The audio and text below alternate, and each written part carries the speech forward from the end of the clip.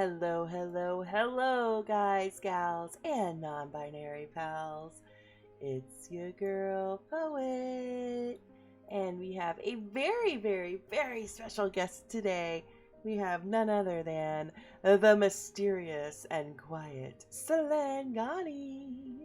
Hello, Slangani. Hello. The mysterious and shy. We should call him Shy Gotti. Shy Gotti. Like a shy guy in Mario.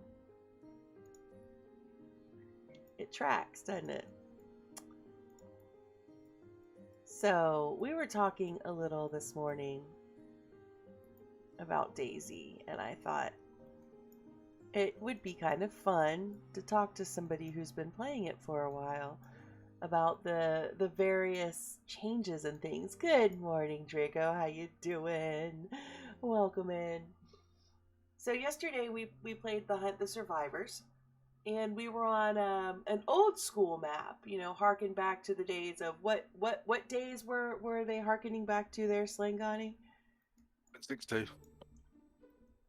And I was commenting on how different it looked. And I thought it felt a little bit weird and empty, and I was asking Slangani if he felt it looked weird and empty, or if it was like a big nostalgia thing for him.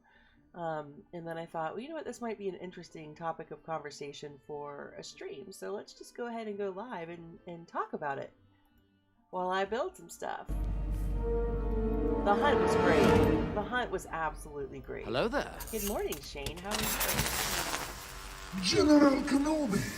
Okay, so we're gonna build us up some of these Daisy homes. Oh my goodness, Teddy! Oh, look at you on holiday. I think Slangani, haven't you been to Gran Canaria before? Yes. I have, yes. Good to see you, Teddy. It has been. Teddy is probably like behind my daughter. I think my very first person that chatted in chat. What's up, Dr. Malevolent? How are you? You met a new friend on yesterday doing the hunt. Excellent. You'll be lurking as you haven't long woken up. Yes, me too. I actually rolled out of bed, filled up my water cup, and rolled right into my stream room and started to stream. And I've done absolutely nothing since. So I am, for those of you who don't know this game, it's called Planet Coaster. I am making a Daisy themed theme park. And this is what I've got so far. You'll recognize buildings from Daisy. Especially this big bitch. That one took some time to build. So yeah, I've been kind of recreating some of my favorite buildings, the construction site, the garages, still in bed. Hell yeah, that's what I love. That's what, dude, Sundays are made for sleeping in. Sundays made for sleeping in, slow sex, and pancakes. And I don't have slow sex or pancakes right now, so sleeping in it is. We've got the blue tin here. Together. What? Huh. Slow sex and pancakes together? Yeah. Who's making the pancakes, though? Delivery? Fucking delivery. And this is yet to be finished, but it's the big plane crash in Cherno. And what's up, Toasted Potato? How you doing? You ran into town. She was low on food. You was set for a solo run, but you share with her. That's awesome. I love those interactions. Good morning, Natanical. How are you today? So yeah, and I'd love to get everybody's opinions, but you know, I'm talking to Slangani right now. I've got Slangani in a Discord chat. So Slangani, for me who didn't start out on 1.16, it was. Did you say you didn't say 1.16? You said 1.6. What did you say? 0.62. 0.62. Yeah, the map that we were on was like the 0.62 update. I found it to be a little bit empty and joyless. That's what it was. It hadn't been updated. did you like it though? Was it kind of like a trip back to your early days of playing DayZ? Was it a nice nostalgia trip, or were you like, nope, I'm happy with the progress the game has made. I don't need to Latter go one, on the trip. because you soon forget how much the game has progressed. And when you're running around 0.62 map and you're going, well, that world's not there, that pub's not there, that summer camp is completely missing. Crap. Especially when you're, as we found out yesterday, the loot wasn't very well spread out, and we were all starving at one point. Yeah, we were. Good morning, Dr. Malevolent. How are you? So, when you started to play, what version were they on? Um, they literally just changed over from 0.62 to 1. So you had started playing right after the version that we were playing yesterday. Yeah, 0.62, 0.63, yeah, and then onwards. I Ah, just caught so the tail end. I just caught the tail end of the 0.62, 0.63 days. so that was a little trip for you then. Yeah, kind of. There was a massive update with the map, I think, and things got getting fixed, like holes and God knows what else. And yeah, it was annoying because like you think, well, I know where that is. You go run in there, Hey, and it's not what's there up? yet, and you think, shit. How So you doing? thank you, Shane. Thank you, Shane, for the confusing biddies. I prefer to the as it is now, the map as it is now, because like Back in the day, where pretty much Spaggy's server was the only server. Yeah, so that kind of brings me to a thing. Like, what server did you play back then when you started to play? it was well, I was saying it was TRMZ, then it was the Running Man server before he signed it over to and sort of gave it away to Spaggy. Oh, so was it actually called the TRMZ server? Yeah, it was Running Man's. Yeah, Wow, that's so it how long ago was that? I don't know in terms of time how was a long. while. It Oh, was quite a while. He was a TRMZ server for a while. so like what, 5 years ago or Mm, 3-4 years ago, changed over 3 or 4, maybe. yeah. Wow. So the guns that were available then, are they the same that are available now, or was it just the landscape that was different? There was lots of things like that. Your rotary phone gun wasn't there. Yeah, the When it revolver. because what Or they did was when they changed it over and when they did everything, they what's up, redid Julie? How you everything. doing? Sorry. Go ahead. They redid everything. So and they got rid of a load of the weapons like Longhorn and such like that. So there was quite a lot of stuff missing. So the basic vanilla stuff was limited, and every time there's been a patch or an update, they've released some new guns and some of the old guns. So, for instance, the Longhorn's back in now, and other bits and pieces. Huh. No, no dildos on Deer Isle back then. What a shame. So, were there mods back then? Were people already starting to mod the game up? Yeah, they were starting to. Yeah, they were very janky, especially like the cars and stuff. They were just nuts. And then that's the thing because I think was it the Sarka? That's the newest car. The Sarka, I remember the Sarka going in. Before that, it was just like the truck, Olga, Arda, and the Gunter. That was it. Wow. So, how was the gameplay? How was the gameplay different Janky from? as hell. Yeah. Was it Yeah, was it as KOSy, or was yeah. it more? It's yeah, I think so. I think it was. But also the gameplay itself. I mean, they did a patch. I remember they did the patch, and You're quite if welcome, Julie. somebody threw a grenade or walked on a landmine, it killed everybody in a 100-meter radius. Oh my word. Really? That's funny. And there was one without the gun sounds, and then there was another one without Zeds, and there was another one without the sounds of Zeds. Oh yeah, it was just nuts. Oh, so that's wild. Jolie, I'm doing great. How are you today? I hope everyone's having a great Sunday. Um, yeah, we're just here with Slangani kind of talking about DayZ things. I just got really curious about how things used to be because I was also yesterday I was running with some lovely humans who you used to run with kind Yeah. of back in the early days too, right? Yeah. Slang? Yeah.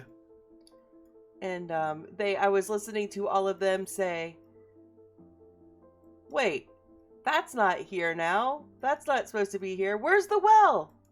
I don't remember where the well used to be." And it was funny listening to everybody um Yeah. kind of moan a little bit about, we've gotten used to what we have now. So of course it's not it was not it was a little bit frustrating because even the people who played it when it was out in that format didn't really remember because it's changed so much, right? I mean, so like for instance, we went to Pulkovo. Oh, you went to Pulkovo. They'll directing you over the hill and stuff, and you ran down, and they're going, "Where's the barn? This is just a house." There was no barn. It was just a house next to a church, and that was it. Yeah, it was really confusing for me because I've never played that version. And as I'm running through, I'm looking for all of the Chinaris landmarks that I know myself, and I'm not finding them. Um, I found it a little bit difficult to find my way around. Yeah, it's You, pretty you're, much what. Yeah, it's pretty much like when I got when I eventually. Yeah, when I eventually got on, should I say? um. Yeah, everything was different. It was just weird. It was weird. It was like, oh, okay. It's like going back in time and the people undoing stuff. It was odd. yeah, it kind of gives us an appreciation for the progress Daisy has made. Yeah, got a Okay, few. Had a few bugs to start off with. the Like trying to get into the server. That was fun. yeah. Hold on a Mhm. second. Good, you've been poor. You've got a poorly tiny man. Oh no. Little summer sick kids are just, it's the worst to be sick in the summer. He's been sick 4 times this morning. Oh, and that kind Uh-oh. of sick. Why did that go so weird? That should not have done that. Um, he's on himself at all. He's very quiet and tired. Oh, I'm so sorry. Definitely. Hope he gets over it quickly. Those types usually do. Um, are you seeing how this is turning? Mhm. And it's leaning, even though all I'm doing is mirroring it. This game is so jank. Seriously. Y'all think Daisy is a buggy, janky game. Play this one. It'll test your nerves. Now you play Planet Coaster too, because you might have gotten a gift. No, I might have done. Yeah. You might have done. How much was the game back then? Wondering how much you spent to be confronted by a load of bugs. There you go. I love it. Yes. Yeah, if y'all have questions for Slang, It was like 20 quid, I think. 20 It was about quid. 20 pounds. It was. Yeah. Something like that. No. It was less than that. It was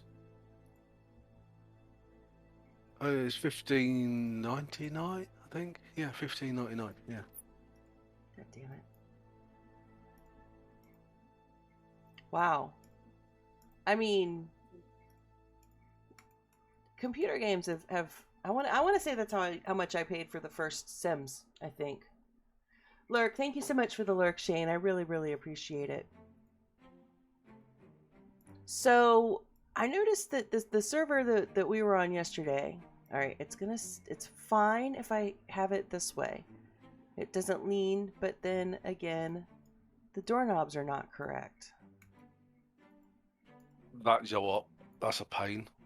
Having your knob in the wrong position. What the fuck? All right, I rotate it. Oh my fucking god!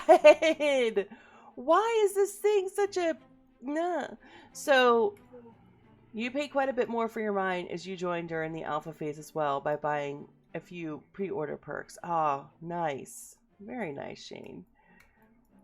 So, I It's mean, broke. what it was a much smaller, much smaller group of players too back then. Did you all kind of know each other? No, no, I did. I ran solo for about 6 months, 9 months, or something like that. Did I you ran around. ever run into other people on the map? Was it a regular occurrence to run into people on the map? Some days yes, some days no. Because like, I This is pissing me off. very first time I went on to a populated server, um, I got shot in the back of the head at the well talking to someone, and it was like a very short-lived life. And I ran back on, like respawned back on, and I got robbed straight away. Got held up and robbed, and then got shot. And it was like that, and it was infuriating. But once in a while, you sort of these things happen, but most of the time you end up like just not seeing anybody. And Chinaris was the only map. Yes, it was. So there weren't modders yet making maps. No, because they hadn't released the tools to enable Oh, modders in it. okay, okay. Were there so everything was official then? There wasn't like a oh yeah, no, you said there were spaggies, so that not Yeah, everything was official. people had their own community servers, but it was like it's Chinaris or nothing. But there were lesser amount of servers, I suppose. I suspect.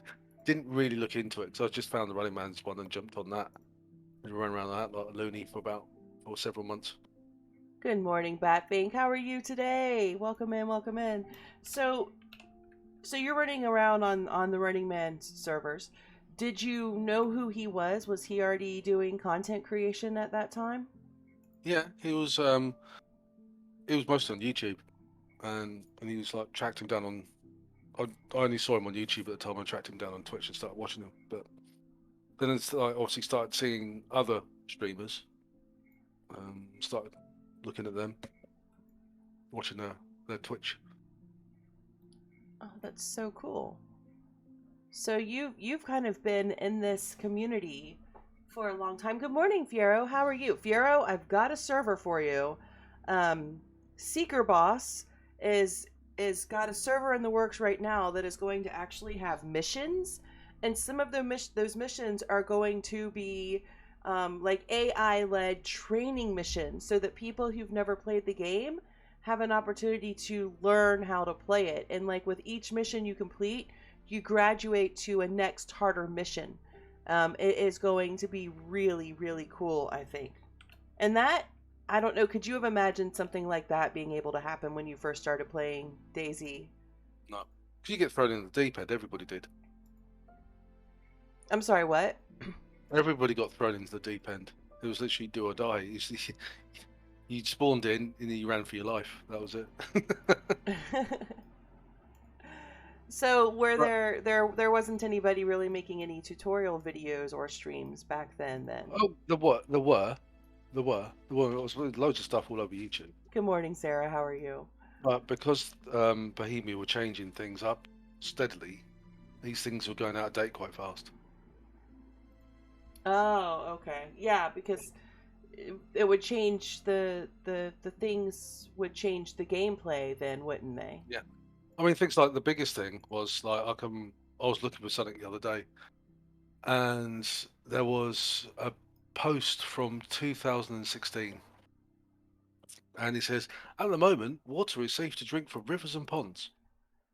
Really? And you quickly forget that once upon a time you could run into a stream and just drink to your heart's content and not get ill. But now you need chlorine tabs or boil it or something, and otherwise you get sick as a dog and die. Oh, yeah, that would certainly be nice. So what are some things that have changed that you miss that you wish wouldn't have changed? Are there any? Um, I'm sure there are, but I can't think of anything. Yeah. Sorry, didn't mean to put you on the spot. um, yeah, I can't think. Honestly, I can't. I wish that they changed something in the aim down sight action, which caused the bug. And I wish they'd never done it, because it screwed it all up. And there's the ADS bug is everywhere now. It's just like, and it's caused by it's doing certain actions, whether it's crouching or laying down. Yeah, the only way to cure it is relog, and to do that on the full server, yeah, it's not going to happen, is it? Yeah, you take a chance, don't you?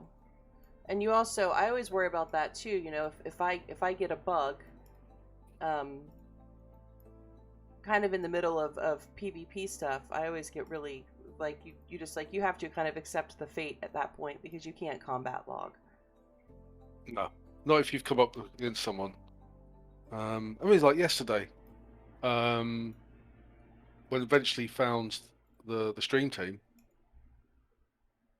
and heading towards Balota, which I think they were leaving at the time. I ran across an open field towards a copse of trees. As soon as I hit the copse of trees, I got knocked out from a shot. Woke up, grabbed a gun, ran into the trees, and there was 6 to 8 of them coming out of the trees. And you know, if I got a bug at that point and had to log, that definitely would have been combat logging. Yeah, but it does happen. It does happen, and it makes you wonder how many people do die to stupid bugs. Like, for instance, yesterday you got caught in the doorway.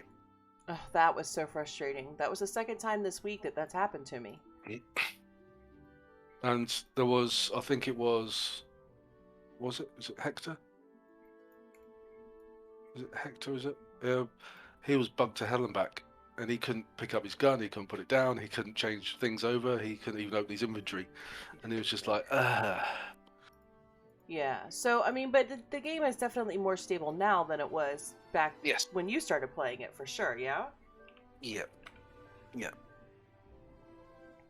So in what ways so I asked you, in what ways has the game changed that you I asked you what do you miss, right?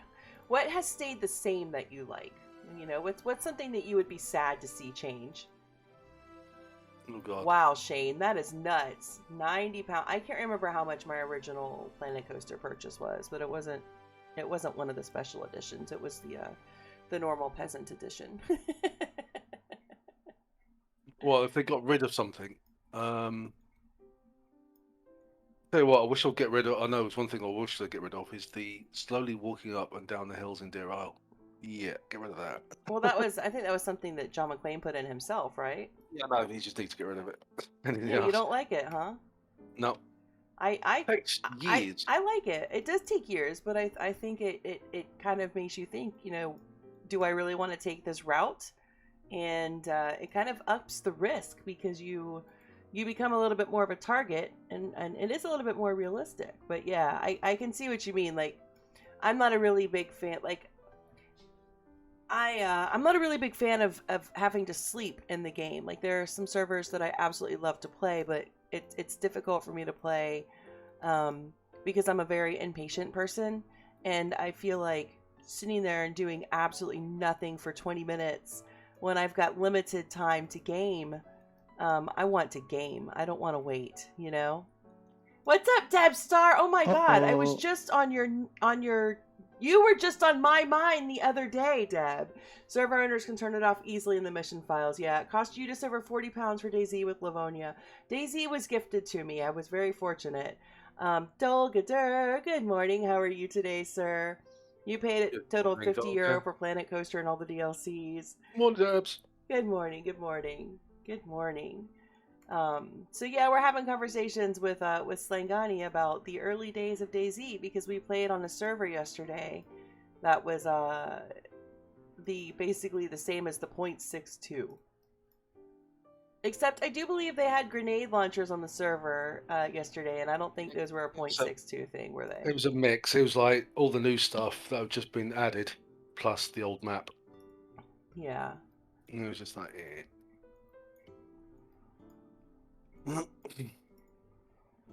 Ooh, a new follower. Omega Wibble, thank you so much for the That follow. Welcome is in. an awesome name. Omega Wibble. I love it. You have been very sick with COVID. Oh, sweetheart, I am so sorry. You know what? I have too. I missed like 2 weeks of streams because I was. It seems like it kind of took us all down. We all started to travel and bam, we got sick. So sorry to hear that you've been sick, but I'm glad that you're kicking it. Yeah, babe, just chill. Like, lurk. Don't even worry about chatting. Just relax. Relax and recover. What's up, Omega Wibble? How are you? So, Slingani,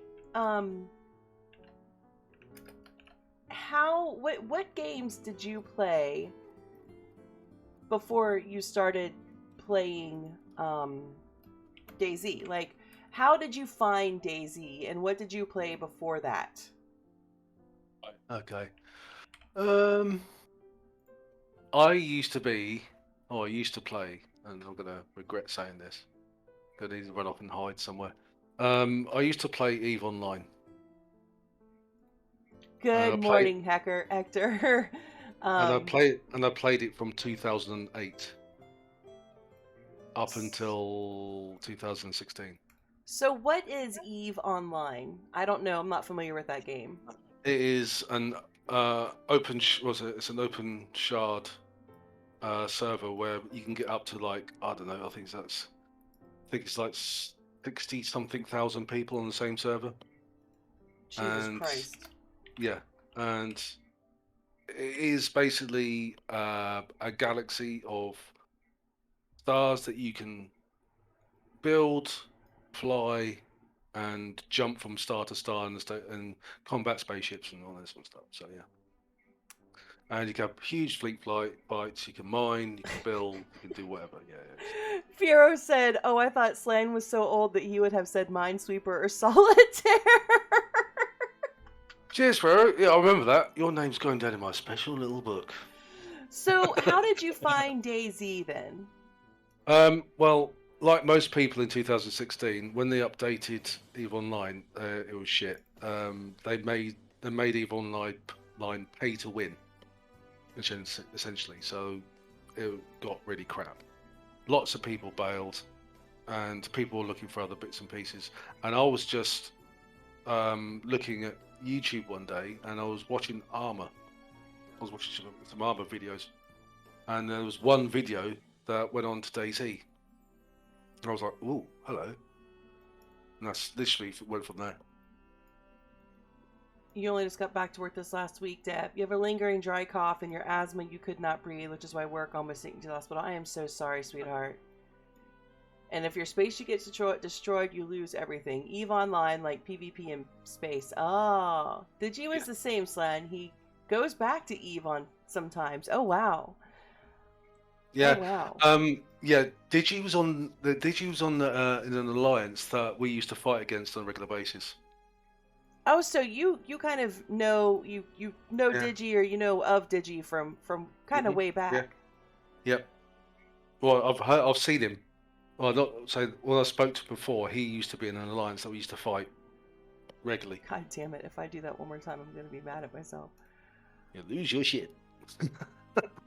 Yeah, I think Deb, you just have to take it easy, right? Like I still have a bit of the lingering tiredness. And that was a lot of I was really congested, but it never got bronchial.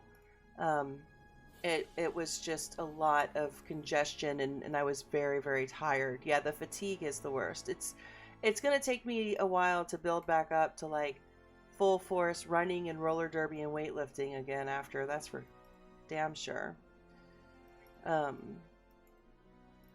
So when you started playing DayZ, then it was basically like what we were playing yesterday, and for you that was probably really cool, but for me, because I just started playing last year, I was like, this sucks. The thing is, it's like with most games, they have bugs, like for instance Planet Coaster. Yes, it can be janky. So I mean, Pathing. This game can be absolutely mind. And it's the same. It's the same as DayZ. Like they fix something, but they break something else. Yeah. And then some bugs have been around for years. They just never really got rid of. And we just kind of accept it though. I think most of us who play DayZ just really love the game. At its core, it's kind of boring. I mean, if you think about it, at its core, it can be kind of boring. It's for If you run by yourself like constantly and you don't see anybody, it's literally boring as hell. yeah. You were loving Um, them. So Hector says he was really loving the old map yesterday. It looked plain in places, but you can totally see the appeal. Yeah, I think Yeah, I saw it. It's just like eh. Well, like for me, when you couldn't find anything, like oh, was a summer camp hit? No, it's not. Shit. yeah, that was it for me. It was very hard for me to kind of get around because I was looking for all of the landmarks. Why do the good die young? Good morning, Ethan. Well, usually because I get confused. Good morning, Ethan. I was having a really difficult time finding my way around because the landmarks that I'm used to using to get around weren't there. And Yeah. I thought it looked sparse and empty. But it's all a matter of perspective, isn't it? Yeah. It's like me with The Sims, right? The Sims, I started playing The Sims. Oh, you got that shout out off fast, Lang. Thank you. I started playing The Sims in the very first version, over 20 years ago. And every once in a while, I'll reinstall. Like Sims 1 won't even run anymore, but every once in a while, I'll reinstall Sims 3, just for the nostalgia kick. Yeah. And I guess maybe it's just kind of that same way. Like for those of you who had played it at that level, it was probably quite lovely to kind of go back and remember, this used to be here, and this used to be here, and this used to be here, and kind of did it bring back memories of did. gameplay and instances that arose and stuff? We did. I mean, there was like, for instance, I didn't spawn there this time, but Kamishovo was the first place I actually ever spawned in on, and it's a town just east of Electro, Yep. and it was the most toxic kill fest Ooh, kill on a site new place subscriber. ever. It's just like, OGT, thank you so much. Sorry, Slang, I didn't mean to interrupt you. Thank you so much for the sub, OGT. I appreciate it. Hector said the excitement was, will stuff be there? And he was saying that the Zelly Millie blew his mind with how it looked. Yep. I don't think I ever made it to Zelly yesterday. You have a load of No. old games you see to play as a kid, which got back to Red Alert, Age of Empires, Unreal Tournament. See, I didn't have a PC for a very long time, and so I would have to go to my dad's house and hang out and play. And he had The Sims and City Skylines, and that is it. So those were my first PC games. Up until my first gaming PC, my ex-husband built me a gaming PC for my birthday in 2015. So 2015 would have been my first gaming PC. And the only games I played were, well, The Sims and City Skylines. If I played anything else, they were all consoles. So I never really kind of went outside of my little box. Like I didn't really watch YouTube or anything, just because I was, raising kids at the time, and most of my time was spent doing that. It wasn't until about 2 years ago that I really started to get more into YouTube and Twitch and realize how many games were really out there for PC. My first PC game was called Elite. Oh, okay, I did. That's where I died to the door. Oh, okay. Gosh. Elite, like the Elite that Frontier makes, like Elite it's- Dangerous, that Elite? It was the precursor to that. It was the original, which was basically. Do you ever remember a game called Asteroids? Where it's basically just like rocks, like lying rocks floating around in space. You had little triangular spacecraft shooting little dots out to blow them up. Was it Do you an remember? Atari game? Yeah. Yeah, I do. Yeah, it's very similar, sort of line drawn-y type things, and you had open world exploration. And it was it was hard. What's up, Tuck? hard. How you doing? Sorry, Sling. It was very hard, but it got me into gaming, and thanks to my brother. Yeah, I played that endlessly, and it was just SimCity 3000. Nice, nice. Sorry. Theme Park World, Roller Coaster Tycoon, SimCity 2000. So I played SimCity, but City Skylines came out, and I ditched those games. I was like, City Skylines was way better than SimCity. It really was. Just like Planet Coaster was way better than Roller Coaster Tycoon, but I played those games for years. You played Elite on ZX Spectrum 48K, and that's giving your age away. What's up, Tuck? How are you doing? We're talking about the old days of Daisy. That's exactly what I used to play on. I don't even know what that is. Is that a computer? It's a rubber bloody keyboard computer. It's funny as hell. It's supposed to be like remember it coming out and going, this is the way forward in computing systems. Yeah, right. So here's the thing. Whatever. Neither one of my parents are tech people. Like my dad's a welder. Oh shit. We got some work up there. Hold on.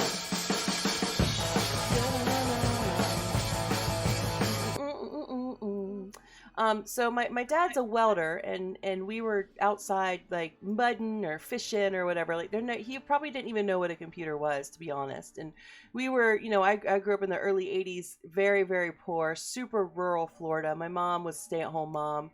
So like I didn't have access to computers. But in 1986 or 7, whatever year Nintendo came out, I did get my first Nintendo. I got my first gaming system. So I started as a console player. So like the early computers, I want to say the first computer that we ever owned in my house would have been a Commodore 64. And I think that we had, Doom on it. Boulder Dash on the Commodore 64. You had to load it for like 30 minutes via cassette. Yes. Doom or Duke Nukem. Duke Nukem. You also had Cities XL, but then City Skylines was better. Yeah, at 48. What is that even? Like, that's kilobytes. I don't think that's even like. You wouldn't even have a phone that has that little one now. It's stupidly small. Yeah. Tuck. We couldn't afford a computer. Like, it was after my parents got divorced. My dad bought us the NES. I think probably just to piss my mom off because she couldn't afford it, and we could never do a computer. I think the worst bit about those computers back then was like, you get it was a brand new state-of-the-art computer, but you had to load it up via cassette tape, and if it like you play like 15 minutes and then spend 30 minutes trying to load it up. Yeah. So Deb, to answer your question, I'm working on my Daisy Park today. Lovely. I'm doing some of the Cherno buildings right now. We're just going to have a little street view right here, bridging the gap between these two sections. But we've made Green Mountain up here. You only got one for dance, EJ, as your dad wanted you and your siblings learning about music production. You're relaxing, but you got to work on IzTech later. Ooh, cool. I can't wait for that IzTech. Opens Thursday. Nice, nice. Floppy disks were like 2 megabyte capacity. So yeah, I've made Green Mountain. I've made the L shape here. I need to dirty it up a bit. Yes, Hector. Yeah, that's the one. Yes, that is what I'm making. We've got this guy. He took a beer. It's a deer with a beer. Now we've got a country song. This motherfucker's drunk in the woods. You'd say that beer is very dear. I'm fucking dumb. I'm just fucking dumb. Oh God, what's wrong with me? Dead Man's Corner. Dead Man's Corner. Yeah. So we've got a hangar here. We've got everybody is familiar with the barn car crash in DayZ. You know.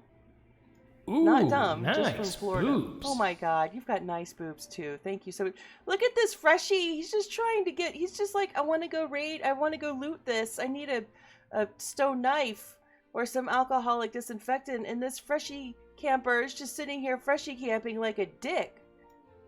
Like, God, Sure, it's That's easy true. to get 75 kills in 2 hours when you stand right in front of a spawn point fully geared. Well, that was definitely happening yesterday as well. We've got all of Alex's Land Rovers in the water here. We've got some summer camp action. You trying to channel your inner Jack Black? What's up, Stella? How are you doing? Yeah, it is. It's coming along. It's coming along quite nicely. I'm very happy with it. I'm very happy with the buildings. They take a bit to get right because the scale is a little off, right?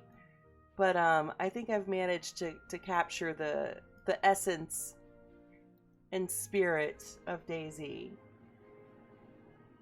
You know, I've even got loot. There's loot everywhere because the this part of the park is the resort. So this is where the hotel rooms are. Ooh, I need to fix that.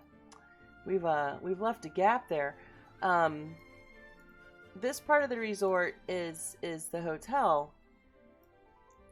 And the premise is you can rent paintball guns and the loot will be replaced each morning by staff, but you can basically LARP DayZ at this resort. So you can do some live action DayZ, or you can go out and ride the roller coasters, or in this hotel building here, in the top floor, yeah, in the top floor is the game room. So you can have DayZ tournaments here at all these computers, and they'll all be playing on screen. And then there's like old school arcades. Oh, I just punched my mic. Sorry. I can't talk. My kids always say that if I sat on my hands, I wouldn't be able to talk because I can't talk without my hands just going everywhere. And there's even a snack room. So, what's up, Des? How you doing? Good morning, love. They're fucking biscuits, not scones. All right. Let's go. Did Slan ever go to a LAN meetup? Oh, did you? Did you ever go to a LAN meetup, Slan? Yep. I did. It was a long time ago. I can't remember what game it was now. I know it was some sort of it was a first-person shooter game. Could have been Call of Duty or something, one of the original ones.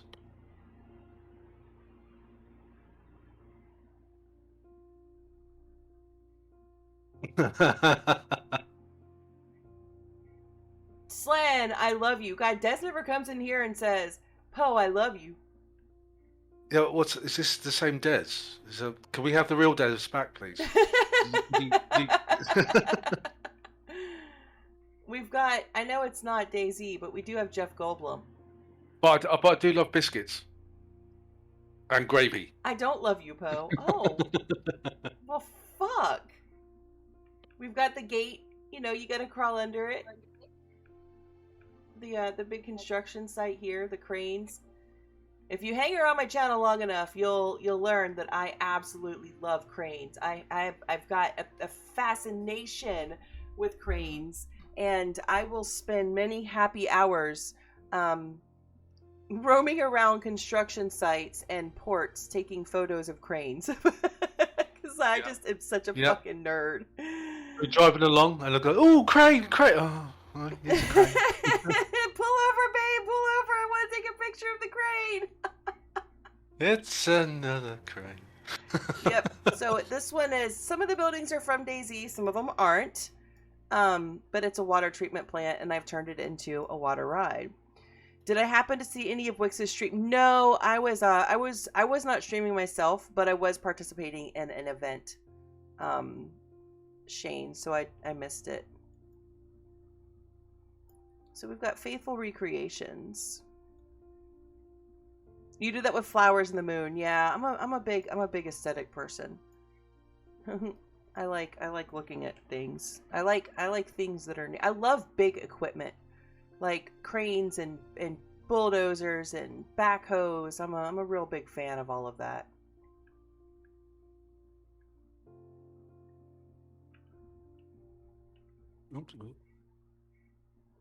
So the name of this is Resort. And then this is our welcome center over here. So we've got maps of Chinaris and Deer Isle up. We've got Please. this is one of Trash Marble screenshots. All three of the parks were beautiful. We've got our little info desk. We've got water. And we've got loot. And then we've got our other two maps over here and some more screenshots. And so that's the welcome center that you come into. Some family time today and the next week full of good stuff. Nice.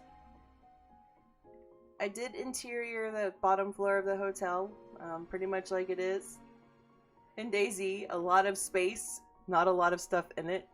Just seeing certain parks in that contest made me question why you build parks. Shane, it happens every time there's a contest. I do the same thing. Same thing, mate. Oh, we've got I shall return in about 30 seconds. Alright, babe. Speaking of machinery, I've been watching Big Timber on Netflix recently. Easy listening. Ooh, I have not seen that. I'll need to see that. And we do have hotel rooms. If you're wondering where people stay when they're here at Resort, this is a VIP suite. Ha ha ha ha ha. Lyric for food. You found the amusement park on, is that Chimsy? Or is it Kimsey? I don't know. I've heard it pronounced many different ways. So there's a hot tub here on the outside of our red stilted, and the inside, because it's the VIP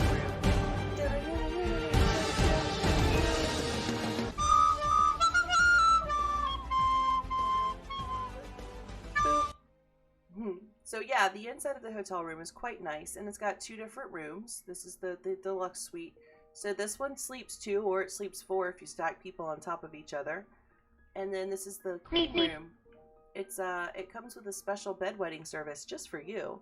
Beautiful. Happy to see you entered as beginner and could measure up at least a little bit with all those guys. Well, SC Reconcile is always going to be. Am I a big F1 fan? I'm a big fan of cars and racing in general. I don't really follow F1, to be honest. Like, I don't know people's names and shit. I prefer to go to races in person. So, like, if an F1 race is near me and I can go to it, I'll go. There, I live not too far away from Nürburgring, so I just go to any race that I can when I can. I just like cars in general. So how do you feel, Slang, about, like, what's your favorite type of server to go? I'm not going to ask you what your favorite server is, because I know that's hard, but what's your favorite type of server to go on? Survival. Huh? PvP survival. PvP survival. So, and why? Because there are so many servers out there that I've been into where they literally give you everything to start off with, and there's no challenge. It just makes it boring. So half the fun is looting up. Yeah, And I agree with that. finding all the gear and stuff. Some servers go way, way, way down the other end of the scale, and it's literally impossible to survive. And then there's down the other end of the scale, there's servers that give you nice, Doc. everything. Yeah. That's very cool, Doc. They just give you everything. And it presents no challenge at all. And you see people flying around in helicopters and driving around in tanks, and you think, what's the point? Right. So you don't, this needs to come forward. You don't mind a modded server. You just don't like the modded servers that add too much convenience. Yeah. Basically is what you're saying. I mean, I don't mind them if they had helicopters and stuff like that, but finding the parts and building it, yeah, I agree with. Going to the traders and basically buying everything you need, I don't agree with. Yeah. So I've only ever been on one server with traders, and yeah, and maybe it's just because I started out playing a different way, but yeah, I'm agreeing with you in that. A lot of the fun for me is in collecting the items. This needs to be smaller. I mean, you run out of food, you run to the traders, you buy more food. No.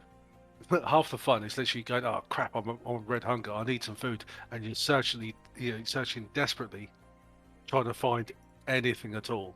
That's half the fun. I like servers where it's not so easy to find. Like once you might get a couple of things. Ooh, Victoria Sponge, that's delicious. That Barrington server we played with the dinos was the most modded server I've ever played. And you know what? That'll bring my next point up. Let me hold that in the front of my head.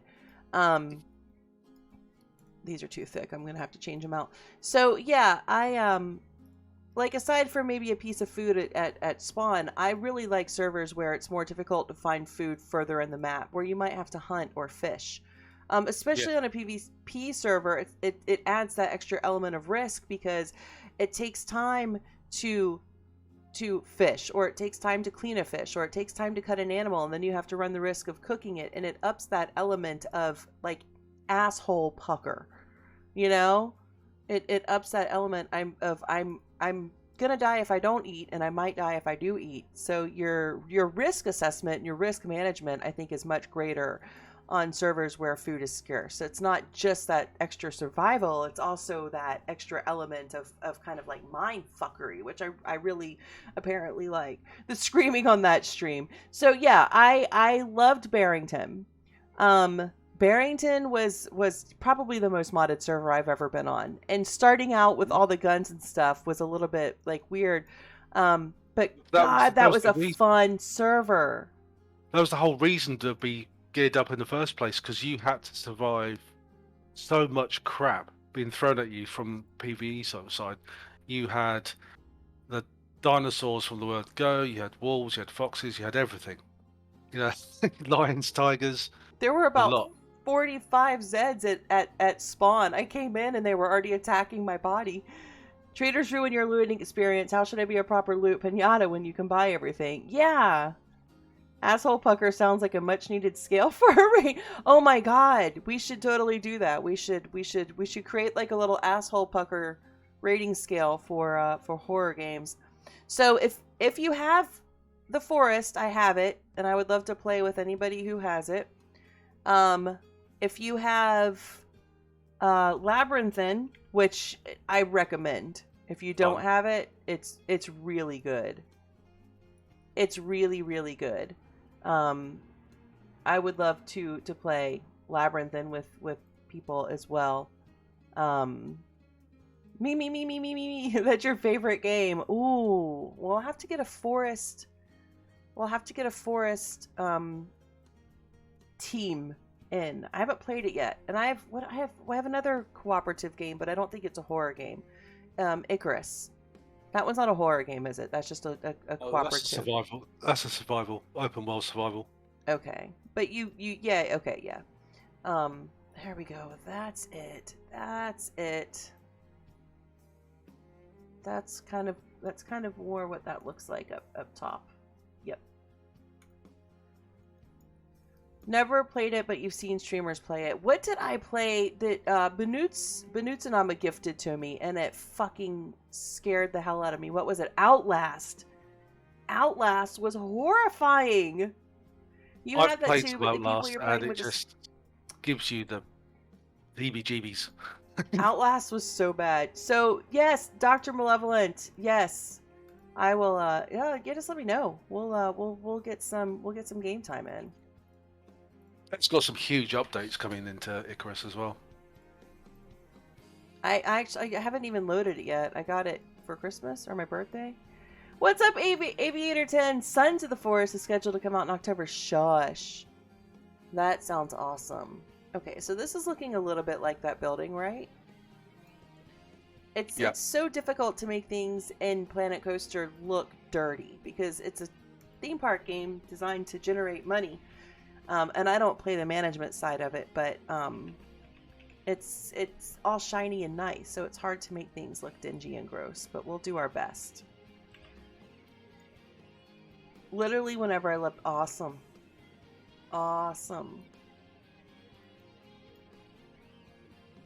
So yesterday, we're gonna kind of come up to the next little tidbit of Daisy-ness here.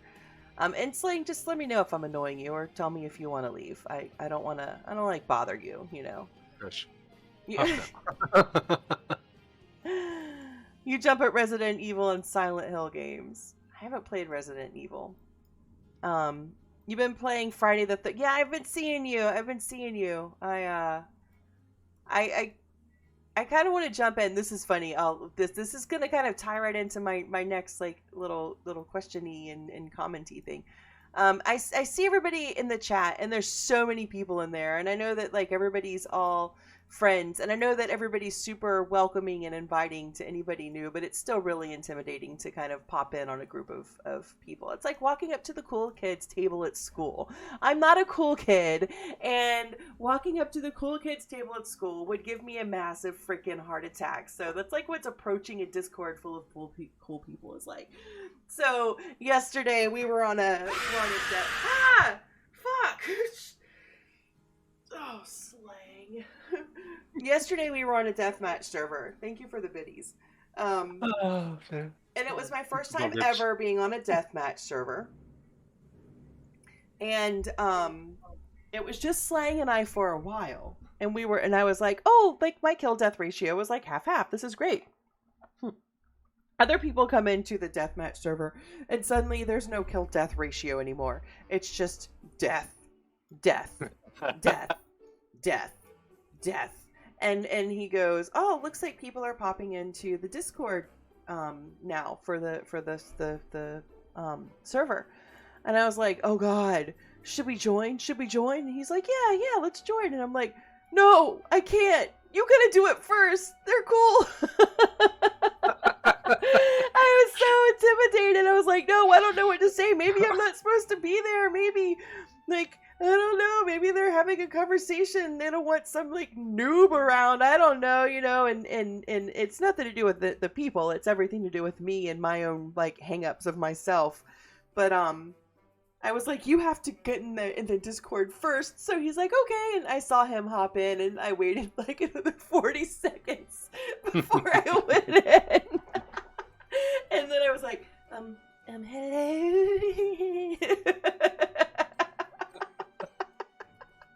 It's funny. The caveat with Friday the 13th is you need more players to make the game more balanced. 7 versus Jason is much more balanced than 3 versus 1, but you can always jump in and just watch. You know, I might grab it. I do have my son, my sweet son, and my sweet Slangani both got me Steam gift cards for my birthday back in May, and I haven't bought anything with them yet. So what? Hey, what?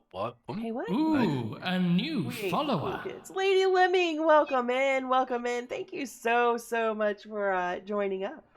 The Slam fam. Wait, the cool kids. Well, I mean, it's all about a matter of perspective, isn't it? I think you guys are awesome.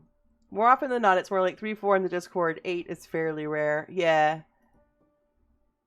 Okay, let's see if I can get the rest of this building right. Looks like it's just a basic concrete with some little decorative thingies and some windows. Definitely watch the game before buying it. I don't think it would be as fun doing it in a public lobby with strangers. Oh, yeah. Yeah, games like that can tend to be a little bit You and Slan are also cool kids now. Oh, shit.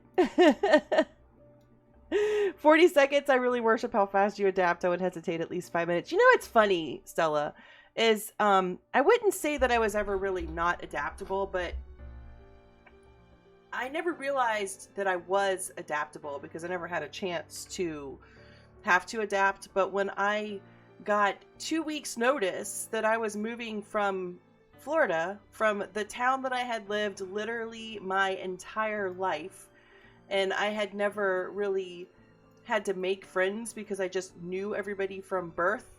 I got 2 weeks notice that I would be packing up my house into a storage unit, packing a suitcase, and moving to Japan. I learned very quickly that I was actually a lot more adaptable than I ever realized. And kind of be uncomfortable, get better became my motto. And now I just continuously kind of put myself in uncomfortable situations because I find that it continuously improves my character to do so. Although half the time I'm walking around with my shoulders up around my ears because I'm like, I'm fucking butt puckering uncomfortable right now. Like, yeah, I've lived in the Middle East, I've lived in Japan, I'm in Germany now, I'll probably be in the UK at some point. Like, it's been a wild fucking ride. Yeah, it's not quite, well, it is a little decorative. Wait until Sons of the Forest comes out and get that, though. I'll play with you. Cool. Cool. How was living in Japan? The favorite 5 years of my entire existence. I want to go back. If I could live in Japan, if they called me tomorrow and said, would you come back to your old job? I would be like, yep, bye. Let's go.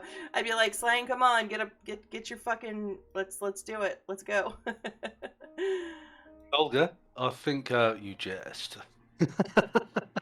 Waiting for Planko 2. Same. We've been waiting for Planko 2 for fucking years.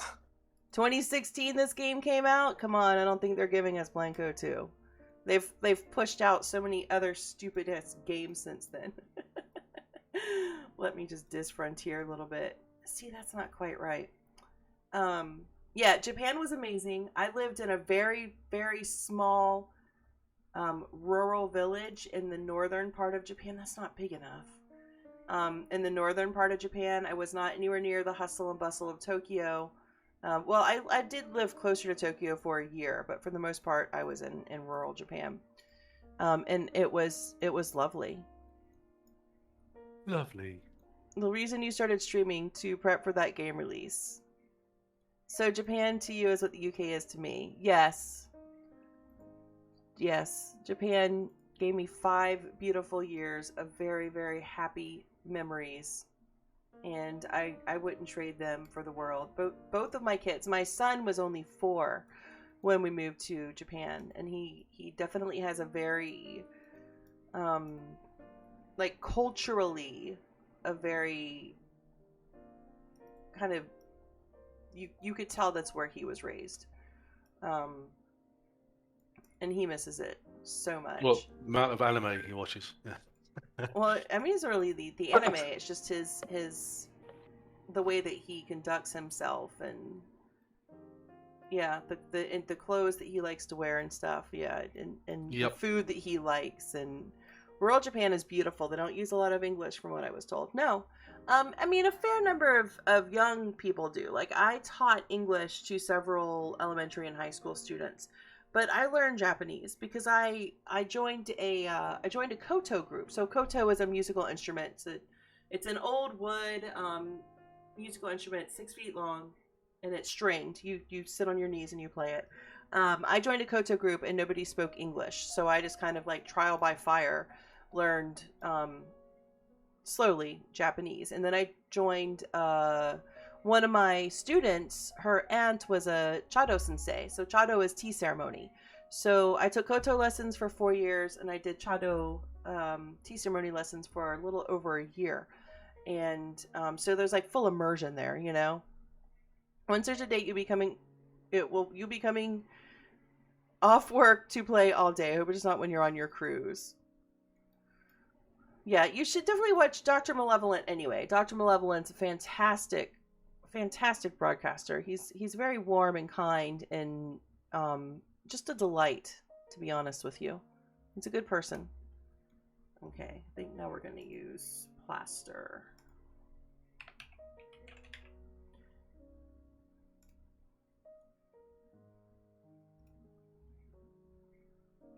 So, Slang, would you say that the game got more interesting for you the more people that got into it, and the more content creators that there were for it? Did you see the game expanding a lot at that point, you know? Yeah, it was getting more popular. Yeah, there was a lot more YouTube vids going up, and people getting more renowned for the YouTube vids.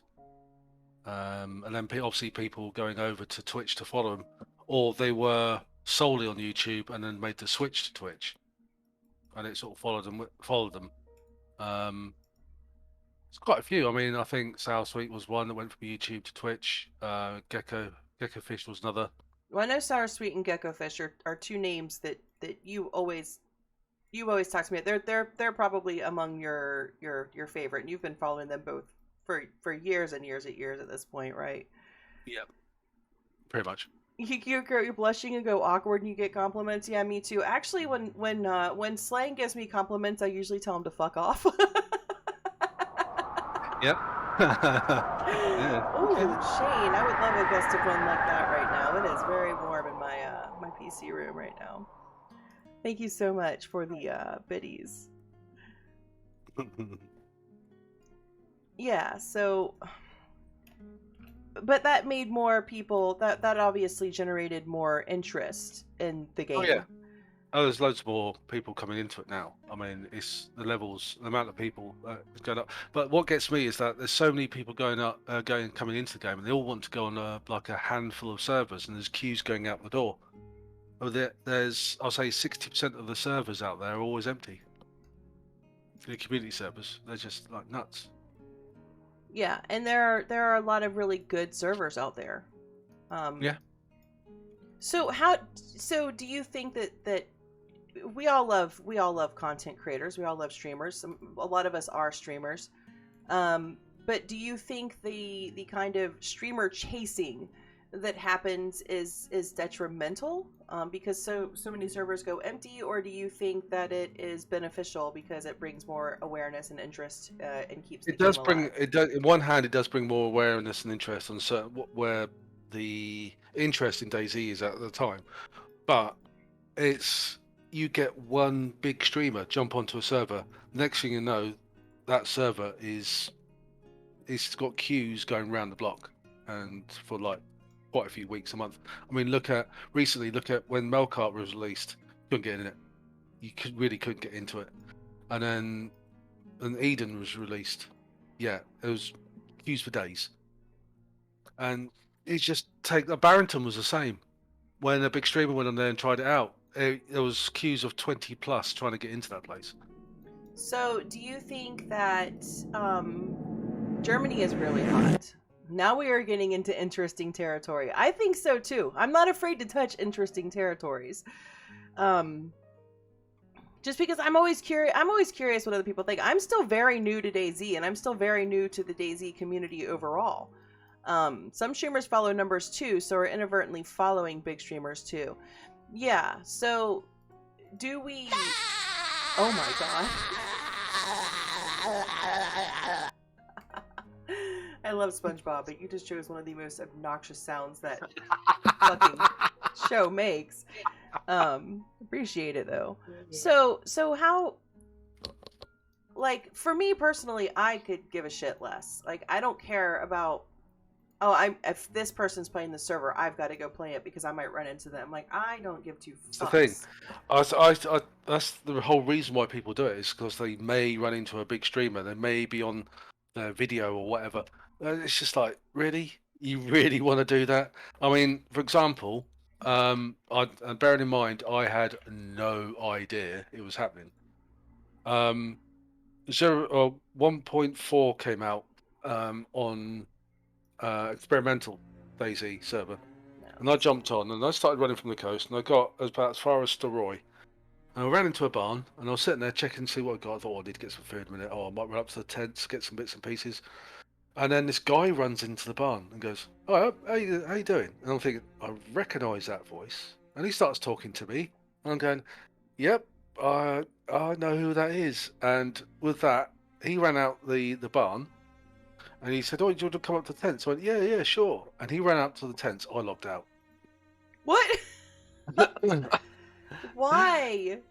Because I just run into the running mans. Oh, and you are very shy. You're a very shy like, person. And I was like, "Nope, I'm out. Bye." Yeah, I get it. So yeah, Hector often avoids servers that he knows big streamers are on because of the bellends that follow them around trying to find them. Yeah. Let's manifest some of that cooler weather. We need it.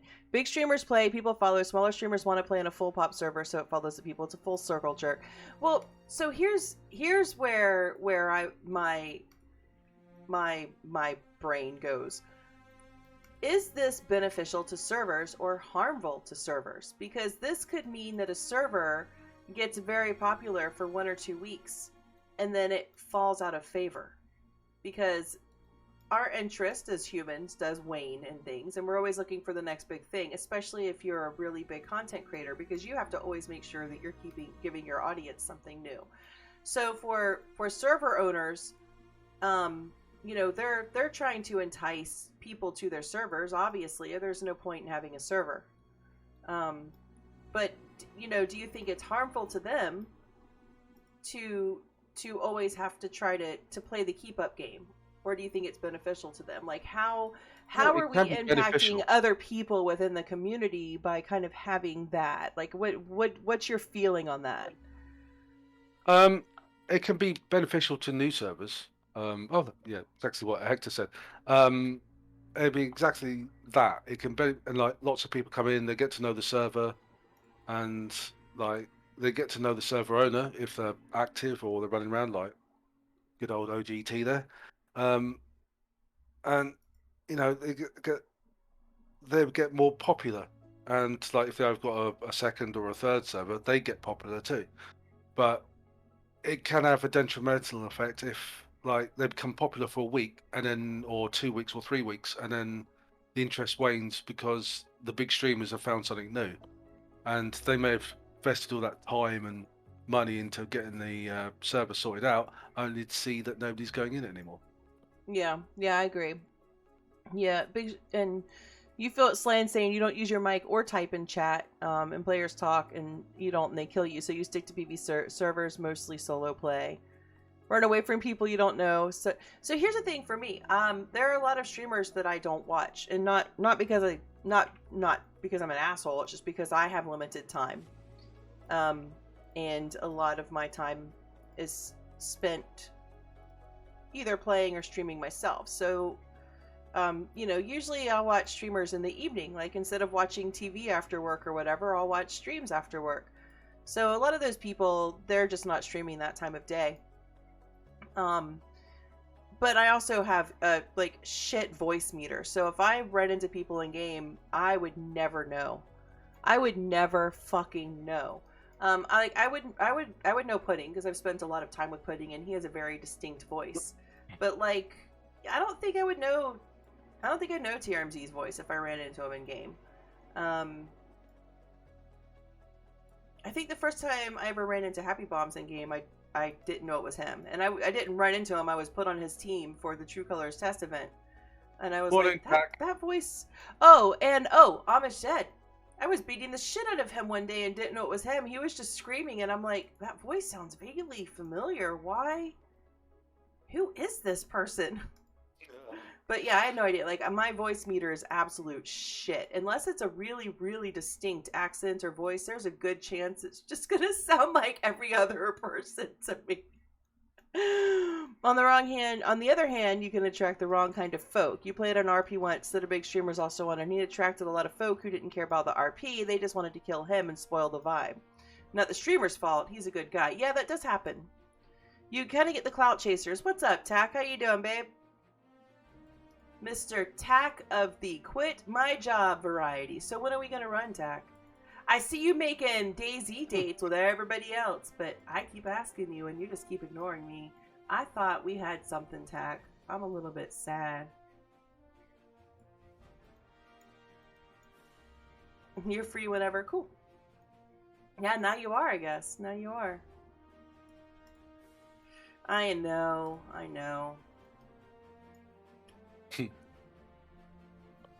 Well, the first week of August I will be, because Slang is coming in for a visit, but also Cockwaddle is coming to stay with me. So I'm going to have 2 house guests the first week of August. Are you going to run with Rue soon? Rue is a great guy. Have you ever run with Rue? I think that you really enjoy him. He's very nice. He's very chatty. He's very fun. Gosh. I remember that when you ran with him, and every time you tried to speak to chat, he would talk. Like he tried to finish talking to chat, and he was literally talking over. It was like he was trying to listen to Rue and talk to chat at the same time. It was hysterical. So that's another thing. How do you feel about planned team ups? You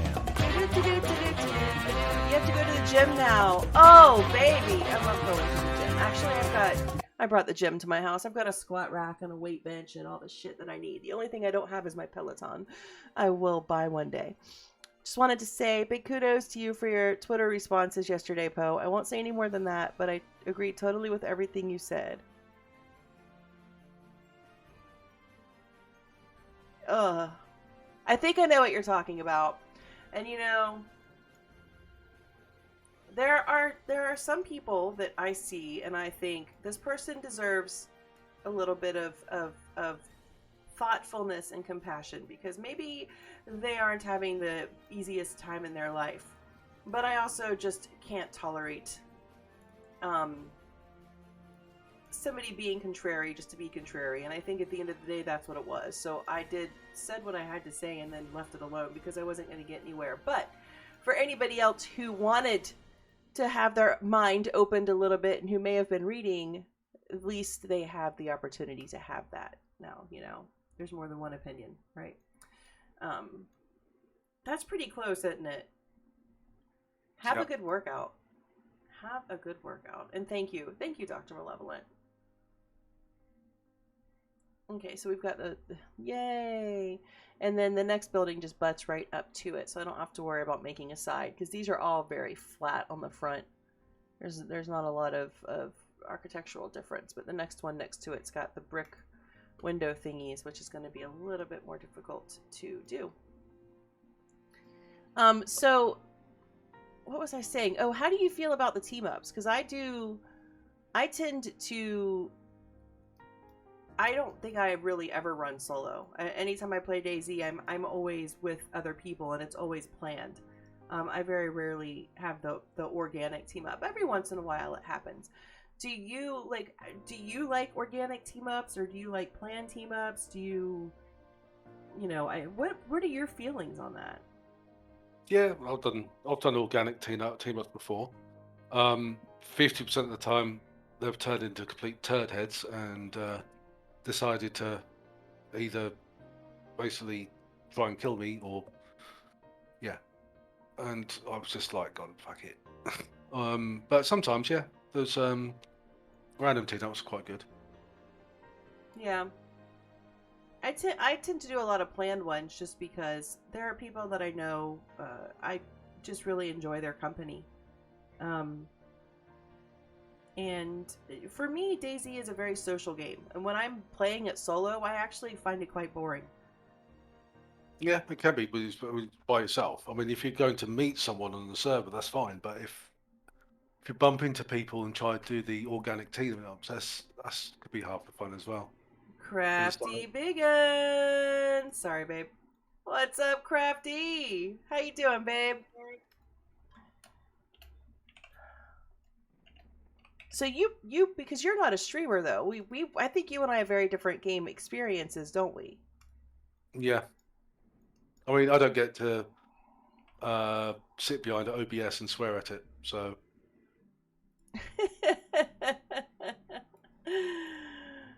You enjoy playing team ups more because your anxiety can deal with much better with it, and organic team ups lead to so much trust issues. Yeah, so you need the predictability.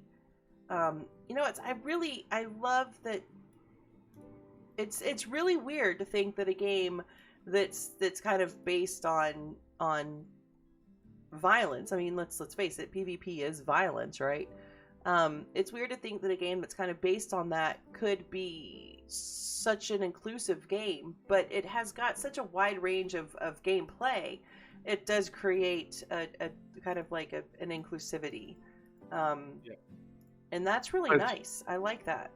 But the thing is, once you meet people in game, and you tend to meet them more often in game, you end up having a bit of a laugh and a joke with them, and like you have like friendship circles forming within the game. And like for instance, with the whole Marcus and Mirrorman and G-Man and etc., you know, running around on the servers like being just messing around. That's also a fun aspect of DayZ, because you don't necessarily have to be all serious all the time. You have a laugh and a joke. Yeah. Yeah, that's true. That's true. I mean, that was my introduction to DayZ, was just the laugh and the joke. you know, you that's where we met, and you know, I Yeah. spent like my first. I've just now breached 1,000 hours. I probably spent my first 600 hours strictly on Undead's PvE server, running around with people who I considered to be friends, or who became friends. You know, I didn't have. It's not going to work. I didn't have the. I honestly didn't know other. I didn't know that it was a multi-server thing. Like, I thought. I just thought people all kind of had their own servers and ran with people that were their friends. I didn't realize that there was such a. Ew, Slangani! It's fucking gross, man. It's fucking gross. What is wrong with you, you foul little fucker? Thank you for the biddies, but that's disgusting. That's fucking disgusting. Yeah, I didn't really know how DayZ worked. You know, I was utter filth. and is. I was in a very kind of, I guess you could say, protective bubble. I'd say, yeah. I didn't really know what was out there until you kind of led me out there. Ooh, nice boobs. Aww, you have nice boobs too. That's a little weird for you to do while I've got you in my Discord chat, but you started playing DayZ in 2020 but left after all your friends left. Only came back this year. People have offered to join me, but you still fear it. Well, I'll join you anytime. And Undead still has his server, Sarah. It's a PvE server. It's got a fairly low population, but I know most of the people that are on it.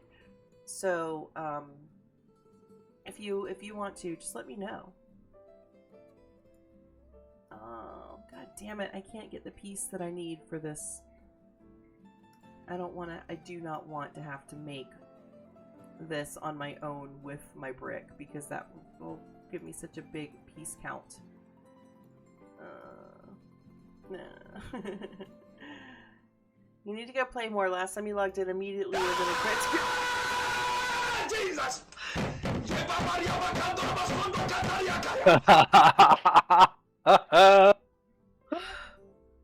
Oh my fucking god, I just nearly fell out of my chair. I'm grabbing the edge of my desk right now with both of my hands. Yes, she is. Oh, I forgot I had the camera on and you could see me.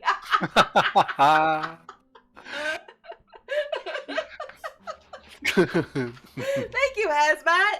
Thank you so much. Good morning. How the hell are you? Morning, Hazmat. I saw a Twitter message the other day, Hazmat, that oh my god, I did the SO wrong. I'm such a dipshit. There it is. I got it right this time. Yay! Oh, shaking. Yeah. Just got him from working at your brother-in-law, planning not to do much for a couple of hours. Yeah, made me jump as well. Good thing you got us all, Hazmat. You got us all. You play too much Blackpool, too much backstabbing. Fuck yes. My favorite walk-on. Oh, balls. Your best friend, random balls, one, Melkart, so it works sometimes. I really think me saying balls to the background of Metallica is the best thing ever. I had to see that on my phone for a ringtone. Balls, That's balls, funny. dun, It's dun, dun. in the background of balls, balls, balls. You can hear my character go. Cold. Yeah, because you were shivering. Your character was shivering. What's really funny is, at first I didn't realize that was your character shivering. I thought you were doing some sort of creepy laugh, and I was like, that's fucking creepy. What the fuck was he doing? Look, we're going up that. We're going up the. It was the parkour area, the underground in Banov. Overground military. Yeah. Which is so Banov is one of my. It's probably my favorite map. I love Banov, and I'm so sad that it's fallen out of favor because now it's hard to find. I can't find Banov anywhere. But I also loved what was the other one, the deserty one? Takistan. I thought Takistan was great. I mean, it was a little empty, but we had a whole crew of us on that map. We were on Durlith's Takistan server, which is if you've ever been on any of Durlith's servers, they're terrifying. I highly recommend them. The man has got such a sadistic mind. And his servers are really, really, really well run, and he is a great guy. His admin team, they're nice. So yeah, I mean, I definitely highly recommend Derleth. He's got PvE and PvP and all sorts of good shit over there on Derleth's servers going on. So I think that they're great. I think Derleth is great. So I like to give support to my friends. Well, not to mention if that. I believe in them, and Not to mention, believe in him. stole one of his admin cars. Oh, the first time I ever got on one of Derleth's servers, I stole. Yeah. I stole one of his admin's vehicles. No, There's it a wasn't car me. that's I open didn't over steal here. it. You need to stop telling that lie. It was G-Man who did it. I just might have encouraged him and got along for the ride, but it was might be the always fact that G-Man. I always thought it was the fact that I walked past that Humvee and went, "Oh, this car's open," and G-Man was like, "Really?" I mean, see, this needs to be brick. In the game, this is brick, but I don't have brick, so it might just have to be this. And in DayZ, this arched window is brick.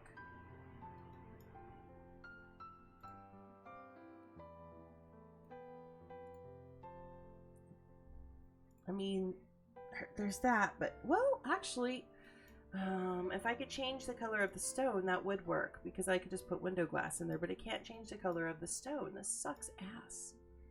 I'm gonna have to fucking make a window. God damn it. Bin it off. I'm not gonna bin it off. I have to make this building. This is the building that's attached to this building, so I can't. I'm just gonna have to. You tried Chimsy and freaked out at the children's laughing sounds. Oh yeah, so the storm. That's an Amalsk storm. That's the storm that opens up the portal to go to Lantier, right? Yes. The children's laughing doesn't bother me so much. It's the sound during the storm like that. Ooh, nice boobs. Ooh, sound. I don't like that really low hum. Tack, you've got nice boobs too. Thank you. Look, everybody likes a compliment, okay? So it's just we feel good about ourselves when we get a compliment. Everybody's got nice boobs. Oh, the brown sound. Yes, when the sky turns orangey brown and it goes. Yeah, that one gets me. I'm not a really big fan of that particular sound, to be honest. I think it taps into something in my evolutionary history that just makes me freak the fuck out. Like there must have been something that used to stalk my ancestors. Slan, look up brown sound. Don't do it with your images on. The question I can't stop thinking about is, do you recreate the buildings out of memory? Some of them I do. This one I am not. I've got an image pulled up on the Steam, on Steam of a screenshot of this building because I couldn't. But like, yeah, the apartments, the big apartments in the school here. Mustache House, I did not need a reference because Slangani and I had a base on Undead server. That's why we have a flag sticking out over here. Slangani and I had a base on Undead server. That was Mustache House, and I remembered it quite well. And the greenhouses. I've got a little base over here. I think most of us who've ever done base building have probably built a tower or two. And the guard shacks I didn't use a reference for, but yeah, the red stilted I needed reference. This one I definitely needed a reference for. The construction site I needed a reference for because I couldn't remember where there were whole walls and where there were half walls. And what other one? Yeah, definitely used a reference for this one as well.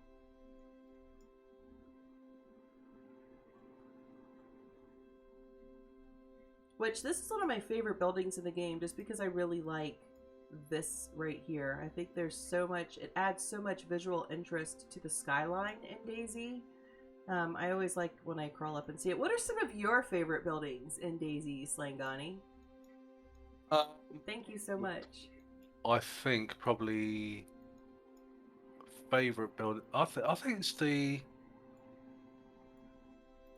Oh god, I think it might have to be the stilted, either the green, red, whatever, Yeah? because they're pretty much iconic, and the hunting shop. Yeah, I like the hunting shop. Chat, what are some of your favorite buildings in DayZ? I really love the cabins. I absolutely love the hunting cabins. I don't know, there's just something about them. I used to do a lot of camping as a kid, and most of it was intense. But when I was in Girl Scouts, we did do some cabin camping, and so I've always had very fond memories of cabin camping. But you also always find like my favorite clothes. I always like the hunter jackets. They are all fantastic. The buildings that save you from dying. And I also really love the L-shaped barracks. I don't know why. I just do. There's just something about them. That's like a very kind of DayZ building to me. Tough question. Yeah, I mean there are so many that are good. I really love the this one. This one right here. This one is such a landmark. You can see it from so far away. And it's really So Chernarus along the North Road, going through Novo and along there towards Northwest Airfield. All those industrial buildings along there. That's iconic skyline. yeah. And you know what? The main building at Kamensk Millie. Ooh, help me out here. Oh, the big yellow HQ building. Oh. Is that the one that Mirror Man and I fell off of? It is. It is. I cannot believe we did it. So we were on top of the building, and both of us fell off of opposite sides of the building at the same exact time. And both of us broke our legs, and we're just rolling around in the grass trying to make splints for ourselves and mend our broken legs. It was so funny.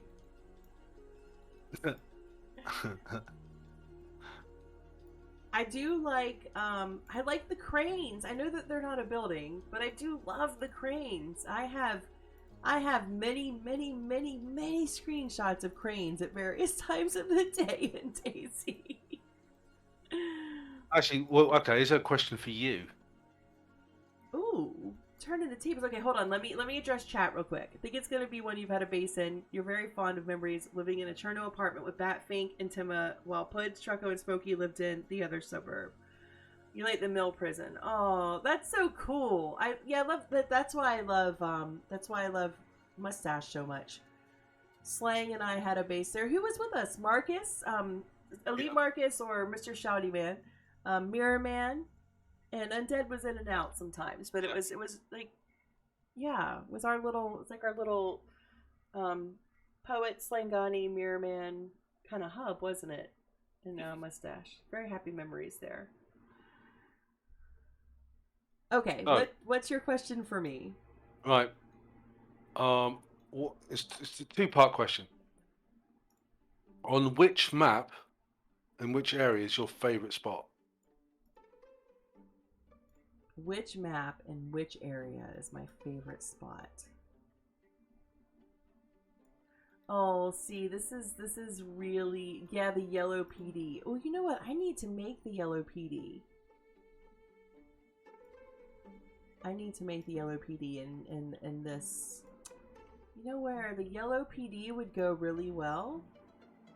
I think like maybe over here or here, and it can have a first aid building inside of it. Your favorite is Mishkino and Mishkino tents. So it's gonna be hard for me because I don't know the names of it.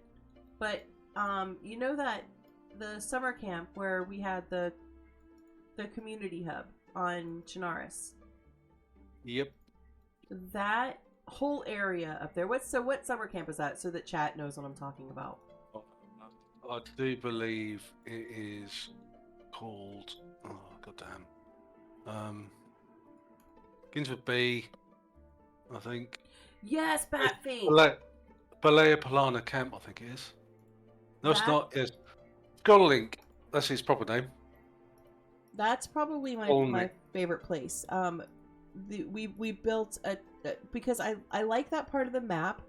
Not a lot of people go up there, but it's a really, really, really beautiful part of the map. It's really quite stunning. There's that little village that's right out front there that's pretty, and the camp itself is really pretty. But we built a tower there, and I used to Pizza time. What's up, Alex? Speaking of Alex, there he is. What's up, sir? How you doing today? We had a tower up there, and I used to, when I first started playing the game, I used to log in. This is totally wonky. So you have chosen death. Not today, though. I used to log in by myself and see what time of day it was. And if it was sunrise or sunset on the server, I would just sit there by myself and watch the sunrise or sunset from the top of that tower. And I would hear deer sounds all around. It was just a very tranquil area. I really enjoyed it. So hold on, I gotta address some things in chat because I'm losing chat. There was something on Twitter about the yellow PD. Yes, Batfink. That was such a cool post. I liked it a lot. Favorite spot is quite easy. The cliff rocks above the hunting lodge at Black Lake. Yes, yes, yes. I love that place too. I love really the best places in the bushes. What's up, Pi? How are you doing? Good morning, Alex. How are you? And Beartastic. What's up, Beartastic? How are you doing? Good morning to everyone who's just popped in. I hope that you're all having a lovely Sunday so far. That's because it was Finnish territory. Yes, I was reading about that. I was like, it said Finland, and I was like, what? That's so cool. But yeah, the police building itself, like in real life, is really, really heckin' cool. You stayed up until 7 a.m. and you just got out of bed. Why did you? I'm not even going to ask, because you know what? I have insomnia myself, and I have spent several nights this week still awake at 5 a.m. Were you going to say something? Me? No. Yeah. No? No. Oh. I was just going to ask you the question. That's all. I was just interested. No! Oh my god. I just accidentally clicked on something and lost my stream's chat. Fuck.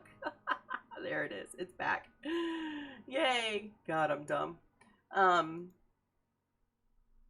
These windows are a little cross brace. Okay. Yeah, I would have just gotten out of bed too, I think. Yeah, I've had some pretty bad insomnia this week, Pi, so I've had that. Sleeping late. Favorite place is Metallurg on Cherno. Oh, where was the place where we had our base in the big warehouse right on the ocean?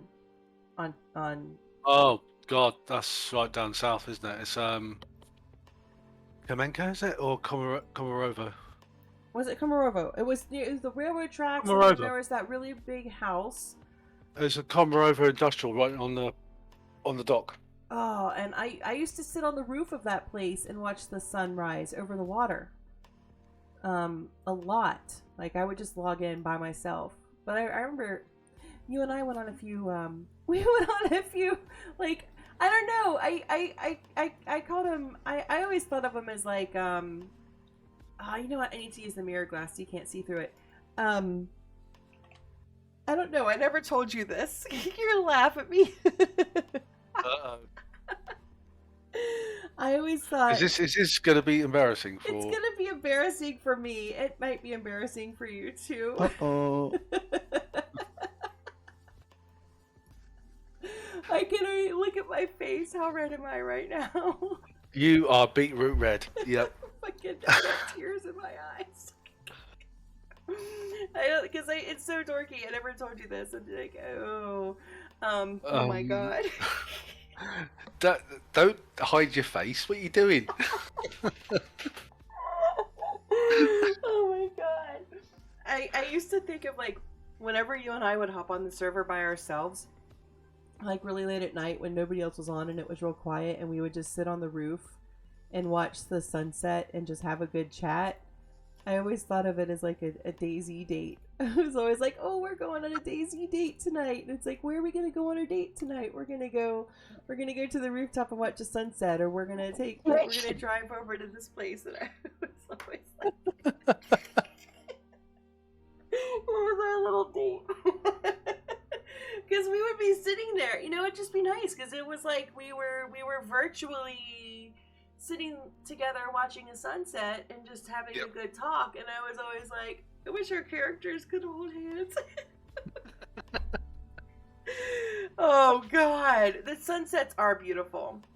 Okay, Pi wants to know, what is your favorite color and why is it green? You get cute Daisy dates, I get ished by Lemming repeatedly. Oh Hector. Oh Hector. Slangani can tell you how many times and how many ways I have ished him. Balls. Oh, balls. Mistaken by balls, Zeds. balls. Okay, Big now clap around wait the a back of the minute. head, or Millie's. Now you wait know a you meant- minute. I did think he was a Zed. I did. In my defense, I hadn't been playing for very long.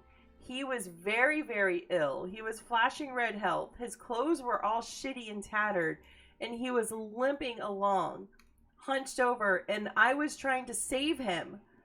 Undead and Marcus, I think Dozer too, right? We had all gone to save Slang, and in my overzealous attempts to save him, I killed him. You shot me in the head. And then I killed Dozer. Team killer. I don't know why I killed Dozer, but it was a really good shot because it was from really, really far away, and it was. He was down there. He was down well out the other side of the village, and you shot him. It was accurate as fuck because he was geared as fuck. You know, we were always geared. We were always geared to hell on that server, right? Like the attempt to pop a grenade through Dozer's base window, and then And- killing 3 people, and it landed, and it missed.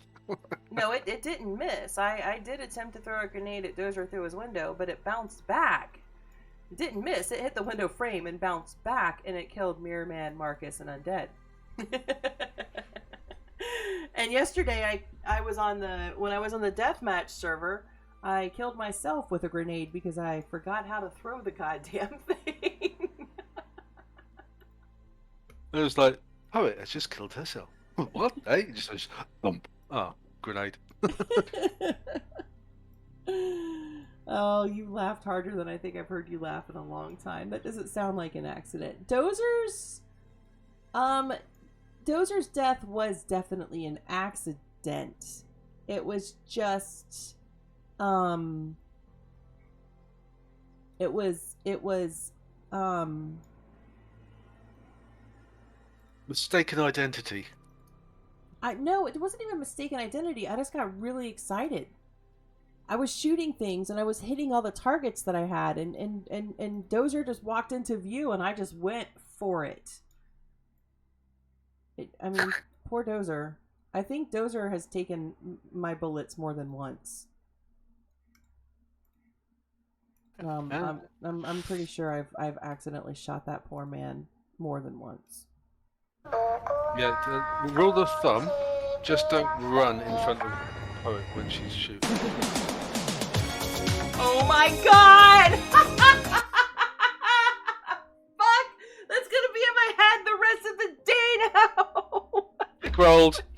Yes. Dude, that was great. That was the best Rick roll ever, Hazmat. Thank you so much. It's the only way you'll get a date. Aww. Totally got Rick rolled. I think that's wrong. Oh my god. I've shot Undead several times, but that's because Undead doesn't have situational awareness, and he tends to run directly in front of whomever has a gun. And he has literally just walked in front of my gun as I've been shooting on several different occasions. So I don't claim any responsibility for any of the undead deaths because he needs to improve his situational awareness. That's not my fault. That's funny. Yeah, but It's like, yes. you might say that's funny, but you're not disagreeing, are you? I'm No, hearing I'm that there's no disagreement in your voice. So he's done it to me as well. He's run in front of my gun, and I've blasted him. Yeah. So what's your favorite Daisy adventure that you've ever been on? I think the one that sticks out the most is possibly rescuing my car from the bottom of a ravine. I was trying to think where it was now. It was somewhere. It was near Krona Castle. I experienced a bit of lag, and I got off the road and I rolled the car down the hill, and it was laying on its side in a river. Still worked. Nothing wrong with it. I was just trying to figure out how to get out, and I needed spare bits and pieces, so I did an epic adventure by myself. Got Marcus to come and help me, and we had so many laughs trying to get that out. It was hysterical. Got it out eventually, but yeah, it was good. Yeah, I think Daisy is such a great game for creating memories and for forming bonds. I've talked about it before how playing Daisy has changed my life. I mean, I've met you, and that's definitely life-changing. But the community that I have met and people who have become friends. FBI, open up! And people that I've met in person as a result of this game who are very, very valuable parts of my life now. It has a kind of a way of bridging gaps and bringing people together. I think that's really special. What's up, Some Agent? Hi, how are you doing? Welcome in. Hope you're having a great Sunday morning or afternoon or, Sunday time zone. Happy time zone. Yeah, because like when we did the Alton Towers meetup last year, and I was able to meet Big Bang Theory and Marcus and Undead and Mikey. Yeah. Oh, it's just amazing. Yeah, that's fun. And I fully plan on meeting many, many more in the coming years. Oh, that was fun. Actually, just put names to faces, or faces to names, even. Well, and getting hugs, because hugs are like my favorite thing in the whole world, and Mr. Shouty Man there gives great fucking hugs. Yes, we do love our metal around here. Slang and I are both big metal fans, so that's nice. It's nice that of course I like every kind of music that there is known to man. Just about, except for country. I don't like country. I just don't like country music. Sorry. I don't judge people who do like it. I'm like, your country's stupid. It's just not my taste, not my thing, not my jam, at all. It's ugly. That's gonna. So then, reverse the question. What was your favourite point in Daisy? Like as As far in, as a situation or.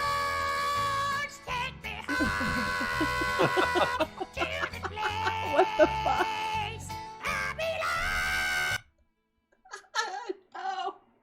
Oh, Jesus Christ on a bike! What the fuck? That was great. That was great. What was one of my? Gosh, I've had so many. Well, it was like for instance, I always remember the pickaxe incident in Takistan with G-Man and Mirrorman, where G-Man can run up the staircase going, "What the hell's going?" I run up the staircase and I see this axe-wielding maniac coming at me. Well, that's G-Man. And then That's Mirror Man. G-Man. What people don't know is that Mirror Man opened the door. The door pushed me off the edge of the building and killed me. Yeah. It's in a clip. Yeah, I love like everything on Takistan. When we were driving around and G-Man was going, he was doing like the injury lawyer commercial. He was like, 1-800 FIX-IT NOW. I'm gonna sue you because I ran into him with my car. There is a claim.com. Yeah. Yes. Yeah. There's so many. There are so many things that stick out in my mind. I don't know that I could. I always have a problem choosing favorites because I don't like everything is good, right? But I would say recently was when Bobby and I ran.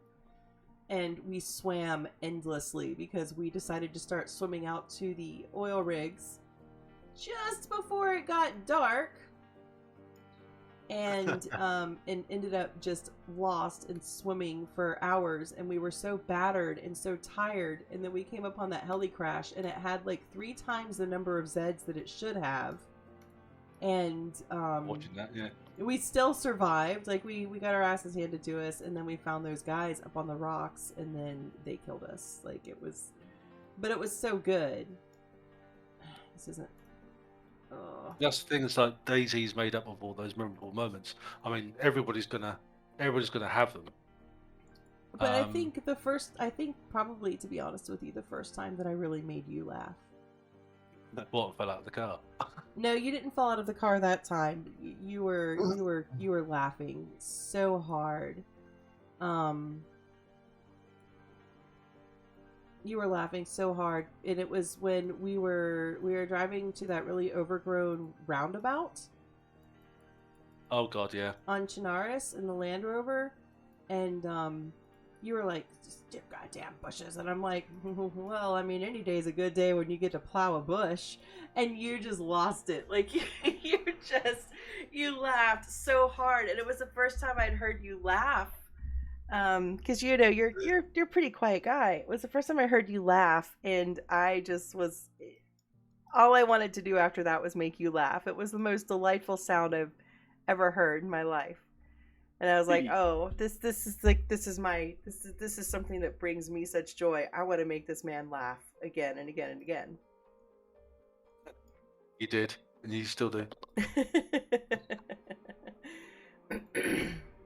Oh my God, nothing is right. Nothing is fucking right here. It's driving me crazy. So then I tried to tell as many dirty jokes as I could because I knew you would laugh at them. Oh, I did laugh at them. Oh. To a point where I died several times while driving. Yeah. You did get quite good at that. Yeah. So, yesterday, what was your God, you have the patience of a saint, because I never would have waited around all fucking day long after getting kicked from the queue and everything. So it's like once all of that transpired, what was your favorite part from the Hunt the Survivors event yesterday? I mean, apart from running with you. Oh my God. You're so smooth. You're so fucking smooth. Listen to you.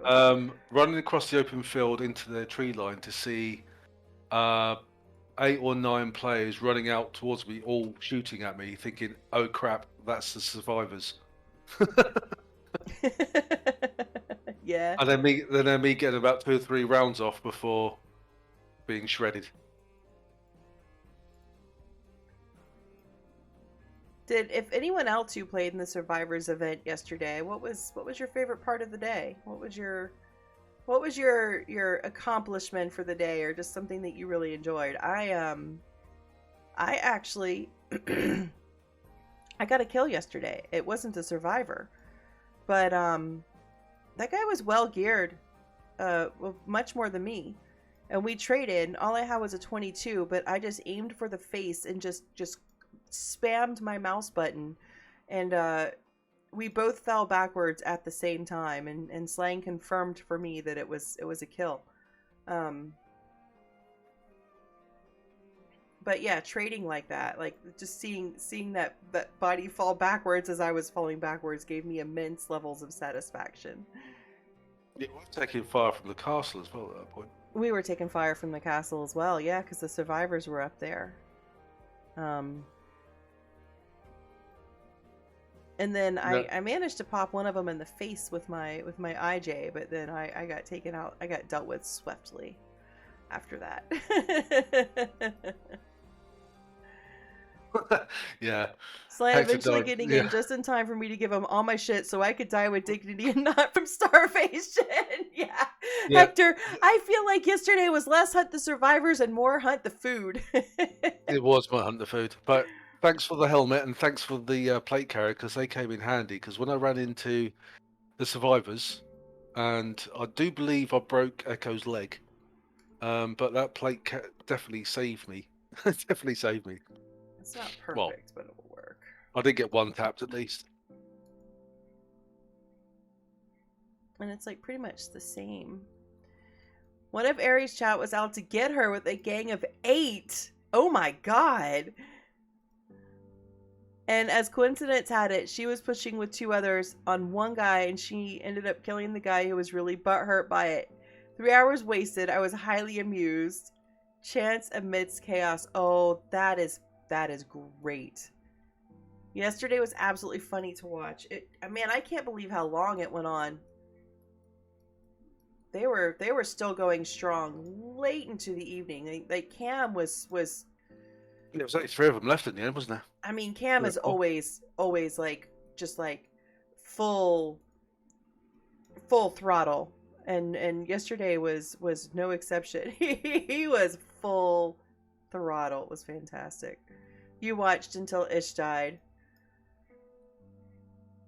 I mean, I did a little tiny bit of shit talking myself because I did say that none of us had to actually do anything. We could just wait until Ish's entire team. I'm glad that he's got a good sense of humor about that because I was worried. when I posted it, I was like, is he gonna be upset with me? Is he going to? Yeah, he can get shit for this. No, he's just got a sense of humor. Yeah, he's a good kid.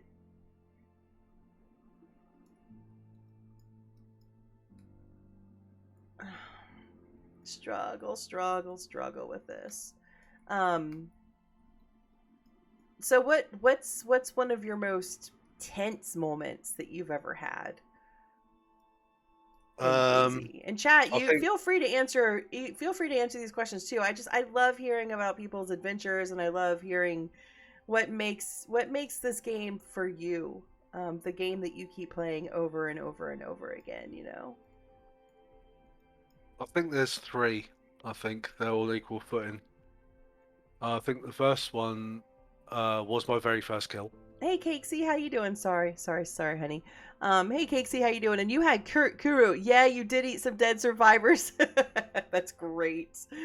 Yeah, I was just asking Slang what was his most tense moment in DayZ. Okay, Slang, sorry, go for it. I think my first kill, which was on the cliffs above Western Evac. I seen a guy come down the street and I lost him and I couldn't. Ooh, cash money. Some agent. Oh my god. Thank you so much. Holy shit, dude. Holy shit. Thank you so much. I really appreciate that. Wow. Oh my god. Wow. Thank you. You never had tense moments unless you want to count getting chased by 10 Zeds randomly. That's tense. I would say that's tense. All right. Sorry, Slang. I'm so sorry. It's the nature of streaming. I was on top of the cliff tops looking down along the street and I saw a guy coming through the busted cars. And I didn't have a clear shot and I wasn't 100% certain. But he ran into the first tent and he came out and he was bimbling around. We ran to the second tent, bimbling around. I thought, right, we're going to need to take the shot. And it got so... My hands were sweating. I was like, ooching about, in the chair, going, oh God. And then I thought, fuck it. And I just shot him as he came out of the tent. I think the second one was the going across... it was the... Going across Chinaris, I'm running into the spawn campers. When I got stuck at Olivet's construction yard, and there was 3 of them, and I only had a BK-18. Oh, yeah. Wow. And then the last one was, I think, was you and Undead on Deer Isle in the subway. In the subway, I was having dreams about that last night. It was really weird. I don't know why it popped into my subconscious, but it did. Because that was nuts. Because we sat down in that subway, we'd heard people around us, gone down to the subway. Undead was being as loud as he possibly could. It's shifting about, eating food, reloading mags, this, that, and the other. Mhm. And we'd taken up positions down in there amongst the storage crates. And then we started to move, because it all went quiet. We started moving towards the staircase, hadn't we? Mm. And Undead said, "Oh, I'll go up and check." And he got about halfway up the staircase and he got gunned down. Bless you. And then Thank you. and then a grenade came down the staircase and it knocked you out. Ooh, And I was far a enough new back. subscriber. Oh my god. Fiero, thank you so much for gifting that to some agent. I really, really appreciate it. What's up, Jelly? How you doing, babe? Sorry, honey. Sorry. I'm gonna place that thought on hold. Let me catch up with chat real quick. So Hector says the most tense moment also involved Batfink. We were in the tree line above Zella the night of the second Death Squad event on Zero. We were waiting on the squad coming up from Pav direction, and Digi was circling above us in a heli with the spotlight on. Ooh, that sounds really good. Okay, sorry, go ahead. Yeah, Undead ran straight up, right into them. Yeah, he got gunned down. And then a grenade came down the staircase, knocked you out. And then the first guy came down the staircase and was leading corners, looking around the corner. And just as he came full into view, I shot him through the chest. He went down like a sack of what's it. And then I went to move and I heard another footstep come down the staircase. And I was like reloading. And then as I was reloading the Mosin and I'd taken aim, yeah, he just emptied his whole AK mag into me, and I was like, "Yeah, that was it." Gone. Yeah, and then after then he when killed you, you woke up. Yeah, I woke up, and I was on my belly, and I still didn't really know. I didn't really know I could roll. I didn't know I could shoot. I think it was probably the first time I was ever really in like a close combat PvP like that, and I froze. But he froze too. It was really weird because the player also froze, and we just kind of stared at each other for a few seconds, and then he shot me in the face. It was just like, oh, all right, okay then, that's how this goes. And yeah, Jelly, we're doing great this morning. We're talking about our most tense moments in DayZ.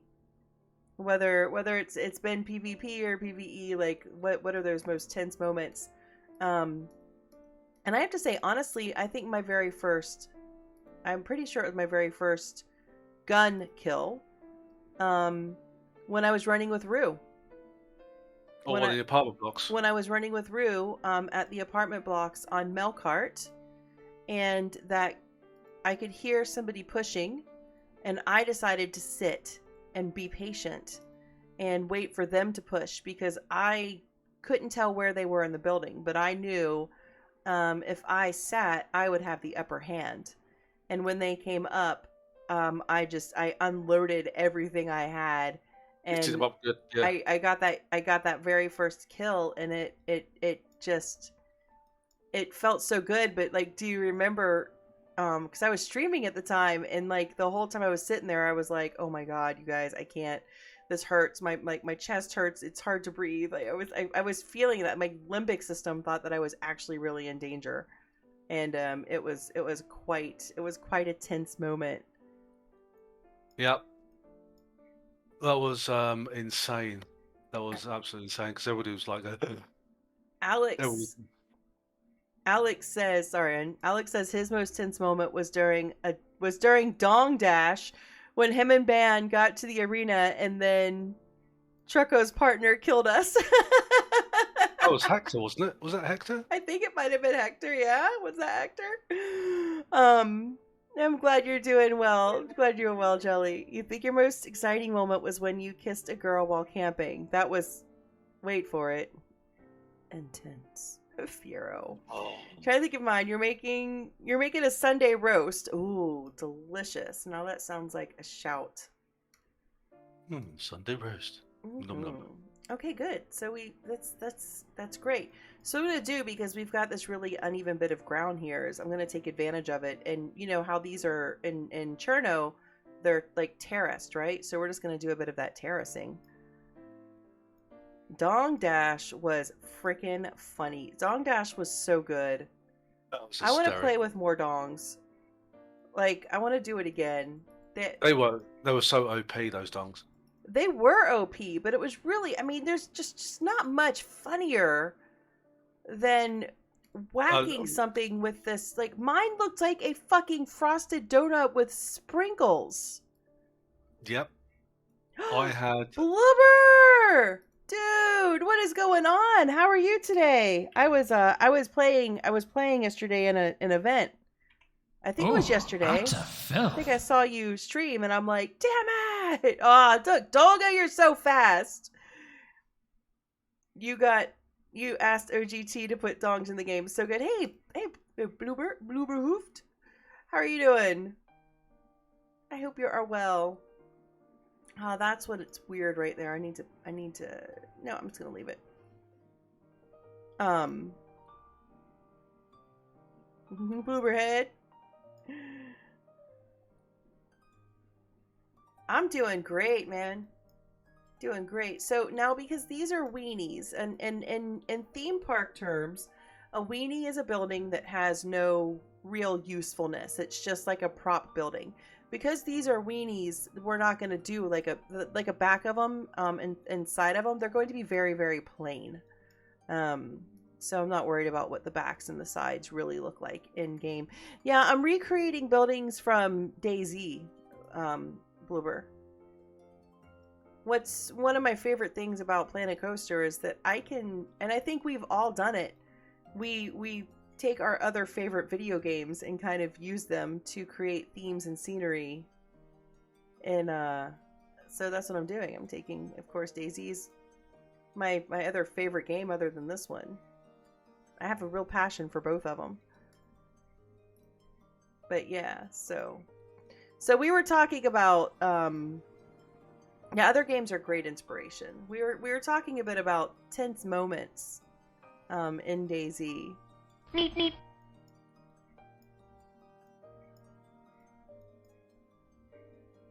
What was one of your most frustrating moments in DayZ, Slang? Last night. Yeah, actually, fair. Yeah, that must have been a nightmare for you. You have, I mean, I've said it time and time again. You're a better person than I am all around. Like you're just a better human than I am. Anyway, I did not have the patience to deal with the shit that you dealt with that queue last night. You're commendable. Your daughter does this on Roblox. She makes architecture from shows and games. Yeah, I do that. My daughter does that in Minecraft. And in Minecraft, I'm actually building the Mines of Moria. It's been like a years long thing. What's up, Lisa? How you doing? We'll just cap that off so at least it looks a little bit nice and finished, and then we're just gonna we'll just cover it with brambles and such so that we can disguise the shit. I'm sorry, what? Question to you. Question for me. Funniest moment. Funniest moment. What, in DayZ? Mm-hmm.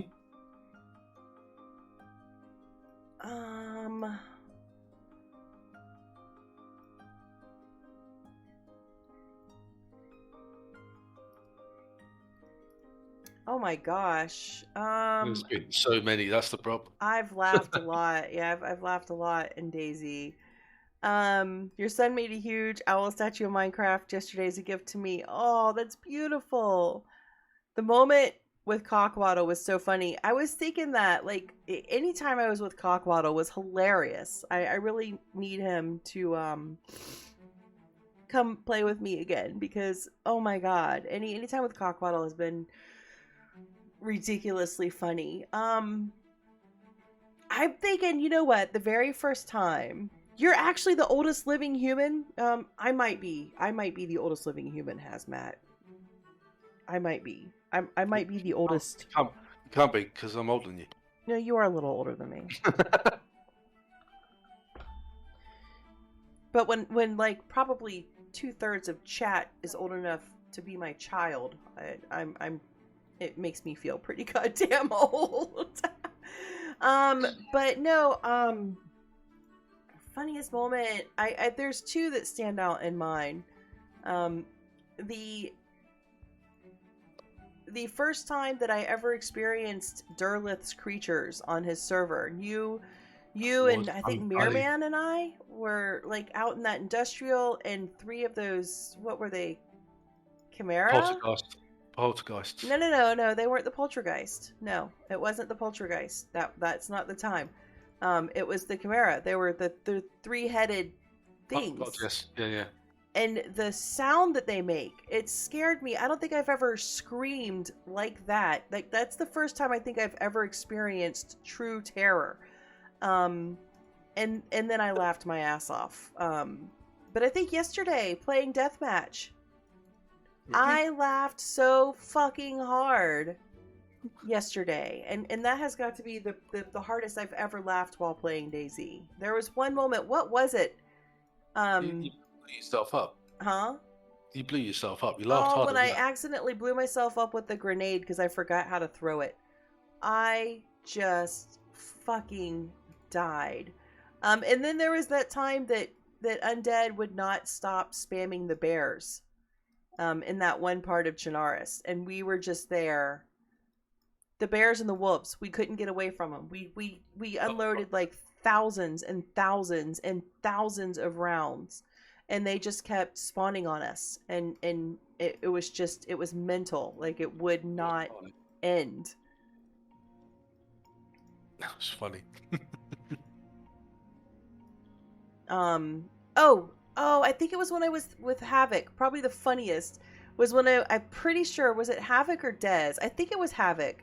We went into the military on Deer Isle, and we were like not geared at all, and there were guys with AKs. So we just rounded up a bunch of Zeds. We rounded up as many Zeds as we could, and we ran into the barracks where where they were hiding out, and just like put the Zeds on them.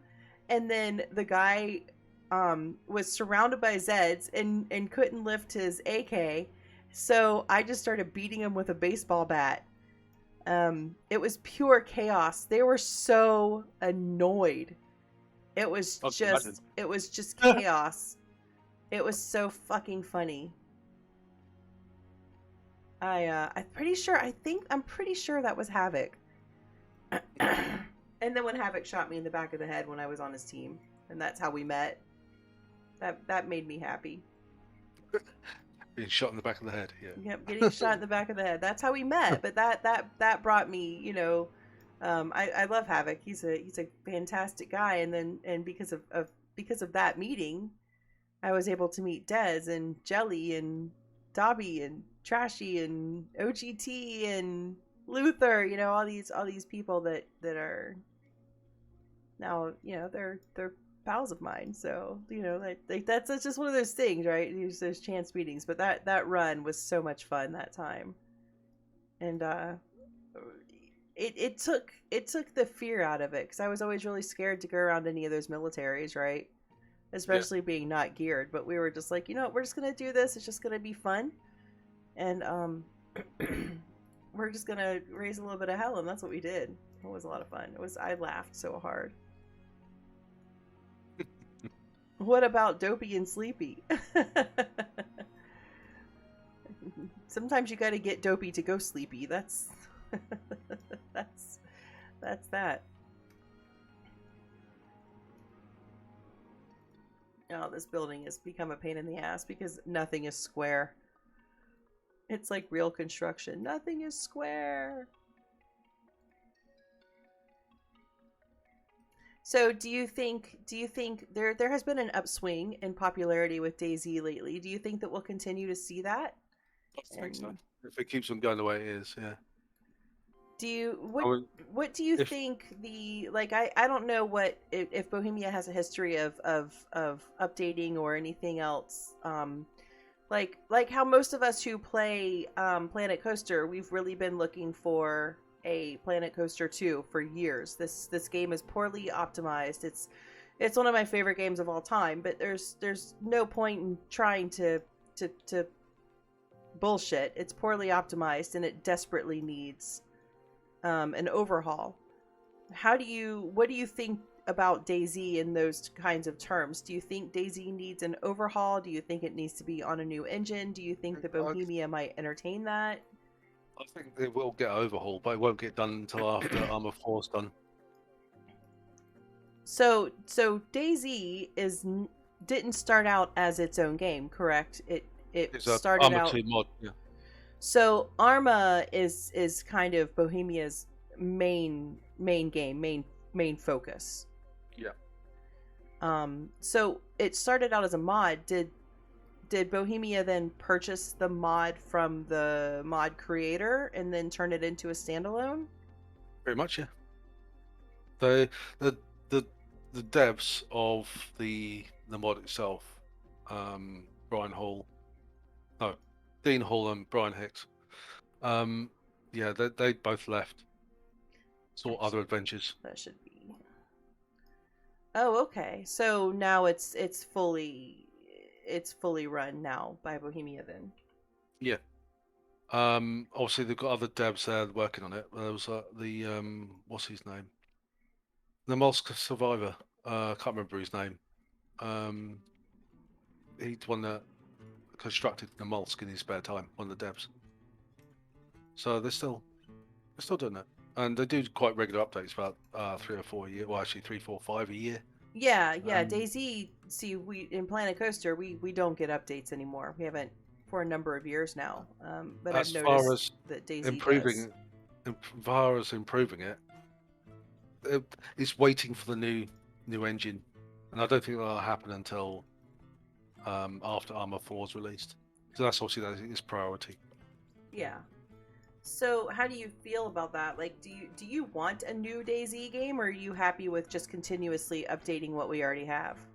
The old DayZ's got a bit of charm about it, you know. Yeah. It's like what you've got used to, and like it's got its quirks and its foibles and all that crap, and like you do sort of, they're quite endearing in a way, even though they're fucking annoying. Yeah, I agree. I agree with that. Yes, I think it's a very good way to put it. I mean, there's Definitely a certain charm. There's a certain streamer out there who goes, "This fucking game," and literally storms off from his PC. I might have said "fuck this fucking game" a fair time or two. Actually, this needs to Thank be you. steps. You have, yeah. You go, fuck this fucking game, fuck it all. But not in any kind of serious, angry way. It's just yeah.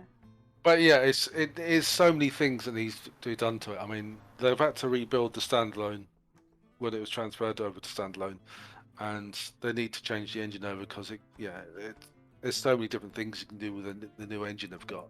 Yeah, I like that it's not like this shiny, perfect carbon copy of every other FPS game out there.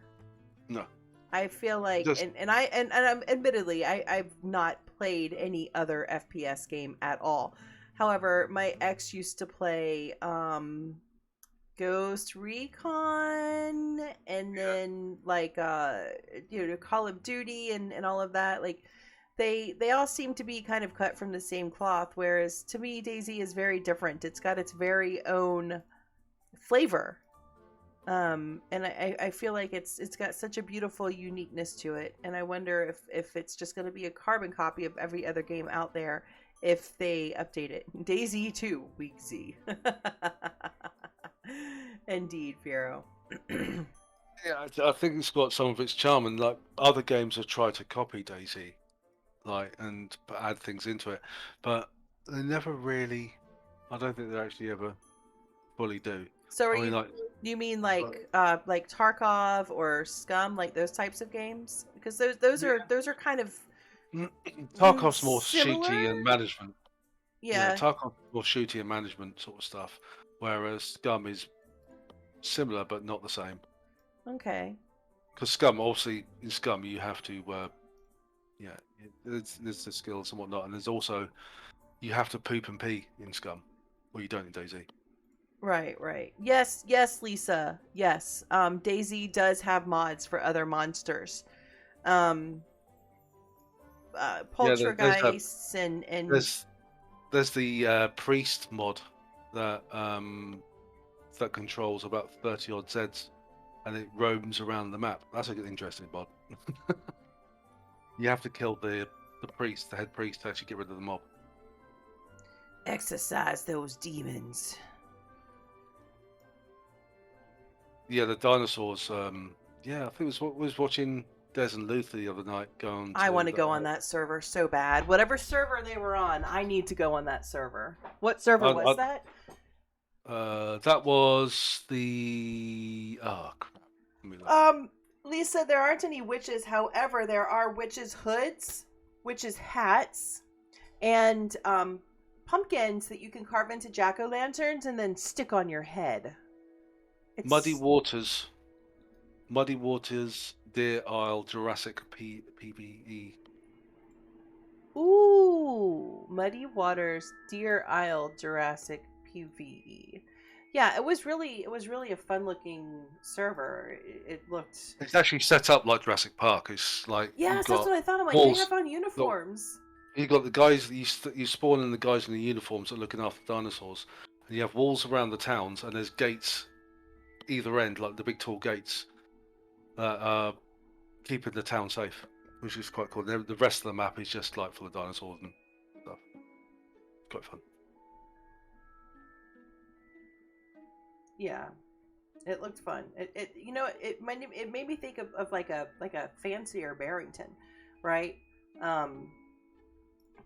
But there is another one. Where They have got another server, the Valning server, which is PvP. Same thing, but PvP. Yeah, I might try to give both of those a go. To be honest, they both look quite interesting to me. I rather liked them.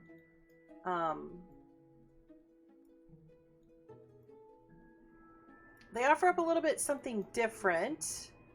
As you know, I am always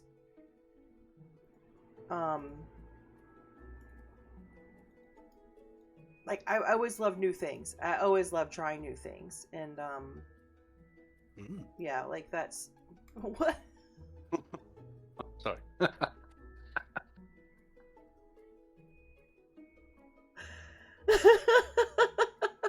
I heard that.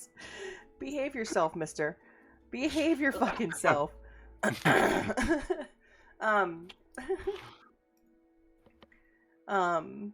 the poor Mirror Man, he's not even here. I need to update the step. I thought I did. I thought I updated it to take him off.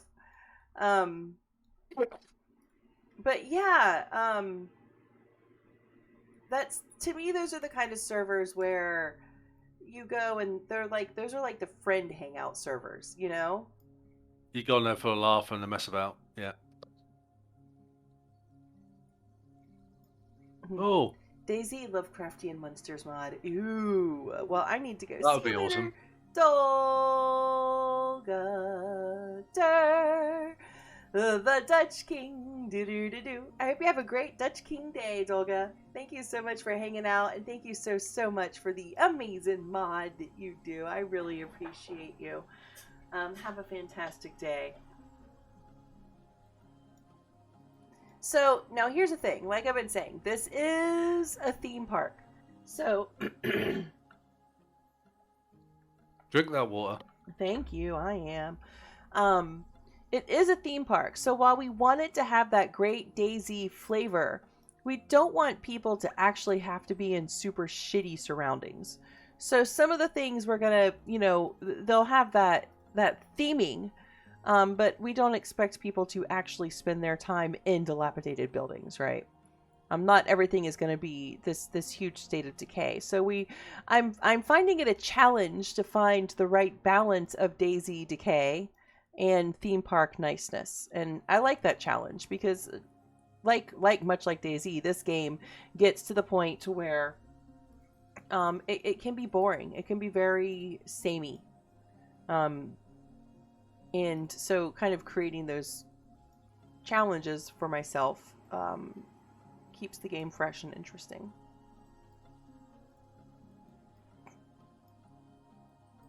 Have some flying monsters that will carry you off and drop you, and they will also eat your fate. I would love to have... Can we get a Lovecraftian mod for DayZ? That would be amazing. That'd be scary as hell.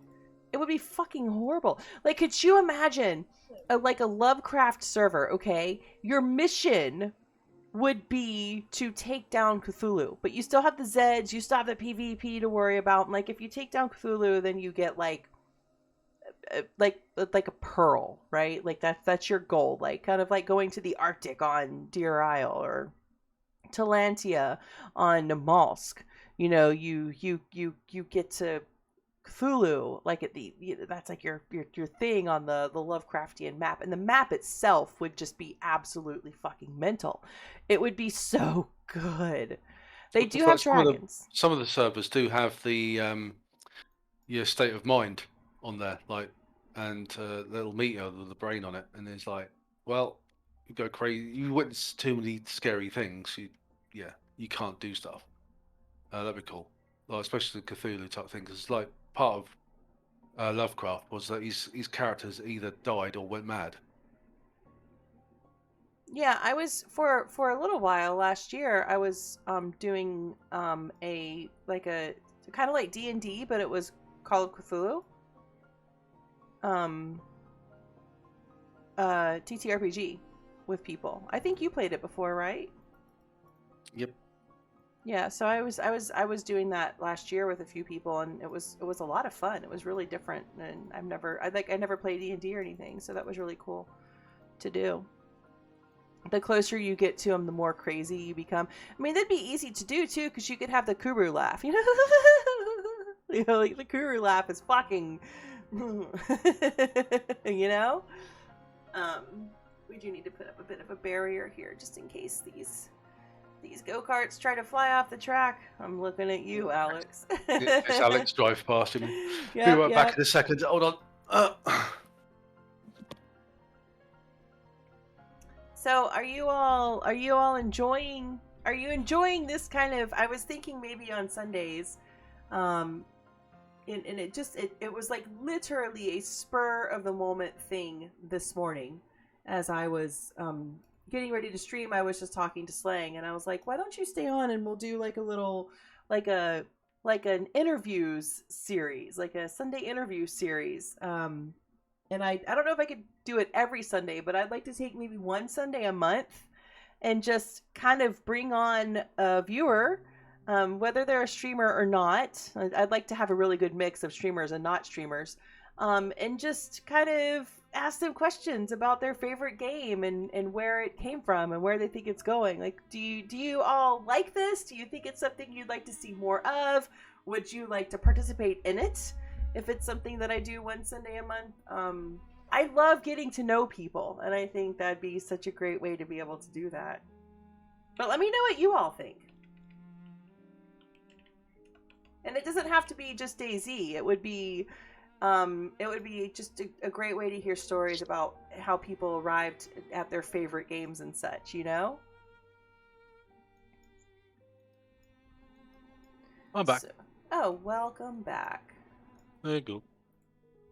So I'm thinking that this little series maybe will be like a once a month thing. What do you think? Like somebody different from the community every month, like one Sunday a month, do a nice little. Yep.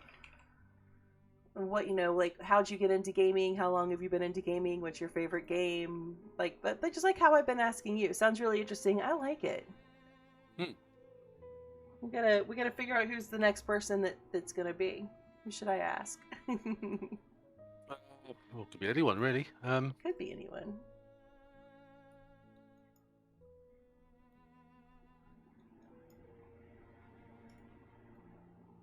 Well, you know what? I should ask OGT, because I have so many questions about how he came to Yeah. build a server and how he Sarah's just... got a good point. What? Sarah's got a good point. Make a post on Twitter. Oh, yeah, I could do that, and I could just like line up the next few months of one Sunday a month to do it. Yeah, it's a good idea.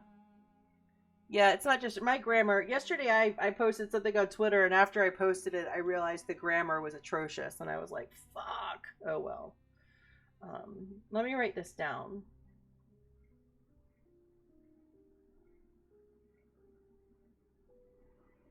And put it somewhere so safe you can't find it. Nah, I have a little notebook right next to my PC, so that when I get people doing custom sign requests, or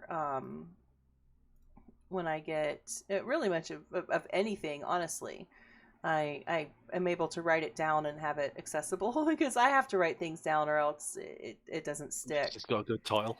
Tea and Planco with poetry and guest. Oh my gosh. Welcome to Tea and Planco. My name is Poetry, and this is my book guest, Slangani. Today we will be discussing the history, the present, and the future of DayZ. Slangani, hello. How are you today? Geez, yep, fine. What are you doing every Sunday? I had to go make some food before we go play with spiders. Ooh, I might be coming to play with spiders later. Oh yes. I think that sounds like a good idea. My son comes back tomorrow, but he'll be staying with his dad. People. He's informed me that he'll be staying with his dad and will not be seeing me until Thursday or Friday. So I'm a little bit gutted. I'm like super gutted. I kind of figured that would be like, as soon as his dad was like, I'm gonna be the one to pick him up from the airport, I'm like, oh fuck, all right, whatever. I'm not gonna have a biggest cock contest. I just want to see my kids. So he said he'd be home with me Thursday or Friday. So I'm just gonna spend like every waking moment playing video games, because what else am I doing right now? With the sounds of kids in the background. Maybe with coffee, call it Planet Roaster. Planet Roaster is more like I'm going to get on and let people roast me. Although, I'm sure that there are several people in the community that would love the chance to roast a Poe. Maybe we'll have a roast a Poe night on Friday. That sounds more like an After Dark stream to me. Hey, roast a Poe. Roast a Poe. Do you want to roast me right now, Slang? Why would I do such things? Because it's funny? I don't know. I'll probably cry. I'd probably cry if people roasted me. I don't know if I have a thick enough skin for a roast. No, I can't. I just can't bring myself to do it. Do it! Do it! Do it! Do I it! can't. Do it! Do it! Do it! Do it! I know that you don't mean anything mean. Oh, are we doing roastings? I haven't had my coffee yet. Dr. Scandalous. Hello. Yes, roast me! Roast me! Do it! Do it! Do it! You will fight all the roasters. Seriously. I know it's a trap, Hazmat. It's a trap. I can see the bear trap laying underneath the doorstep. I'm not going to step on it. It's not a trap. I'm not like that. Sucked into a full sense of security, then bang. Oh no! Seriously, I never hear you say anything smartassy or sarcastic. Even like you're just do it. Just come on, Slang. Just do it once. Just give me one good roast. Just do it. I promise I'll laugh. What? You mean like? I love the way you throw grenades. Great shot. You know. I swear your feet weren't the target. Oh my god, I've never had a successful anything with a grenade. Except for the soap on the rope one, but no, because I almost killed Undead with it, and that would have been like a team kill. I'll go. Poet is so old. She played Planet Coaster when it was still called Big Bang Coaster.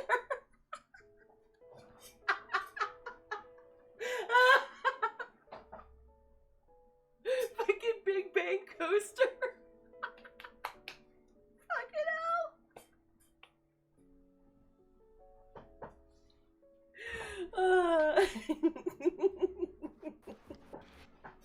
I am old. It's okay.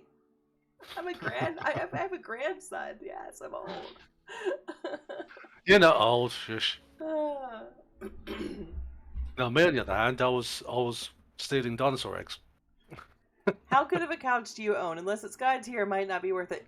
No, Slangani's couch is shit. It's also broken. Slangani's it. couch is such a piece of shit that when I go to his house, I sit on the fucking floor.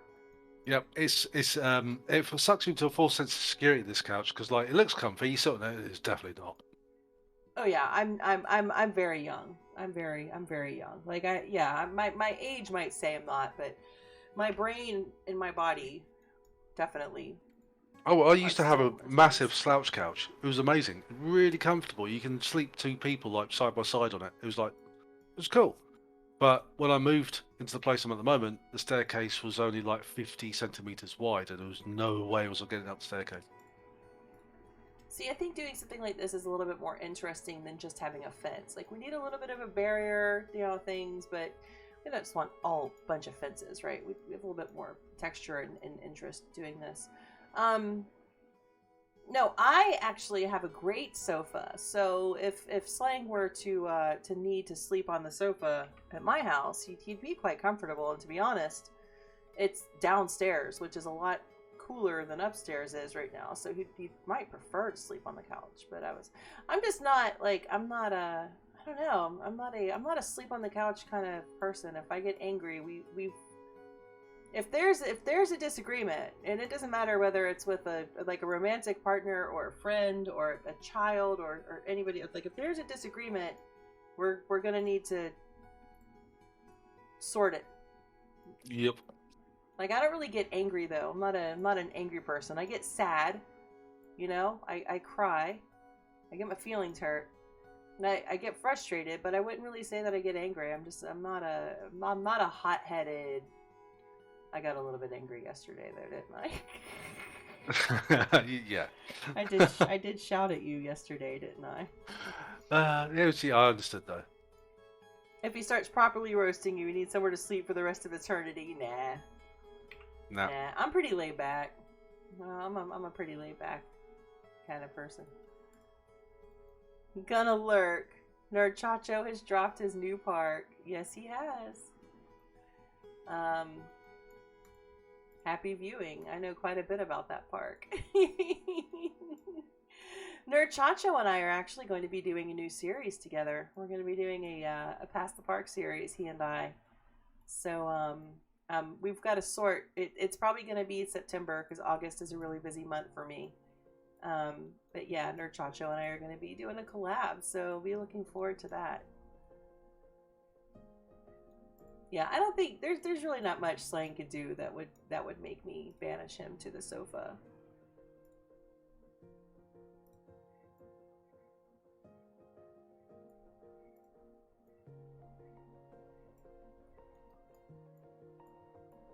I'm not a conflicty person. If there's a problem, I just say it. And I say, all right, this is the deal. This is bothering me. How can we resolve it? Let's do it. I don't like to see relationships deteriorate because of shit communication.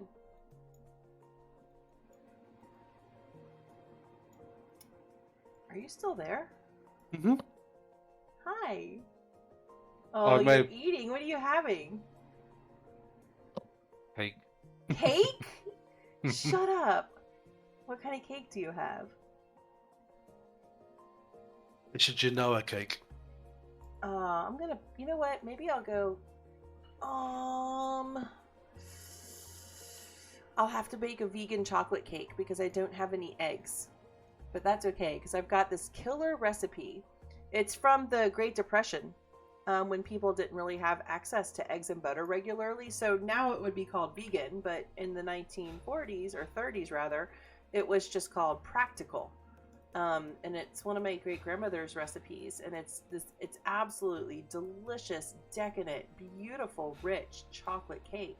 But it is fully vegan, just because of, like I said, the basic fact that people couldn't afford milk, eggs, and butter. So they had to learn how to bake cakes without them. And it's a really good recipe. So maybe I'll just go bake myself a little chocolate cake this afternoon before I dip into DayZ later. I can understand why those truck wheels are there. I'm sorry, what? I can understand why those truck wheels are there. Because they're too damn heavy to cart anywhere else. Yeah, it's true. It is true. Want cake now, Poe, now you're hooked. So I'm going to do some cooking streams too. I've got to get myself a little camera. I can't afford a GoPro, but I'm looking for something kind of similar that I can mount on my head. Ew, no, David. Ew. Because I would love to do some cooking streams, but I don't want to be on camera at all in any way, shape, or form. So I need to find a way to be able to do those cooking streams without me being on camera. And I think the best way to achieve that would be to have a camera that I could wear on my head so that I'm just looking down at my workspace as I cook. I did it quite successfully with my desk camera over Christmas last year. I did a Christmas cookie decorating stream. And I just baked the cookies and then brought them up to my office. Because every year I make Star Wars cookies. And I sat here and decorated them. And we had a nice little chat. So, yeah, I'd like to do cooking. Oh my god. Where's the story? Miracle again on my own. Going down the only road I've ever known. Off to get eaten by something with Lemming. Hope the rest of your stream was good. Catch you again soon. Hector, thank you so much. Have great fun with Lemming. I know that you guys will. And thank you so much for hanging out. I really appreciate it. Can't you just mount top-down webcams in certain workspaces? Yeah, but I don't know. I think as I move around my kitchen, though, I don't want to have I don't want to have to keep moving the webcam, and I don't want to have to buy a whole lot. Like, I want a single mom budget here. My budget is so limited right now. It's not even funny. There, GoPro, like, yes, see, that's what I'm looking for, something like that. You can't always tell me what to do. You're not my dad. What did he say? What did he say? So, yeah, but what I'd like to do is, I'd like to do some baking streams. I'm thinking it would be nice to, I think it'd be nice to do, like, one stream where I make homemade biscuits and homemade scones so that I can finally, show everyone the difference between a biscuit, like an American biscuit and a scone, because they look similar, but they're not made the same way, and they don't taste the same. I would like to do like maybe a pie, maybe a jam making one, because I when fruits and vegetables are in season, I always make jams and chutneys and put them up for the year. No Branston. Oh, I'm sorry, what? No Branston. No? Okay. No Branston pickle. I'm sorry, that's disgusting. I like my mouth, thank you very much. What about doing a donation goal for the camera? I feel really weird about doing donation goals. I don't mind it when other people do it at all. That's not what I'm saying. I feel really weird about doing them myself. I don't, like, I've done one before and it felt so weird. I don't know that I'd be comfortable doing another one.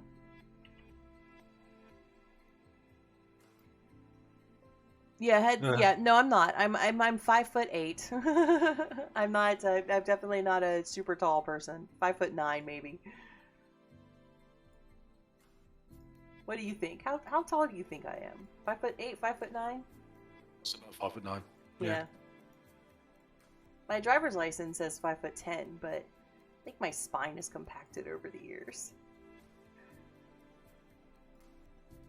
And with all the herniated discs I have, it wouldn't surprise me.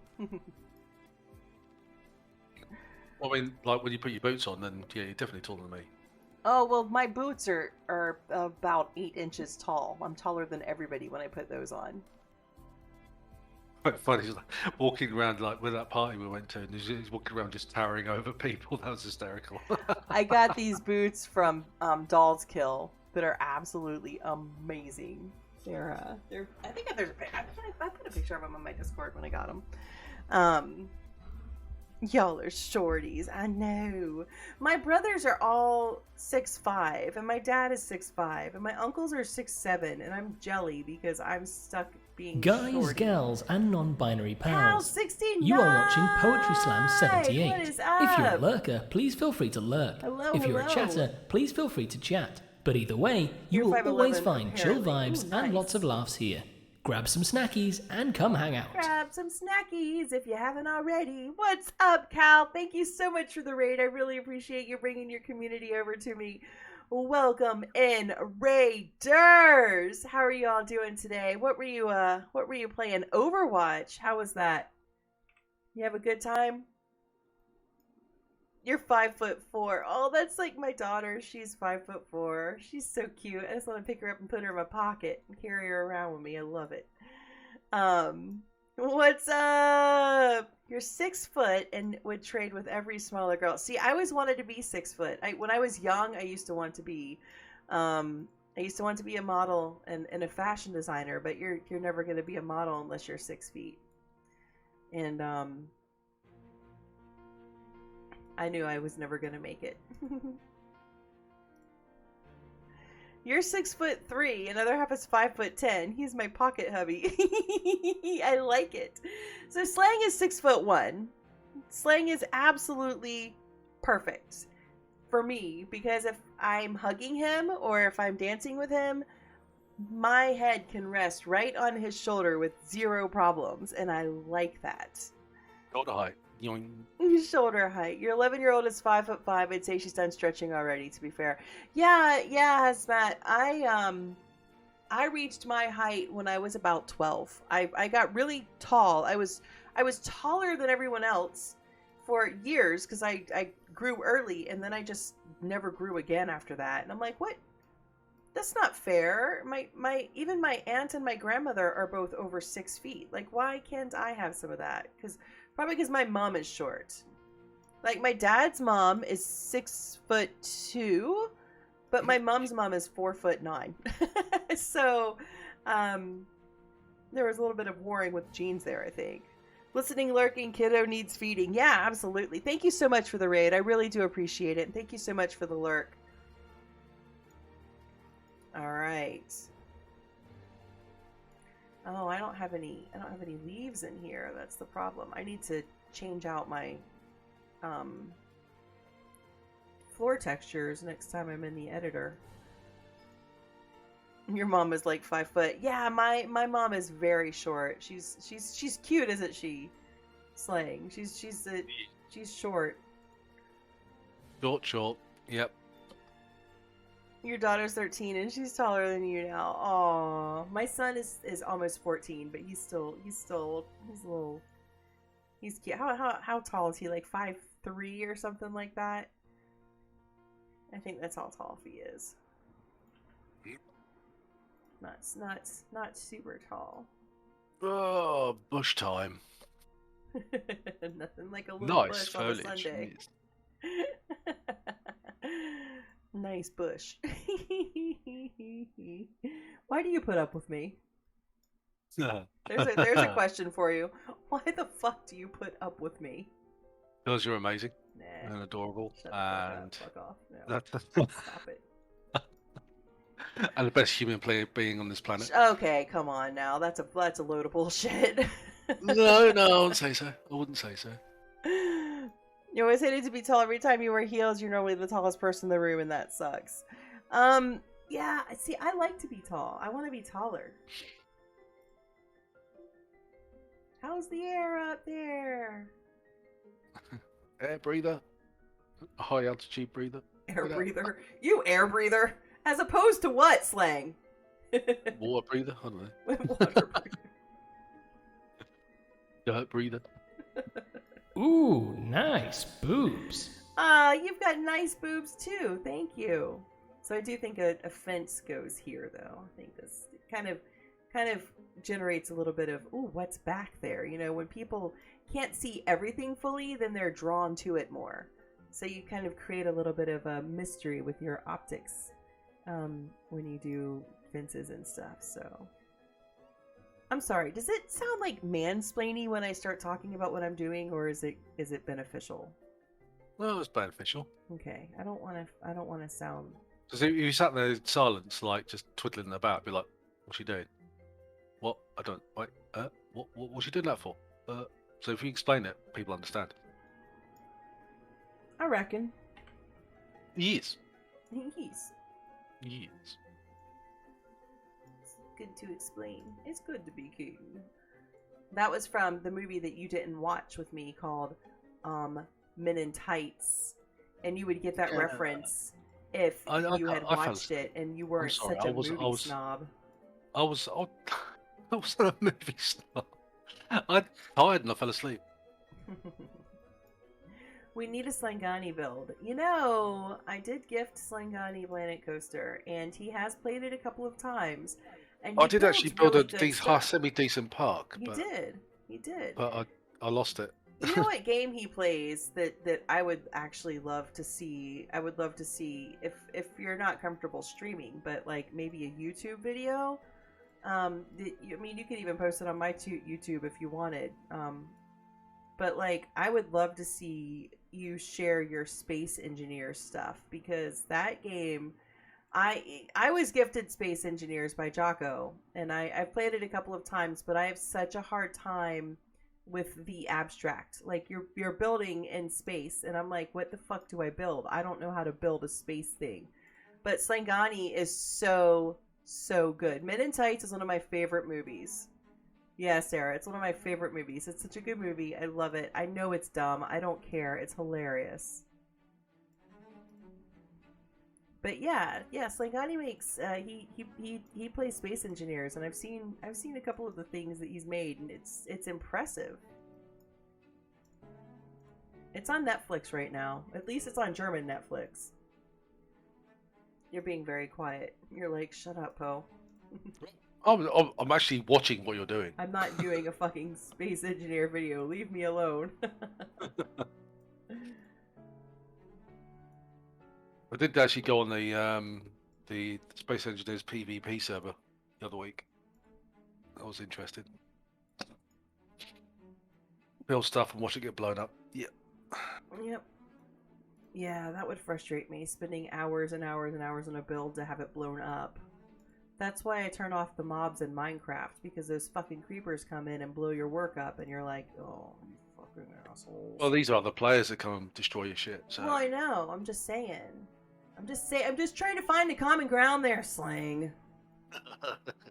I was trying to find a commonality of, like, yes, you take hours building something, just have somebody come fuck it up. That would be frustrating. Space Engineers is slightly different. Whereas, like, if you got DayZ, you spend like days, weeks collecting stuff and building stuff.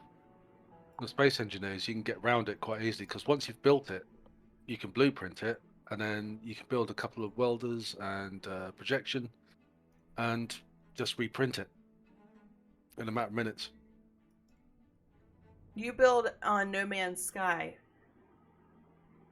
Who was it that was playing that game that said I should play it? Was that Marcus? No, it was Puds. It was Puds. It was Puds. Puds was telling me that I would enjoy No Man's Sky. Yeah.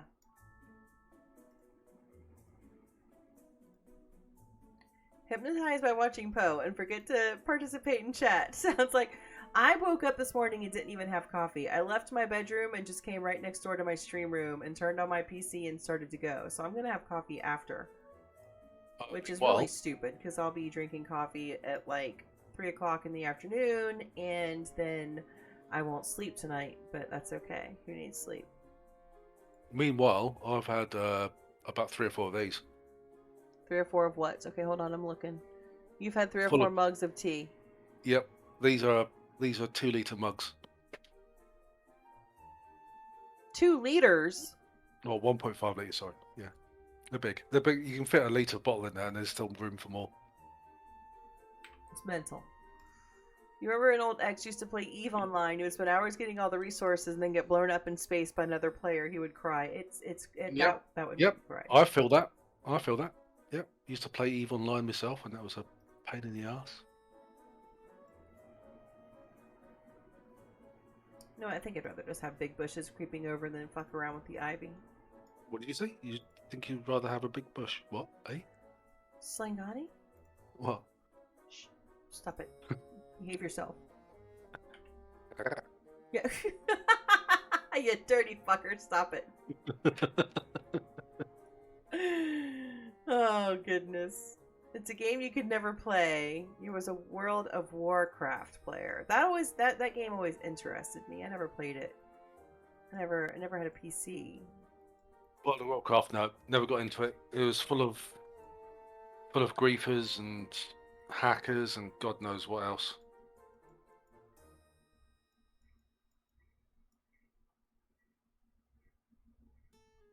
It's awful. Right? Just trying to get flowers that I like the color of. Ooh, yeah, white is so flat. Like, they don't have any shading in the flowers. So it's very hard to get flowers that don't look totally flat. Why don't they do poppies? Eh? Tell me that. Why don't they do poppies? I don't know.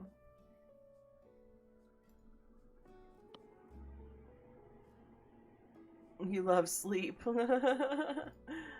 I like to sleep too. It's just that every few months I just get a really bad bout of insomnia and I just can't sleep. And right now I'm in one of those kind of bouts of insomnia, and I've learned to just kind of go with it instead of fight it, you know? It's just kind of have to let it run its course. I'll be tired for a few days and then I'll get back to normal. If you want to talk big bush, honey, I know people that can braid it if they try. I'll never forget my sister telling me, like, she is so fucking funny. She came home and she's like with this guy or whatever, and she was like, Heather, I swear to God, he pulled down his pants and like it was just madness. She's like, I've never seen anything like it in my life. And she goes, all I could think to say to him was, holy shit, dude, trim the sideburns. The 70s are over. And I laughed so hard. I was like, so how'd the rest of the evening go? And she was like, it was over at that point. Good God. Short back and sides wouldn't go missing. I fucking died. I was like, ew. So yeah, I mean, we're definitely cut from the same cloth. Sometimes we just don't. It's out of our mouth before we realize what the fuck we're saying.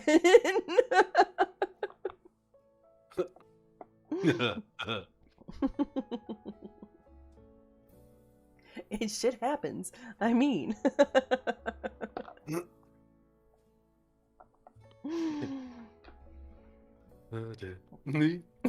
Sorry. Yeah, insomnia since a teen. Yeah, but I've had insomnia since a teenager too. You just gotta kind of go with it, don't you? There's not really much you can do about it. If I take a sleeping pill, then I feel so groggy and foggy the next day, and I don't like it. Every once in a while, I'll have like part of an edible, and it will make me nice and sleepy, and that helps. But typically, I just kind of go with it. That's usually when I get my best sewing done. That's usually when I get my best creative work is typically done during bouts of insomnia, so.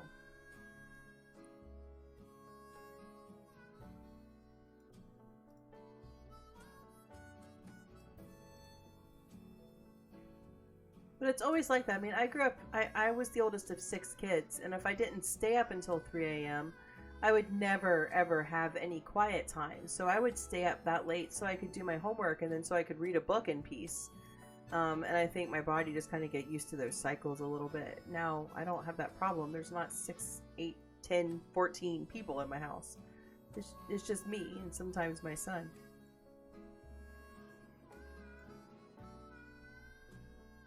Will be more next week. Yeah, I'll have you and Cockwaddle with me next week. That'll be a right treat. I can't wait. Like, I love having people at my house. I love having people to, like, cook for and have a reason to cook. Because, you know, if it's when I'm by myself, I just don't bother. And right now I don't really have anything to eat either, so it's just gonna not eat. I'm gonna make some, I'll make some tea later and be like, if you drink enough caffeine, your stomach starts to hurt, so you don't want to eat. So just don't fucking feel like cooking because you're the only one home. Don't do what I do. I've got the worst habits. Don't listen to me, kids. Insomnia leaves you sleep. Night terrors will do that. Oh, I'm so sorry, Stella. I'm so sorry. You only have 2 older brothers, but they play games. You never slept. Yes. See, that was like when YouTube first came out, I was like, this is what I've been waiting for my whole life. My brothers used to get so annoyed with me because I would beg them to play games, and then I would bribe them. I'd be like, because I was the oldest and I could drive first, and I had a car. So I'd be like, I'll take you to Krispy Kreme and I'll buy you donuts, or I'll take you to the Jiffy and I'll buy you a slushie, but you have to play this for 2 hours. Like, I would absolutely make them fucking mental.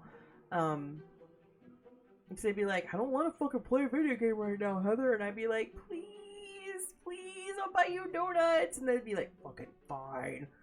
Yeah, I love watching people play games. Like, YouTube and Twitch are the perfect thing for me. I don't watch TV or movies.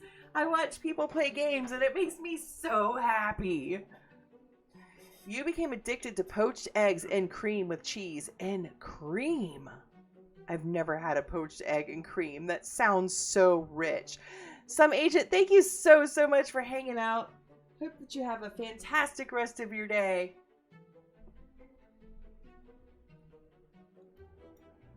I love watching others play. I do. I mean, the only reason I stream is because my daughter. I didn't ever think that anybody would be watching me play games.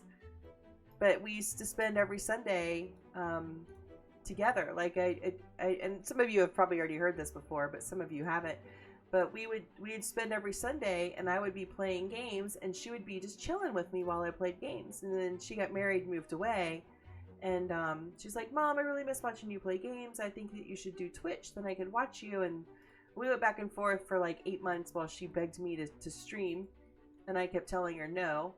And then finally I just decided to. I missed gaming kind of with her, basically, you know. So I decided to start streaming. And so she was able to watch me game again, and I was able to, like, hang out with her on Sundays again. It was our Sunday thing. And it's been nice. Because now I have a whole bunch of people that I get to spend my Sundays with. And well, 6 other days of the week, too. It's been a right treat. Heaven. Aw, Sarah, thank you so much. Follower. That idiot Monroe. Oh, hello. How are you? Thank you so much for jumping in and joining the Slam Fam. I really appreciate it. Hope that you're having a beautiful day. Yeah, it was all my daughter. It was 100% her. I didn't think that other people would actually come watch. That surprised me. I was like, wait, what? There are people here. What am I going to do? Like, what? I was telling Slang last night I was watching a streamer who had 11,000 viewers on Twitch.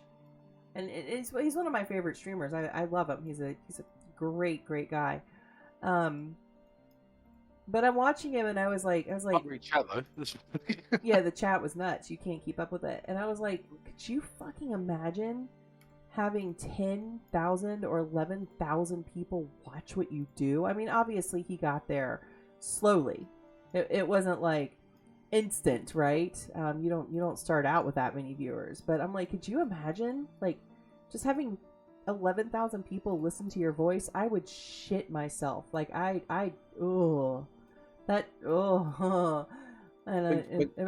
should be so fortunate, but also at the same time, like, geez, that just sounds terrifying to me. It is a slow grind to get that much.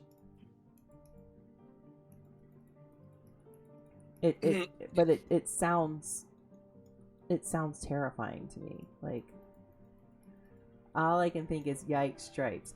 The chat does go crazy. Yeah, the chat. It's hard. It's hard to keep up with. We might have to. Yeah, I think we're gonna have to fudge that upper part up there. That's fine. We can fudge it.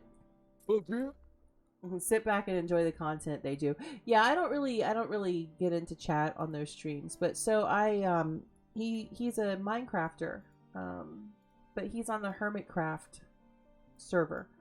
And those are really the only Minecrafters I watch. Hermitcraft is a great server, full of great people, very creative. They have really great storytelling. It's all around creative. And another thing that I used to do with my kids, we used to watch the Hermitcraft, the Hermits together. So they were doing some stuff last night, and I was watching, and I got slaying. I was like, hey, watch, this is one of the guys I was telling you about, you know, and he was like, wow, this is wild. I was like, I know, right?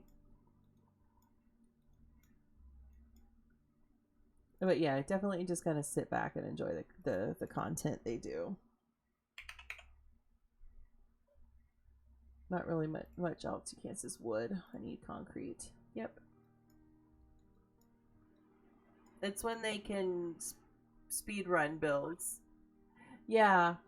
So last night they were doing the MCCs. They were doing the Minecraft Championships, and they're like a whole bunch of mini games teams play.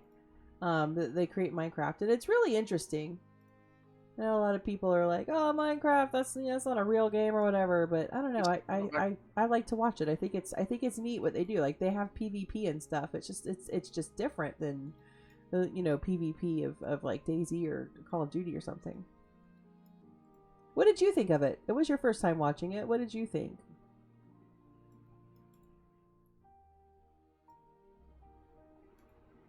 Oh, he said, "I'll be right back." I didn't hear him. I had to look at the camera and be like, "Oh, he's not in his seat. I'm talking to nobody. I'm smart." Hello, I'm smart.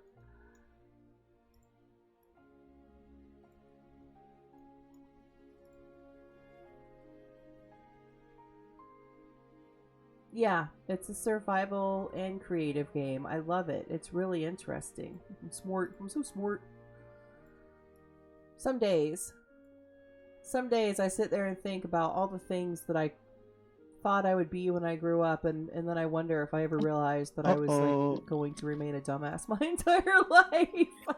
Sorry about that. The power of the tea compelled me. Yeah, I bet it did. So I was talking about how we watched you watched that Minecraft streamer last night with me, and I was asking you if you like what you thought of it, because Minecraft is a game that is not. A lot of people don't consider it a real game, or people who play it aren't real gamers. Like, what did you think of what we watched last night? Did you dig it? I mean, it was okay. Yeah, I mean, it's definitely not your cup of tea. But for me, it's always it's one of those things where I enjoy the game enough to where I enjoy the streamer. Like, I just like the person who. I'll give you a confession. I've never actually played it. Oh, well, I mean, I'm sure you haven't. I wouldn't expect you to have. I wouldn't think that Minecraft is your game at all, honestly. I'm not surprised.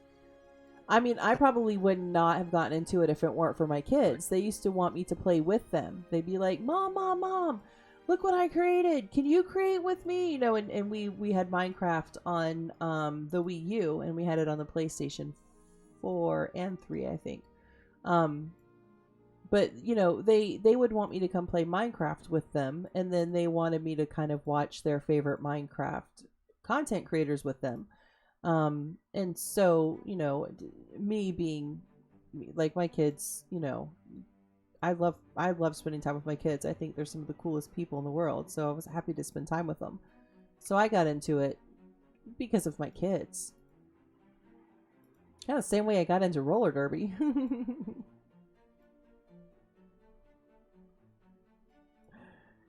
You used to build, but now you do chill solo survival. Yeah, I just build. I put it on peaceful and just build. For me, gaming has been mostly a creative pursuit. I mean, aside from racing games, DayZ is the first game I've played really that's not a creative game. I think Space Engineers was my first creative game. Yeah, Space Engineers is a good game. It's a bit complex. It's a bit complex and like start off with, but once you get a hang of it, it's all right. Planet Coaster. So much you can do in it, but it goes as far as your imagination. If you know what I mean. Well, the thing about Planet Coaster is the way that I play it. This is not how this game is designed to be played. It's a park management game, isn't it? Essentially. Well, it is. It's a park management game, but it's also it is meant to have things that look nice. That's obviously why you have the scenery, but I do it in a very game breaking way. Yeah, yeah. I kind of I'm a break the game gamer when it comes to this game. But a lot of us that play Planet Coaster are just that. Stella, you're proud that you're able to participate in chats again. The DayZ community improved so much for you. Minecraft is so much. It's like Lego without limits. That's exactly how I would describe Minecraft. It is. It's like digital Legos. That's exactly it. Before that, I was always into first-person shooters. Always, anything from Medal of Honor to Call of Duty to Doom to anything really. Half-Life. No, I'm not. That doesn't surprise me at all. But it also does, though, because you're such a gentle person. It's just so hard to see you being. It's not hard to see. It's. I know you well, but like it's so interesting to me that you would gravitate towards such aggressive games because you're not. I used to do a very long time, for about 3 or 4 years. I used to do an online flight combat simulator. And that was a dedicated World War II flight combat simulator, and it was a server that had a rotating map. Every week it would change, and you had 2 or 3, 4 sides. You chose one. You went and flew their planes for that side, and you just go shoot down other players. That's all you do. Well, that I can see. It was fun. You love planes. That was fun. So you become a Planko snob, and Sarah chatting through here too. You know, that's one thing. You should try DCS slang. As Matt says, you should try DCS. Maybe I think I've seen that on YouTube. Maybe I gift it to you so you can try it. What? What? What? What? Oh, Digital Combat Simulator, yeah. It's made you more sociable again. You speak to strangers on... Yeah, so... Oh, there's a World War II out on... Okay, you've got me there. I'm sold. Yeah. I'm just enough of a history nerd to find that. I'll sold at theirs. Yeah. You're sold at Flight, or... Was it Flight? No, I don't know. Yeah. There's a guy on YouTube that he does duels with actual combat pilots. That's quite interesting because like they get 2 planes, obviously from different countries, different models, different makes, but they're equal in performance, and they just stick each person in there. One's a pilot, one's a gamer, and see how it get on. Oh, I like that. It's interesting. Yeah, Stella and Sarah, you know what? I think one of the reasons I really, really, really enjoy streaming, and it's not with every streamer, but you find a lot of streamers. I find it to be a really kind of inclusive thing that people who might suffer from social anxiety are able to kind of ease into the social aspects of things, because they can come into a chat, and when you're in a chat, you have full control. You can decide to watch chat or not. You can decide to participate or not. You can decide what your level of participation is going to be. And I feel like that's really, really empowering, especially for people who might struggle with with being social, or who might be shy or introverted. I just think it opens doors for people, or for people who go through a period of time in their life where they struggle from anxiety and they feel like they're not going to get support in real life. You know, you can typically find people through streaming that will, you know, you'll be able to relate to and that can relate to you, and that's always quite nice, isn't it? This foliage looks great. Thank you. Last year you were fantastic, but after a bad split up, you went in on yourself, never went in to stop talking completely. And that does happen. Undead! There he is!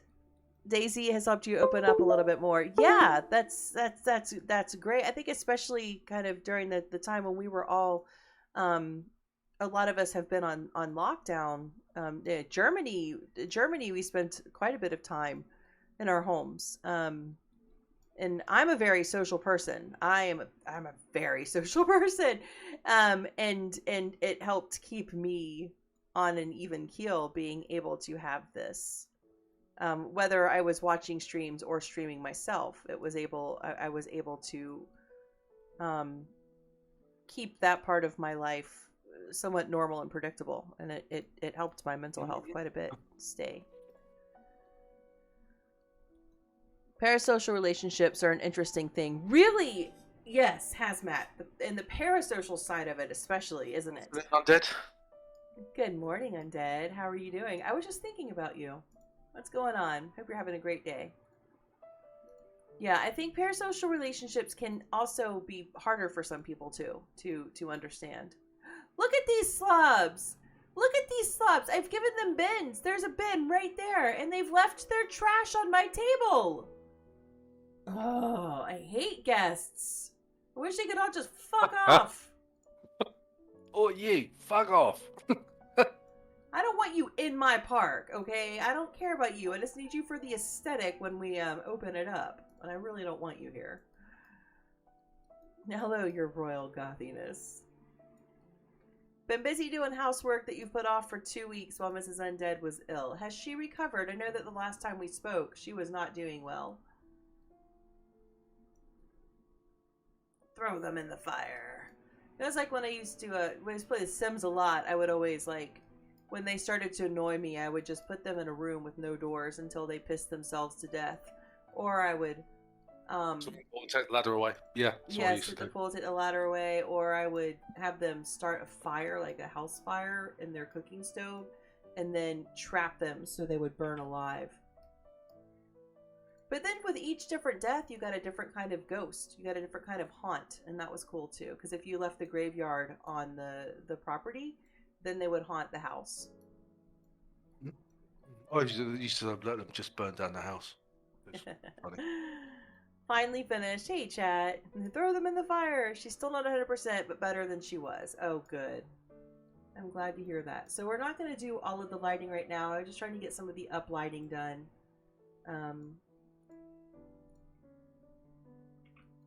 We'll go back. Like when I do the finalization of the park, one of the last things I will do is come in and put in all of the lighting. But for now, we're just going to get some of the up lighting. So I think up lighting looks so nice on trees and such. JNC, what's up? There were 2 good videos done on them on YouTube to partner. Oh, I'll have to check those out. Yeah, I really think like the sociology and the psychology behind parasocial relationships is quite interesting. Because you can definitely connect to people, but that doesn't mean that you have a connection with a person, you know? And sometimes that little garden you're doing there reminds me of that little Italian restaurant with that stuffed squirrel in the tree. Oh, the restaurant where I threw tiramisu at your face. Yeah, that's the one. Yep. Oh my god. In The Sims 4, you freeze people and set them on fire. It's so good. It's so good. So TV Yes. Max has shelves full of Halloween stuff in, and I saw my first Christmas ad on TV last night. Christmas. What the fuck? What, already? bring me Halloween. Can you link? Hold on a second. Ooh, a new follower. Joplin Loves Games. Hello, thank you so much. Welcome on in. Yeah, hold on a second, Hazmat. Hold on.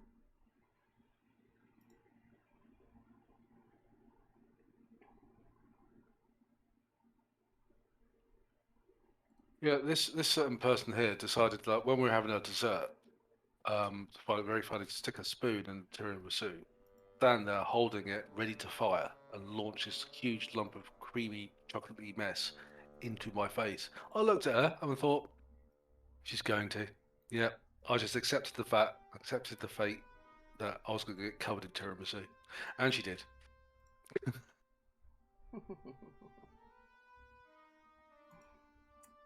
Yes, sir. I sure did. So I did get my own back. All right, Hazmat. If you try, you should be able to now. Christmas ad for some overpriced artificial real Christmas trees. Yeah. What's up? What's up with that? Seriously, come on. All right. Let me go put that on my save to watch later list. Okay, cool. Thank you. All right. So, yeah, God, Christmas ads already. I bet you anything. If I don't go on base very often, I don't go over to the Miller base very often, but every once in a while I go over. There's a Royal Air Force command on the military base near where I live, and every once in a while I'll go over there and pick up my PG tips and my Marmite supply. But I'll also stop by the American grocery store to get things once in a while, and I'm willing to bet they probably are. God, that looks good right there. Yeah, like that's a good scene, isn't it? You see the go-kart kind of barely coming around. You see it up here, and then you can see him pass down here. PG tips. It's good shit. But yeah. I bet you they'll have Halloween candy out already, and I bet you it will already be getting, it will melt because there's no AC, so it all just melts. However, good for you, Slang. Do you want me to pick up some Halloween candy this week for you to eat on your visit? Yeah, can do. Yeah, can do. Oh, I'll bring the Tangfastics as well. Please bring me the Tangfastics. Please. You know how much I love the Tangfastics.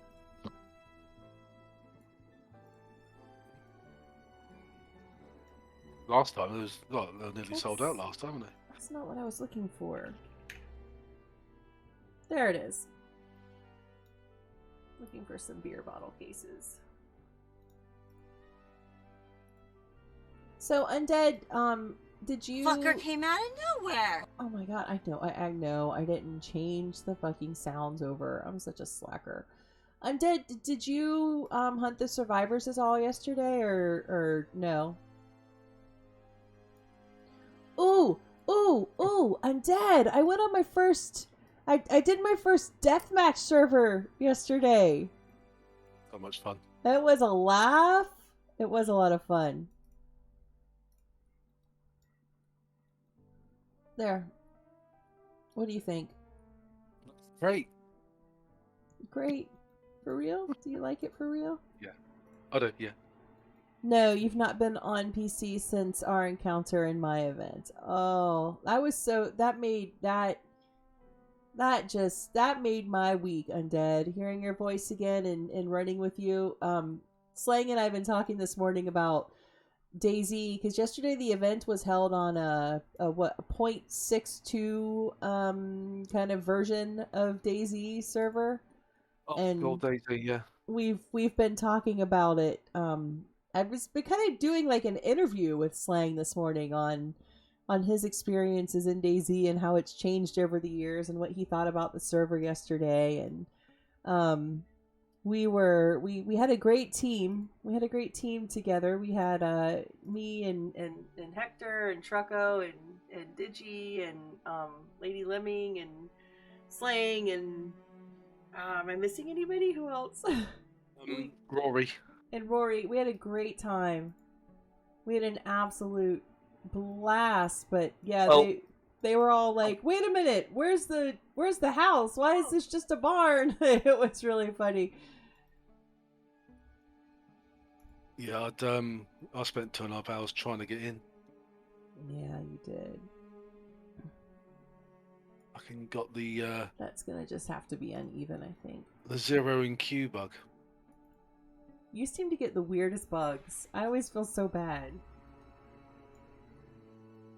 Well, Okay. I was logging in well before you guys. I was in front because I was like position 3 when you guys were like 7, 11, whatever else. I was like, "Yep, loading in," and then it got down to 0, and it loaded all the way in. It just sat there. I was like, "Really, really?" And then I had to come out and start again. Then I got to position 3, got down to position 1, and it kicked me. So I tried for the last time, didn't I? And I started at position 44. It's like, well, that's me done. Yeah, but you stayed. Like, you stuck it out. You did it. You stayed. I wouldn't have. I don't have that kind of patience. You and I are definitely cut from a different cloth in that regard. You have way more patience than I do. Well, a bit more tolerance for bullshit, I think. But in the end, we did have a good time. It was a really good run. I mean, it was more of like a fight for food than it was hunt the survivors. But Fight for food, ammo, and guns. Yeah. But I did get to run with you for about an hour before we both got killed. yeah, it was nice because I found that Mosin and I got so excited. Because we found out I could do a little bit of damage if I have a little bit of distance. Yep.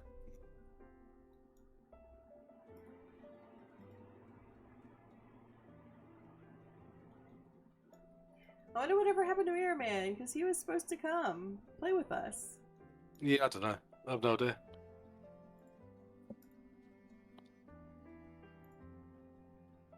Oh, it's getting warm in here.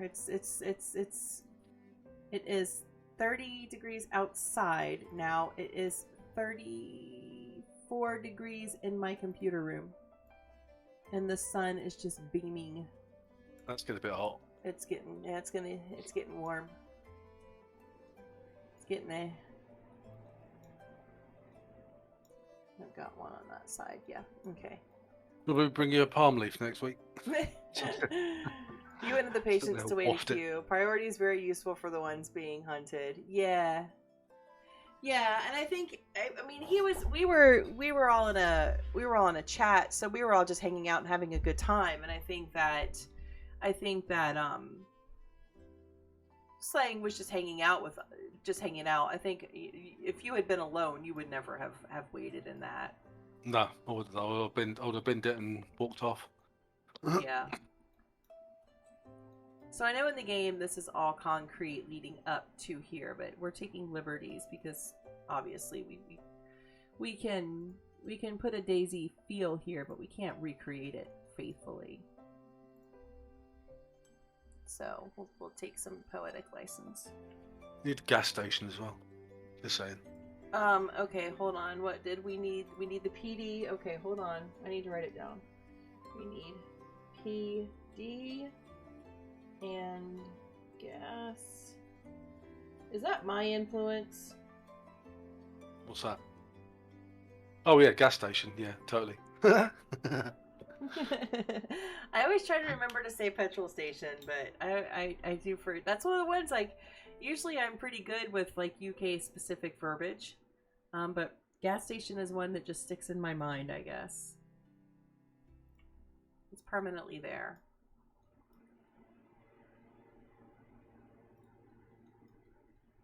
You remember the Daisy when the fire station was just down from the church in the hill in Electro, roughly where the supermarket is now.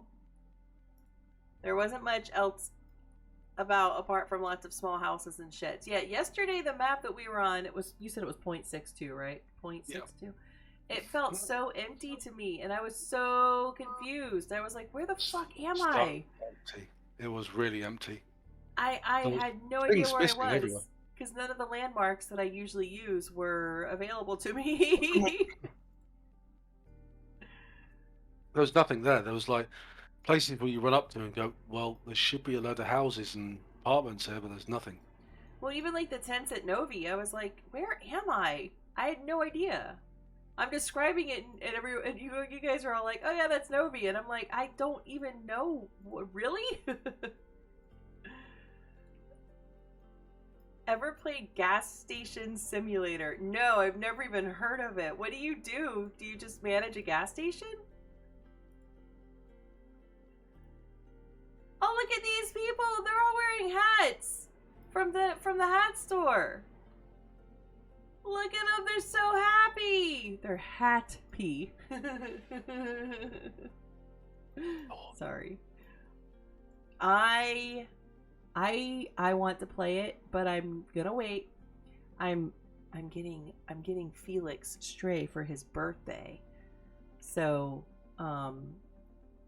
because he loves cats. Of course, he's got 2 cats at his dad's house, and yeah, he's gonna get Stray for his birthday.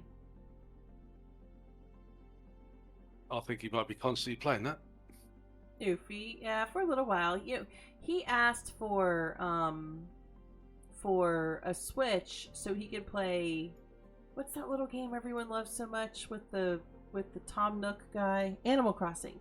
He asked for a Switch for years so he could play Animal Crossing. So his dad got him one for Christmas last year, and he played Animal Crossing for like 3 days, and then he'll play it once in a while. But for somebody who begged for it for years, it definitely didn't last long in the I can't live without this game. You know, I can't live without playing this game every day category. Yeah. He's so into. There we go. There's just some. Oh, because I'm doing the rocks. Those are some Yorkshire lads, right? Slang? What's that? Yeah, Sheffield, yeah. Yeah. From what you have seen of it, yeah. Thank you for the biddies, by the way. No problem. Thank you for the Def Leopard.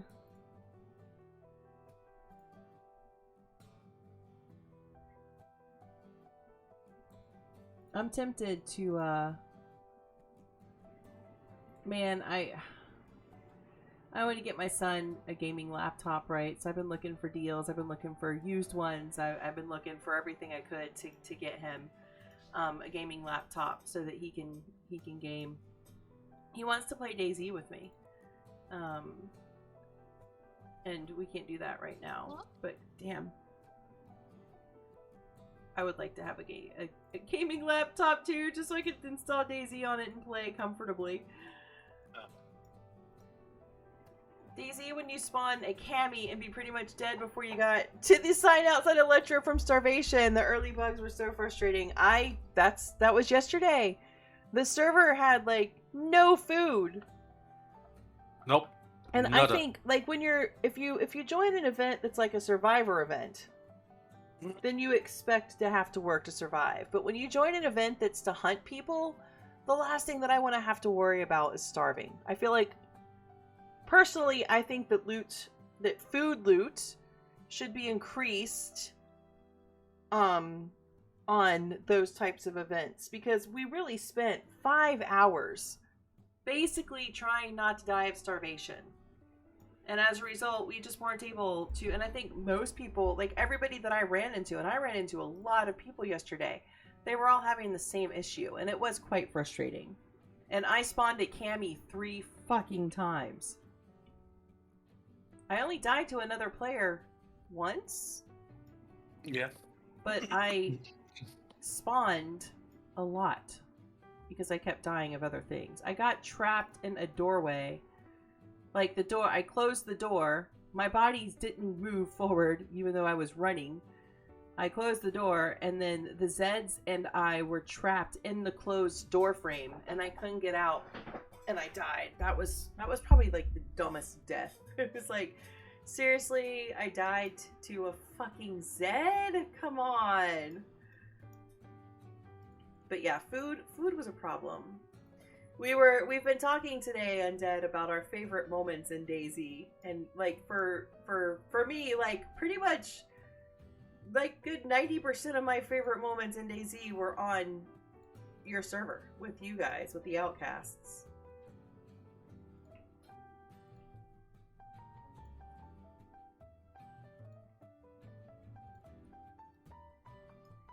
And yesterday when we were running around Chernarus, we were like, or no, it was the Dong Dash, wasn't it? And we were like, this is where we had this, and this is where we had that, and it was so good to just kind of like memory lane it, you know? Yep.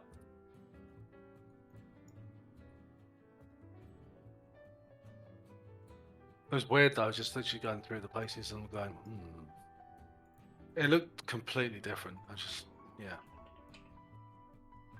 And I think it was half the problem. We're going places thinking, oh, we'll pick up stuff here, and it wasn't there. Yeah.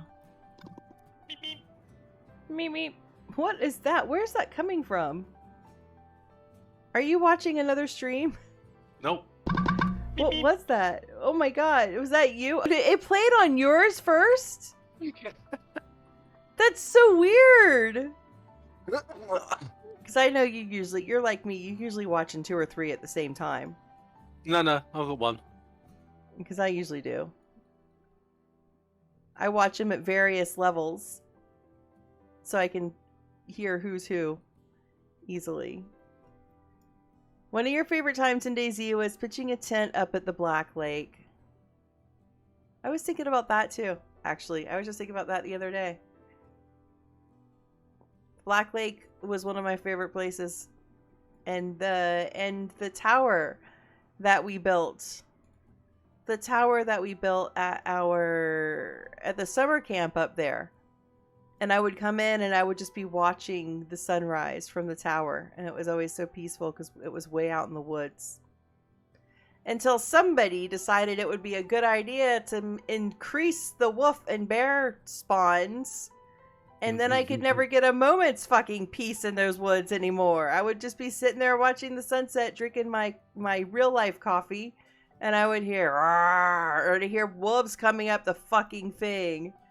Because somebody in their infinite wisdom thought we should increase everything all over the fucking map. Who would that have been? Hum. Who could have done it? That was funny. Yeah.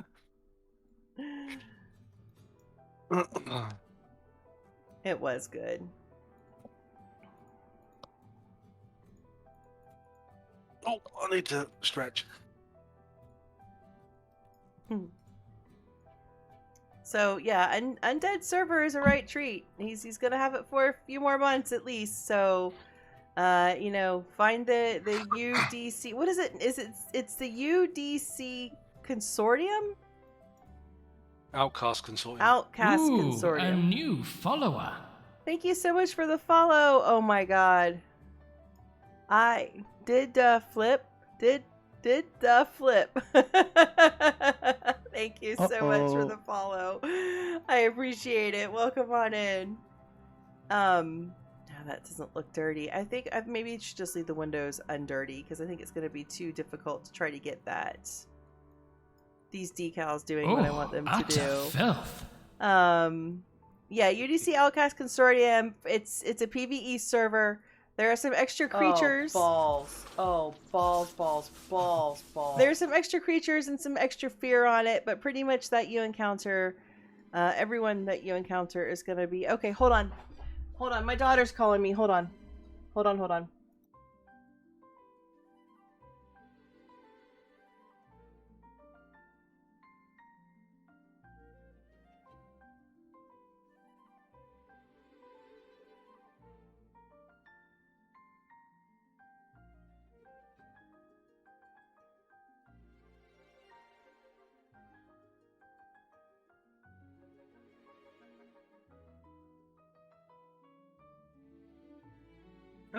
She'll return soon.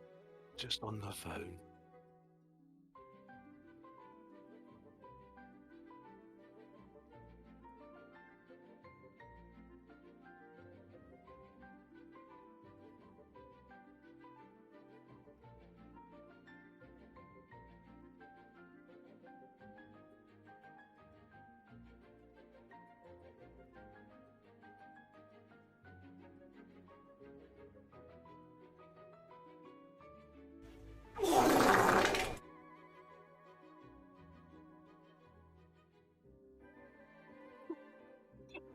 Oh.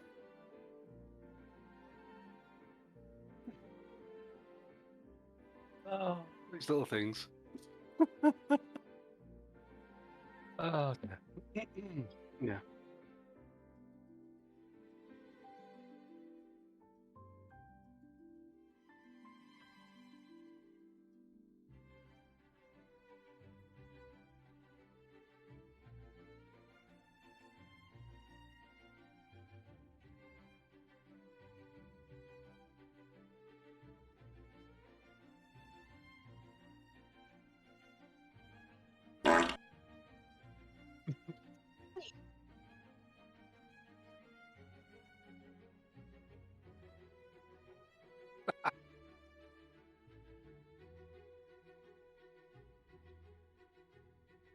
Right.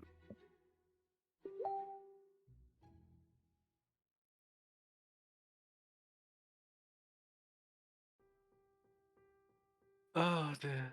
Oh, these little things. Oh, balls. Oh, balls, balls, balls, balls.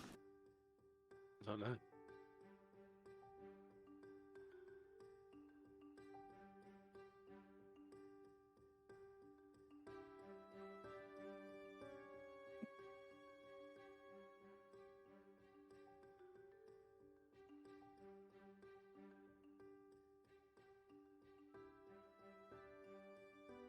Ew, no, David.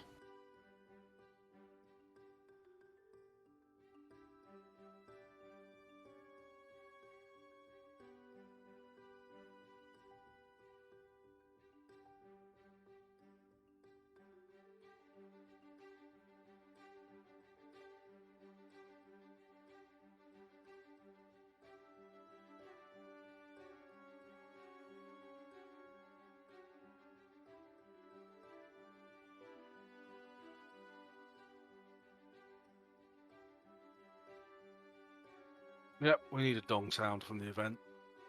Definitely. Need to clip that from the VOD.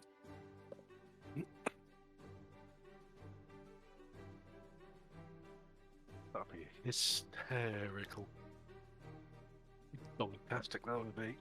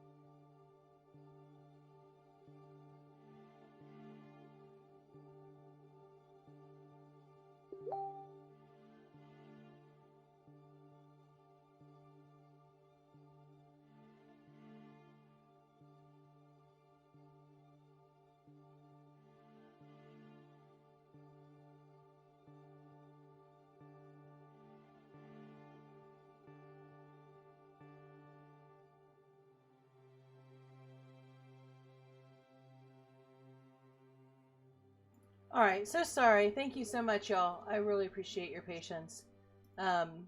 Yeah. So my son has been staying with my daughter for the summer because they haven't seen each other in several years, and my ex very thoughtfully provided the means for us to get my son to my daughter so that he could spend time with his sister, and he's flying back from the States today, and he's a minor, so he's flying. He has to have an escort in order to fly, and they needed, because my ex-husband is going to be the one picking him up from the airport tomorrow, they needed his home address. But he was not answering his phone at all. He wasn't answering Facebook. He wasn't answering WhatsApp. And my daughter is desperately trying to, reach him. So I was trying to reach him too.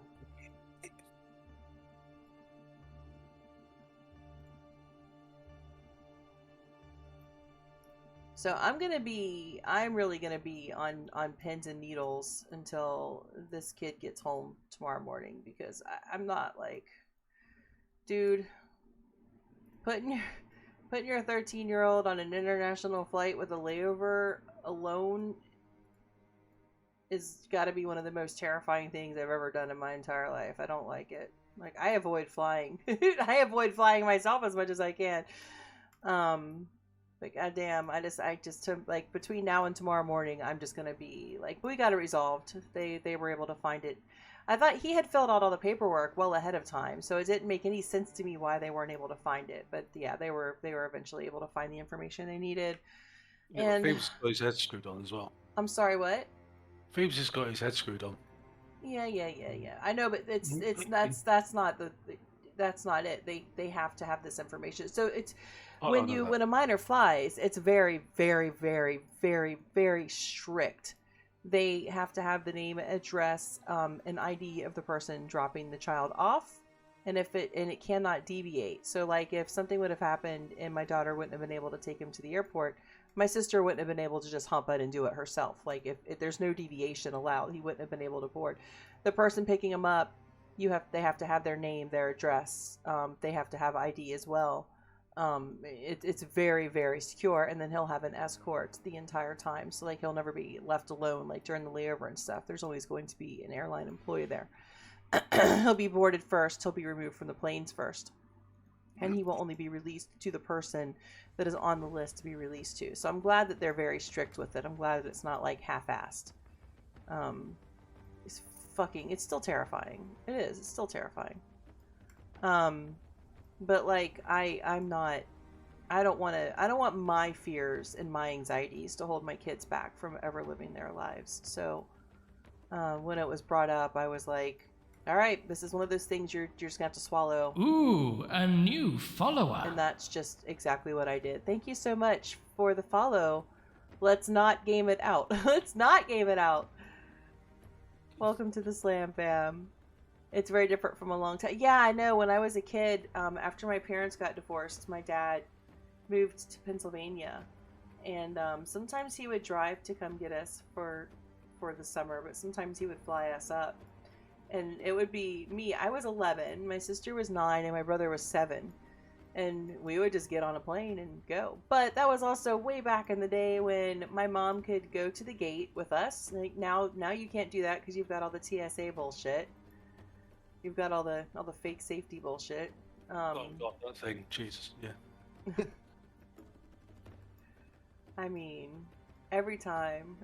But yeah, so yeah, like my mom used to take us back all the way to the gate, put us on the plane, and we'd be off.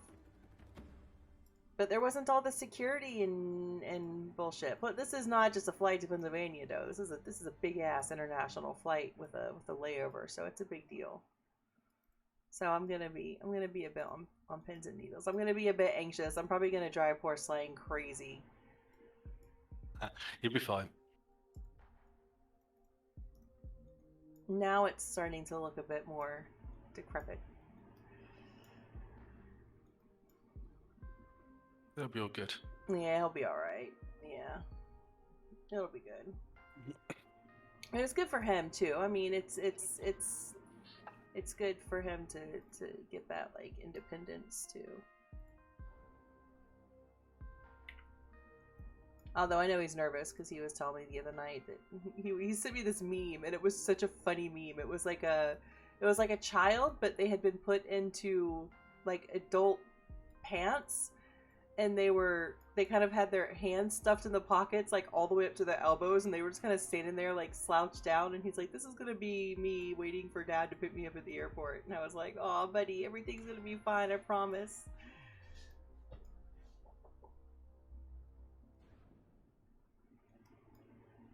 I wish I could be the one to pick him up, but since my ex was like, "Well, I work close to there, so I'll just go do it," I was like, "Oh."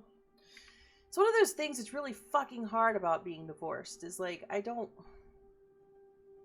get to just have unlimited access to my child anymore, and I fucking hate that, because like, my greatest joy in life is my kids.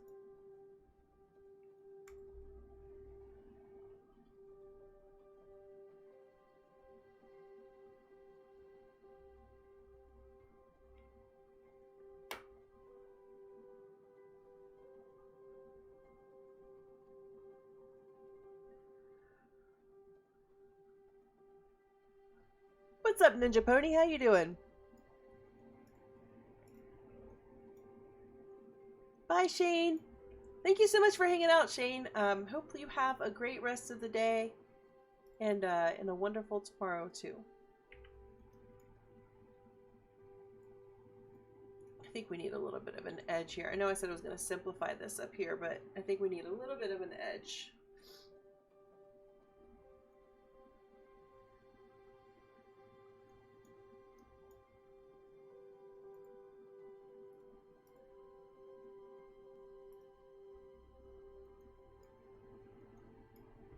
Yeah. I mean, my ex and I are definitely we're definitely very friendly, and we co-parent very well. It's just I was a stay-at-home mom for my son's entire life, and I homeschooled my kids as well, just because of circumstances that we had with my ex's job. They never provided money in the contract for schooling, and as we lived overseas, like private schools are very expensive and we couldn't afford them, so I just homeschooled my kids. So I'm just used to being around, you know, like my daughter got married and moved out, and that's normal. That's the way things should go. But my son's only 13, so I didn't ever envision his life where I wouldn't just be able to see him on a daily basis, or just like, if we were still married, my ex never would have taken off of work to go pick my son up from the airport, ever. He was not really involved. He's become much more involved as a dad since our divorce, which I appreciate. but also like it steps on my toes sometimes, and I don't like it. You know, I don't express that to either him or my son, because that wouldn't be right to express. But it does, like, it, you know, it not gonna lie, it does bother me, because like I've been the only parent that stepped up, and now all of a sudden, yeah. Anyways, I'm not gonna fucking get it, but yeah, I just miss my son. I just want him to come home. That's all. You're gonna die alone. Oh my god. Your friends and family still ask me when you're gonna find a nice girl and get married. Oh my god. That's such an obnoxious thing to do, though. Like, seriously, find anything else to ask. That's just... We're gonna put a poster up on this wall because it's such a big blank space. Thank you, Sarah. Homeschooling is a mixture. I tried it. It was hard, but it was rewarding. Yeah, it was. I mean, I homeschooled my son for... Well, it was his first year of public school was this last year. And he was like, Mom, I really want to go to school. And I was like, dude, I would love for you to experience it. Let's see what we can work out. And my ex had gotten a new job, and he said the new company actually does pay for school. So he was able to secure funding in the contract for school, which was great. Because then that afforded my son the opportunity to see what school was all about, you know.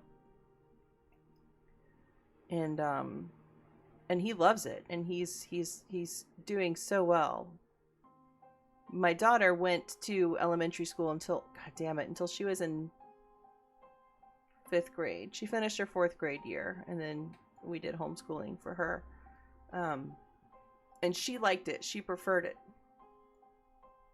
She's a little bit more introverted, whereas my son is a lot more like me. He's very extroverted and very social.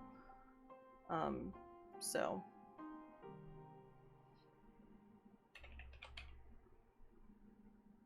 but yeah, it's great. Like, he's got a huge friend group, and he had a boyfriend his first year in school. Like, he just popped right in, you know. Of course, it's not like we were a home. You know, homeschooling is kind of a misnomer, isn't it? Like, I very rarely was at home with my kids. We were always out at museums or castles or cultural events or homeschool events. Like, you're not actually just home. you're out in the world.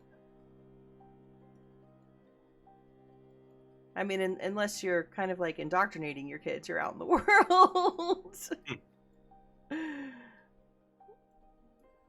That is one facet of it. Sometimes we did find a difficult time belonging in the communities, because we don't homeschool for religious reasons, and we're not conservative. So trying to find spaces in those communities can be quite challenging. Yeah, going places. Like, when we lived in Japan, it was amazing. And then living here, it's like you get to learn about all the stuff that you get to, like, learn about firsthand and see it and touch it. You were bullied at homeschool. Oh goodness, in Japan. Oh gosh. Yeah. I have a difficult mom myself. I know how that is.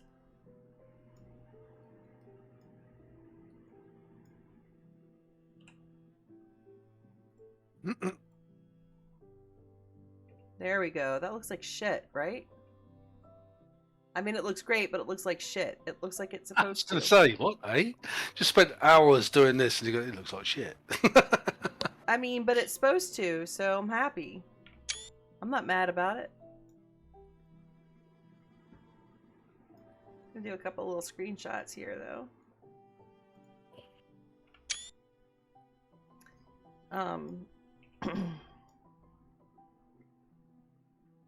Yeah, I mean, you know, parenting is hard, co-parenting is hard.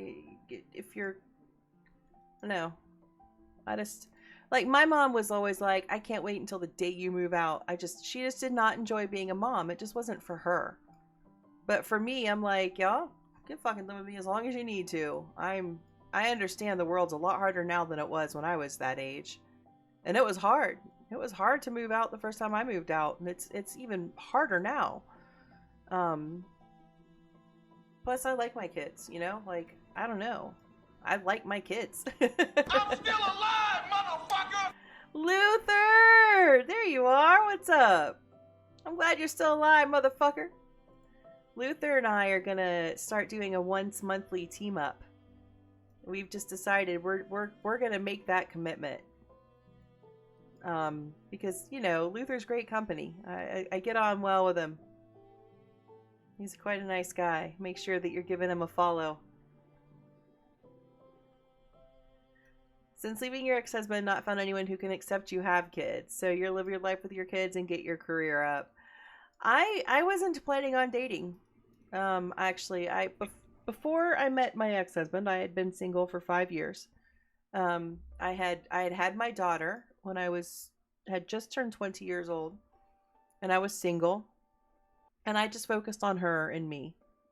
And then I met my ex-husband, and we were together for 17 years. And I wasn't like closed off to dating, but I wasn't looking to date. I was just like living my life, you know. I had gotten out of a relationship that was very mentally unhealthy, and I was just making sure that I was good, you know, and I wasn't really interested in dating. So when I met Slangani, we were really just friends with each other, and it just kind of turned into something, which is nice. He's absolutely perfect for me, you know. Our temperaments are similar. He's very accepting of the fact that I am just a million flaws wrapped into a person. No, you don't. I am, though. It's the truth, You and don't. it's okay for that to be the truth, though. It's nothing. That could be further from the truth. It's like it's that you. Sorry. Hush.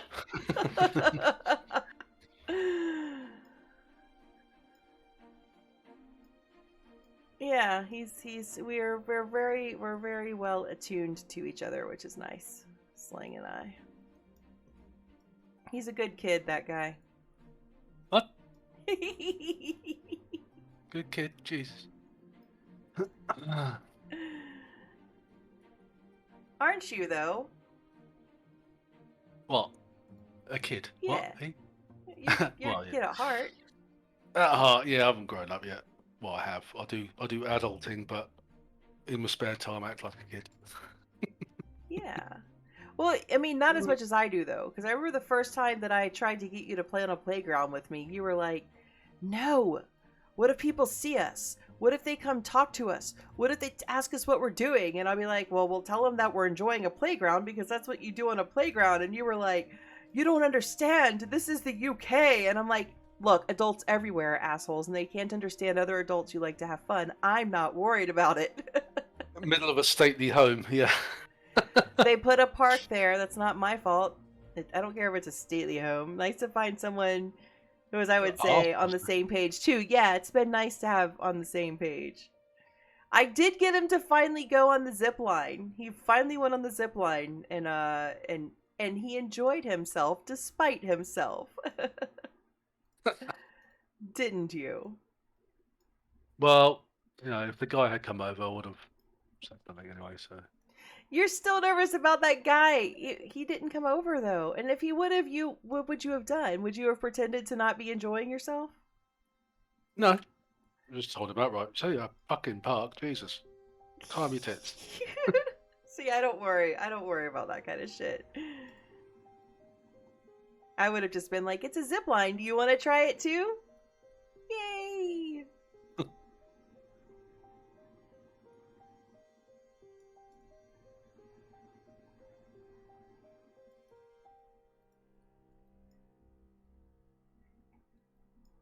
I don't know. I feel like there shouldn't be an age limit on having fun. I mean, who decided that you should stop doing things that bring you joy when you reach a certain age? If The Victorians. swinging or going on a zip line brings me joy, then I'm gonna do it regardless of my age because it's gonna bring me joy regardless of my age. Exactly, boring people. Well, isn't this the reason why you get most people are still playing video games? Because they're not they do stuff they enjoy. Yeah, but a lot of us do get shit for it. Yeah. But I always tell people, you know, when I get shit for it, like my mom will give me shit for it. She's like, I did it, and I'm like, okay, let me ask you a question. While we're sitting here having this conversation, you've been staring at your phone for the past 45 minutes. What are you doing? Playing Candy Crush. Playing Candy Crush. It's broken, remember? I'm trying to fix it. No, not you. I'm talking like my mom. I'm having a conversation with her, and she'll be dogging me for video games. And I'll be like, what are you doing with your phone? And she'll be playing Candy Crush on it. And I'll be like, well, it's just different sides of the same coin now, isn't it, mother? Or, you know, because she'll be just like, you just need to grow up. Or I'll just bring up the fact, what do you do when you get home from work every day? If you sit down on your ass and turn your TV on and you want to bust people's balls for playing a video game, then you're being a hypocrite, because your enjoyment might be sitting in front of a TV until you go to bed, and my enjoyment might be sitting in front of my PC until I go to bed. Like, it's either way, it's entertainment. Yours is passive, mine is active.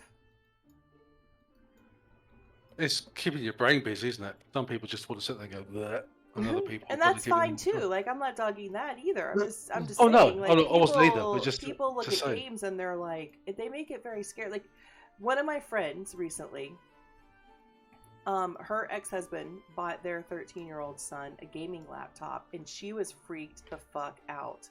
My enjoyment is sitting on my couch watching Poe build. What's up, cat? I'm always gonna call you Sergeant Sweets in my brain, though, and in my heart. I should just call you Death Cat. What's up, Death Cat? Rah, rah, rah, rah, rah, rah. Well, thank you so much. I appreciate that. But yeah, my friend, her ex bought their son a gaming laptop, and I think it was more the fact that her and her ex do not get along. They hate each other, and everything that they each do, they both hate what the other does. But her ex bought a gaming laptop, and she was freaking out. She's like, my ex bought my son a gaming laptop and got him Steam, and I don't understand what Steam is. Is he going to be allowed to talk to strangers? We don't do, you know, I'm on his Xbox account. I'm on his PlayStation account. He talks to no one. He doesn't play games without me around. And and I'm like, okay, look, Steam is literally just a place where you buy video games. Yes, there is an inbox, but it's not like a chat where you're having live chats.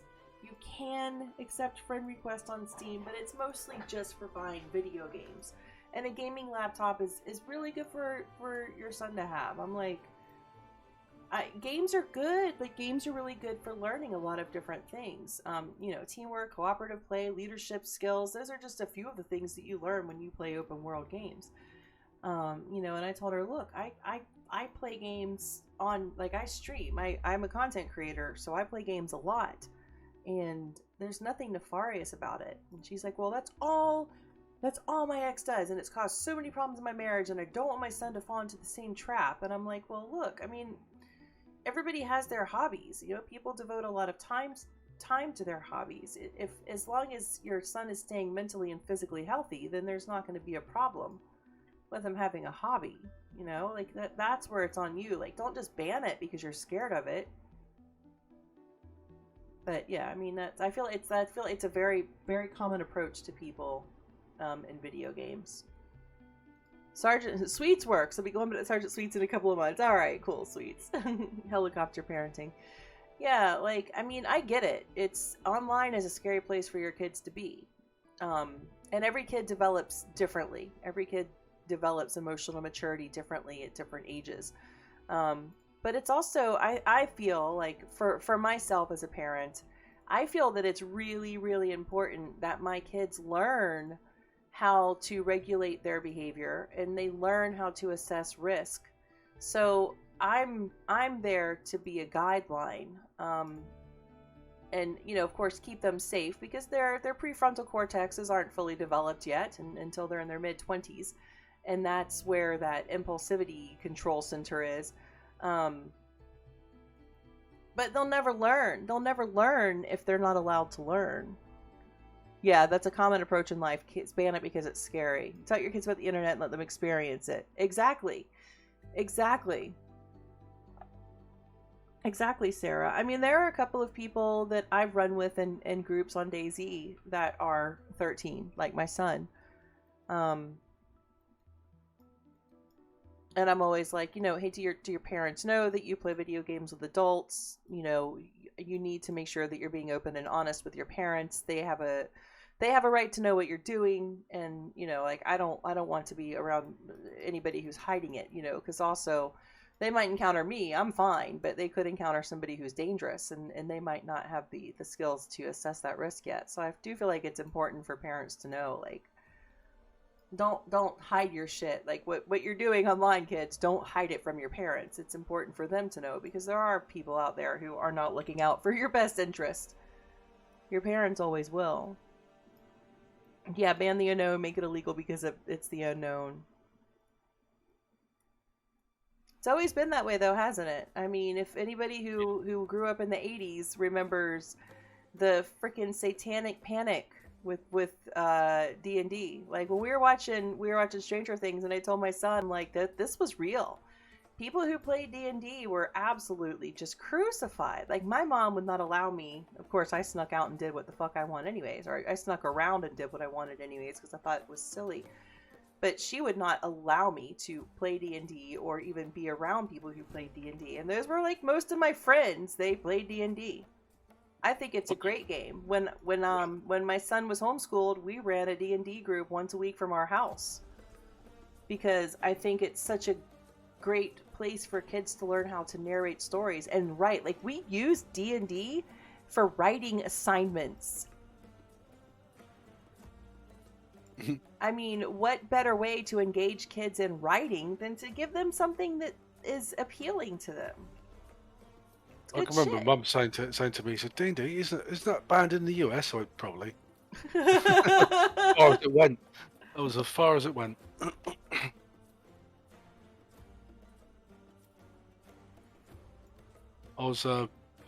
Did have all, I think, back then, I think it was the second edition. Stacks and stacks of books, and my mum just noticed it and went, isn't it banned in the US? I went, yeah, probably, and carried on. Yeah, but so are Kinder Eggs. I mean, come on. You were playing D&D and World of Warcraft, and being a goth was the worst one. Yeah. My family, I went through a little goth phase, but mostly I was like just a grunge punk kid. And I always, all my friends, like all my guy friends, always had really long hair. My dad hated that. He was such a, yeah. Unlike Mr. Undead, we don't have a relationship, my dad and I, but yeah, like my friends would come over and he'd be like, "Why do you have long hair? Do you like looking like a girl?" Well, what the fuck's wrong with being a girl? Look like a girl. You literally have 2 fucking daughters. You don't want anybody to mistake you for being a girl, do you, son? You better get that haircut. People won't think you're a real man. Ugh. Drive me crazy. Dude, my mom chilled out so hard by the time my youngest brother was a teenager. He didn't even have rules. He didn't even have a fucking curfew. I was so mad. And I would be like, Mom, that's so unfair. Why did you put me through hell? And then she would do the whole, it's different with girls, Heather. You can get pregnant, your brothers can't. And I always just felt like that was a shitty take. Like, shitty fucking take, Mom. Seriously. Oh, being raised by boomer parents is so hard. It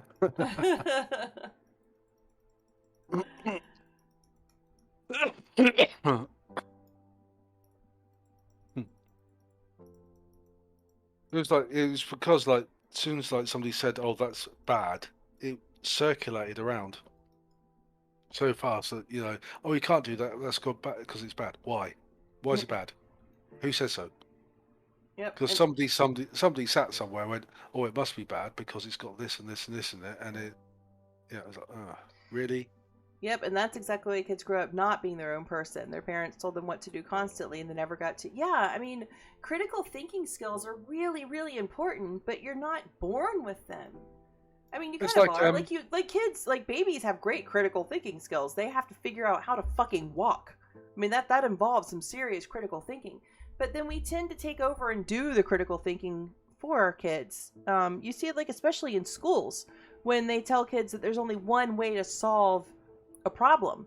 And if you don't solve it that way, the way the book says or the way the teacher says, then you're wrong. Whereas I think if you're coming up with a solution, your critical thinking and logical thinking skills are being developed as you have to figure out the solution to this. Like, telling people there's only one way to do things doesn't allow for the development of those critical thinking skills, which we so desperately need. Sorry, Slang. You were going to say something. Can't remember now. It's gone. I'm so sorry, honey. I'm like a fucking motorboat when I'm talking. What? Sorry. Who's motorboating? I'm sorry, I'm an asshole. Wait, what? I said, who's motorboating? Oh my god, shut up.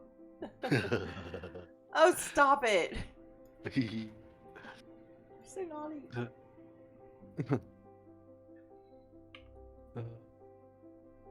Thing is, though, like, way back when, like, late 70s, early 80s, it was a completely different world. It's not like it is now. It was like, there's things you could say that you can get away with now, even though they're not politically correct, even back then. And there was shows on TV and stuff like that. People were allowed to watch that. People, like kids were allowed to watch that sort of stuff. Right. And they wouldn't even be considered to be broadcast now. But some of those things are good. They won't, like some of that is good. Like when we talk about things that are politically correct or not politically correct, and people get all mad about like that kind of culture, I think anything that is embracing inclusivity and diversity is a good change. Like, there are definitely words that don't belong in our vocabulary, and it's for a very good reason. It's because it's harmful and oppressive to others. And then there are some things like, it shouldn't be this huge blanket ban. Like, there are some shows that you couldn't get away with watching. Like, you can't do that on television. It was a kid's show on Nickelodeon. And it was a little bit kind of raunchy humor, which you definitely wouldn't get away with now. But there was nothing intrinsically wrong with it. What I meant was that they let the kids watch it, but then on the flip side of the coin, they wouldn't let them do other stuff that was, nothing wrong with it. It's just, yeah. It's just like, it's bizarre. It definitely can. It definitely can be, can't it? What's up? What's up, Ivan? How are you doing? Welcome back. It's great to have you back. You got 15 years old, turned to your mom, said, I want to move after my exam. She's like, okay, that's one huge life experience you'll never forget. So kids can't live on their own at 15 in the States. You have to be 18 unless you're emancipated by your parents. I grew up in a really abusive household. I grew up with a lot of abuse. I grew up with a lot of hate. I grew up with a lot of bigotry.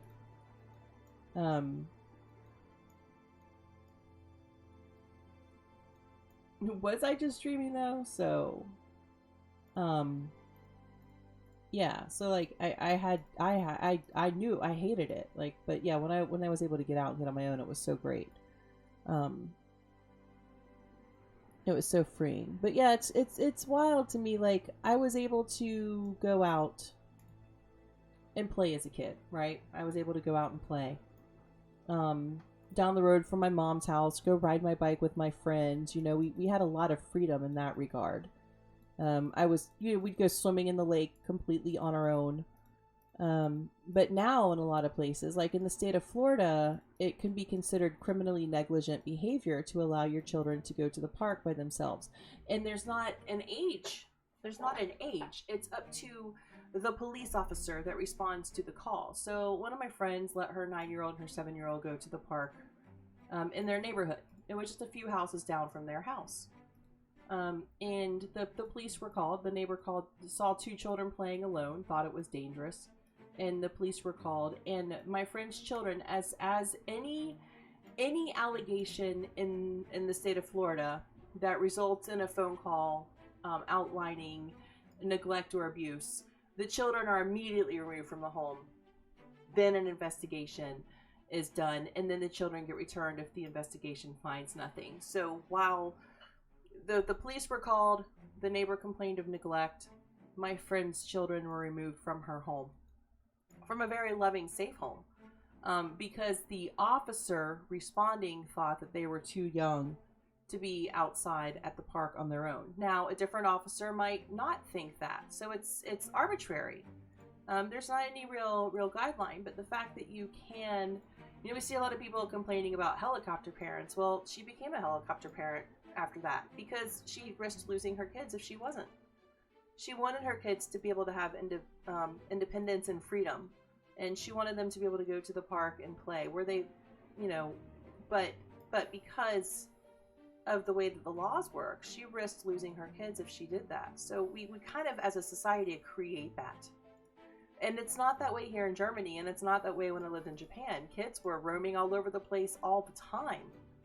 It's a very, very normal thing. But you'll see a lot of Americans get over here to Germany, and they're like, oh my God, I could never, because we're conditioned to be scared for our kids to be by themselves. Like, we are literally conditioned to be scared to let our kids do things alone.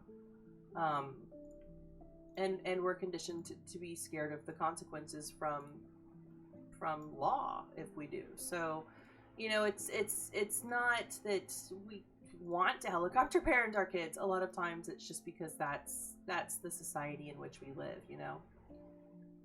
But it does creates a whole new host of problems, because then you have adults who don't have proper risk management skills and who don't have independence, and it does, it hurts them. So at camp, you found out you're allergic to some rando insect, but you don't know which one. Oh, cool. Yeah, you survived. I'm glad you had fun, though, Ivan. Camp is good. Fear sells and keeps you. It does. American government has figured that out. Yeah, when I moved to Japan, it was wild, because you see, 3-year-old, 4-year-old kids just walking down the road by themselves, kind of, tottering on their feet, and you're like, oh. But yeah, we lived about 45 minutes outside of Tokyo for about a year.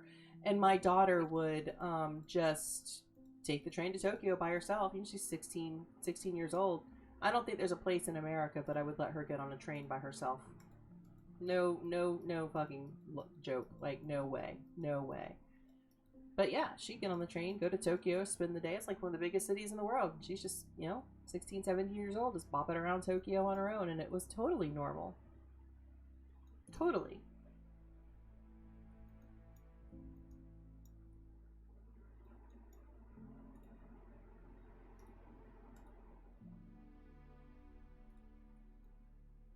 What were you going to say, honey? I was going to say, it's even got to a point in the UK where parents were letting their kids out. At all? Oh, they wouldn't even let them play in the back garden, get mucky or dirty. They'll complain that, oh yeah, you've messed up your t-shirt, or you've messed up your shorts, your shoes, your socks, whatever. Look at your face, it's mucky.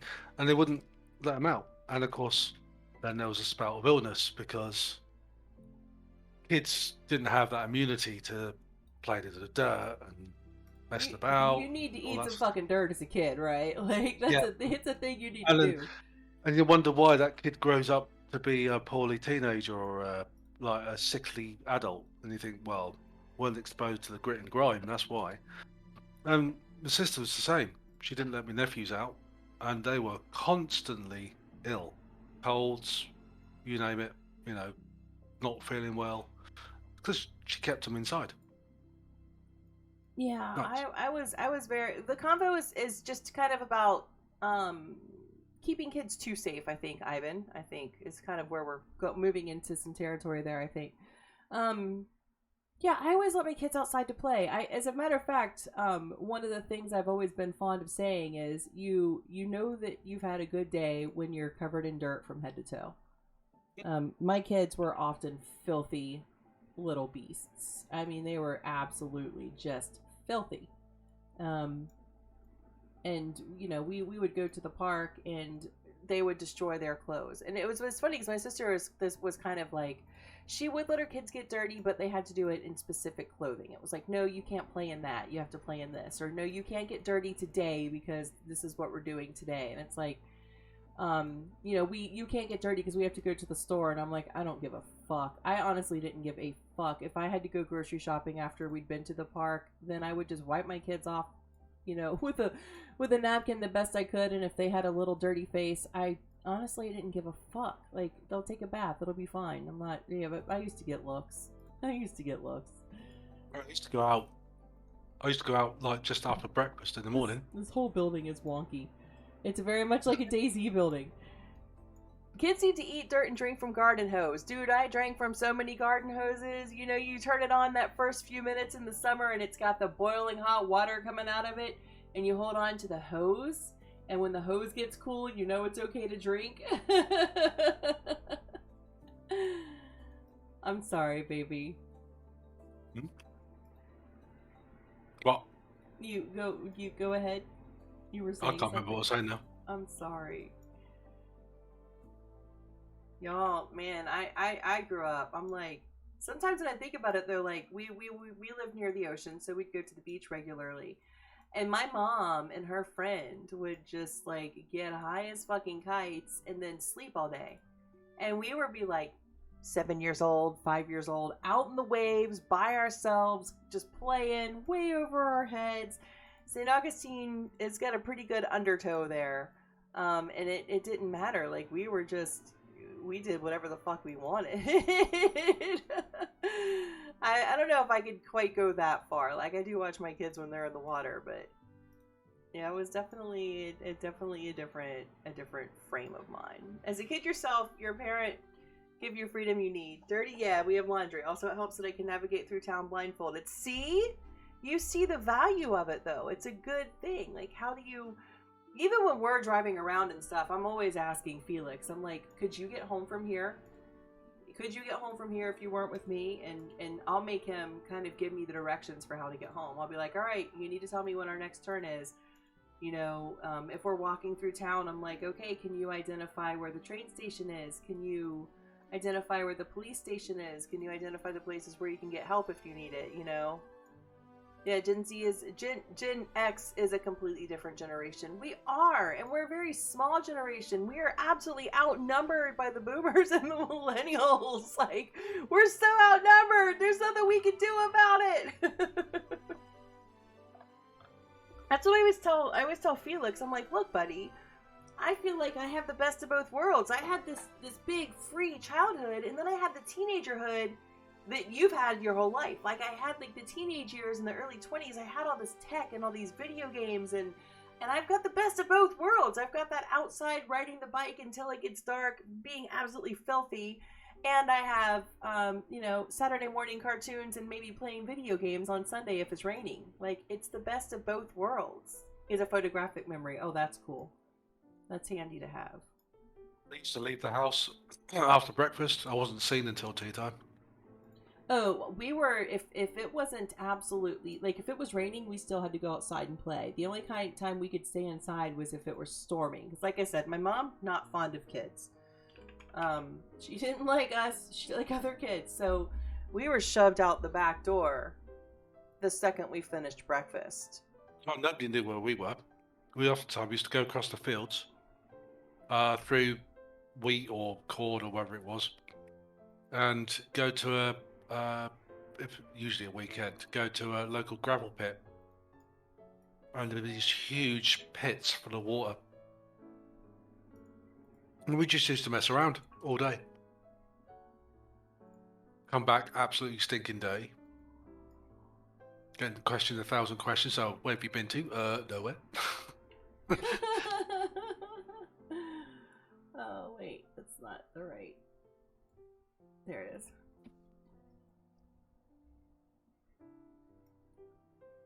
Yeah, it's the best unless you got grounded. Yeah. My mom did not like to do any punishments that would punish her. So when I was a kid, I never got grounded. Now, when I was a teenager, I would. Like, the worst thing that she could do would be to take away my books and my Walkman. If I didn't have my books and my music, I was a sad, sad poet indeed. You can get home no matter where you drop me, but don't ask me to play Google Maps, because then the stores disappear from the town. Well, exactly! Building dens in the forest, yes. I lived in a very rural area. We were definitely doing stuff like that. I mean, when the farmers were harvesting the fields, we used to make like forts out of the bales of hay, that sort of stuff. And yeah, and it stopped. There's only one reason why it stopped. It was quite dramatic in effect, but all the kids and friends, everybody, all got told to come home earlier than usual, not go certain places. And that was because while we was building this fort in the middle of this field, the farmer turned up to collect the bales of hay. No. Oh, please don't say it. No, please don't. Please don't. Please don't. If it's a bad story where there's an injury or a death, I know where this is going. Please don't. Please don't. Yes, there was an injury, and one of these twins were sent to hospital. And after that, there was literally every single parent in the local neighbourhood said, nope, didn't see one kid out on the street after that. It's just like one thing happened in the whole. Your punishment's always phone gone. Well, I mean, I didn't have phones, Ivan, and I was 12. I was 12 years old in 1990, right? 88, I was 10. Yeah, 1990. I was 12 years old in 1990. I did not have a cell phone. I had a Super Nintendo, but I wasn't really into playing it. I read books, I drew, and I listened to music. And if my mom took those things away, it was devastating to me.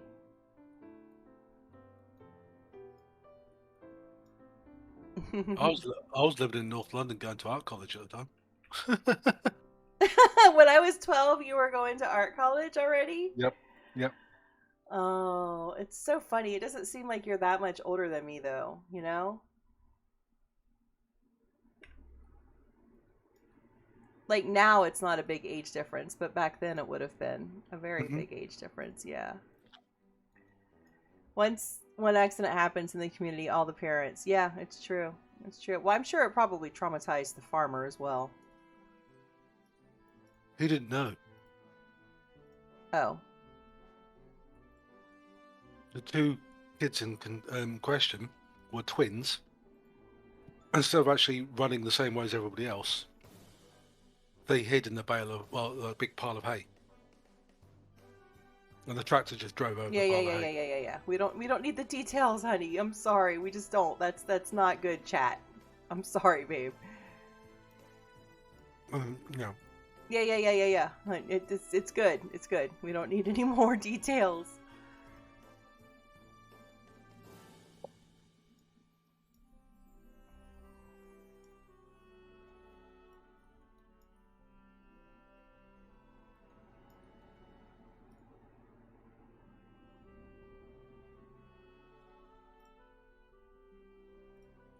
Accidents don't happen in your town. They're too scared from the military. What's up, Bob? How you doing? Welcome in. Hope you're having a great day. Oh.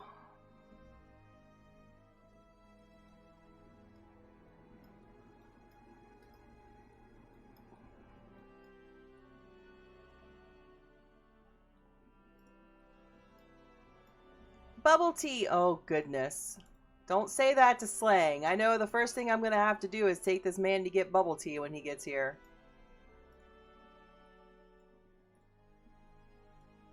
He is a big bubble tea fan, aren't you?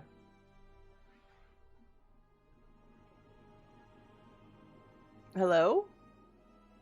Hello? Are you listening? Mm-hmm.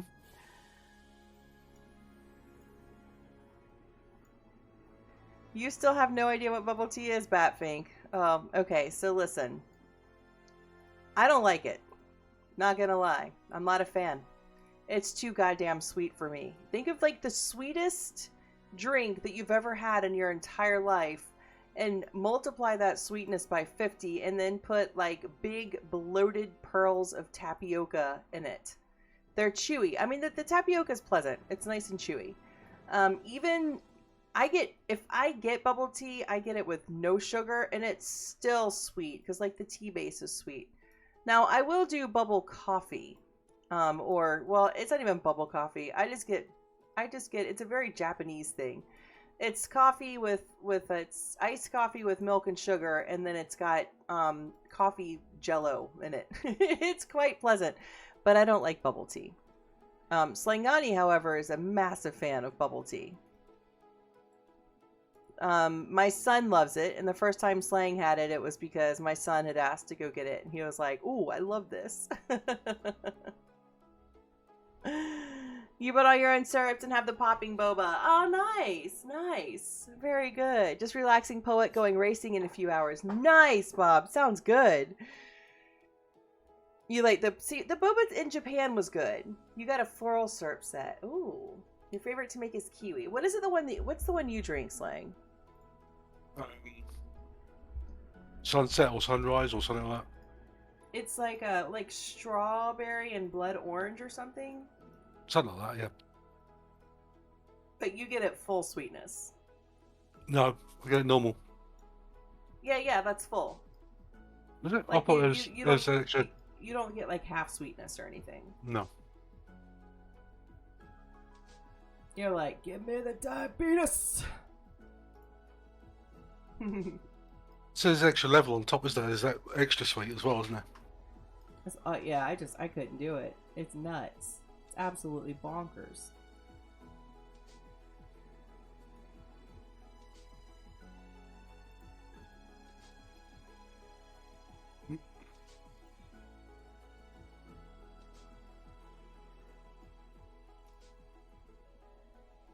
Oh my god, I haven't eaten yet today.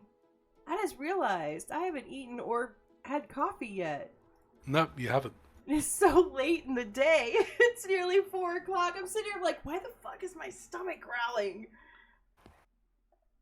I'm on red. I just want red hunger. You are currently on 4 hours and 37 minutes. Oh well, shit happens. And before you went live, I had to add 3 very large cups of tea, which are still causing me a few hassles. Excuse me, 1 second. What the fuck? Oh, that guy. He's so funny. He's such a funny guy. What color did we make these? Light blue? Yeah, okay. You don't add sugar to your tea base since the fruit syrup is already... Exactly a red hunger. Everything is Daisy now. It's all Daisy. Every bit of it. Let's go with green over here. I think green will be nice. Oof. Let's go a little bit more muted and dark, I think. Yeah, there we go.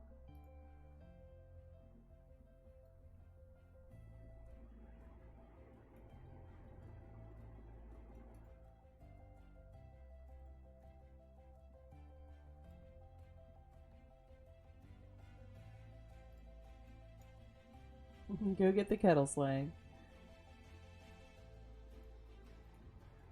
I made the mistake of drinking tea at like 11:30 the other night, and I couldn't go to sleep.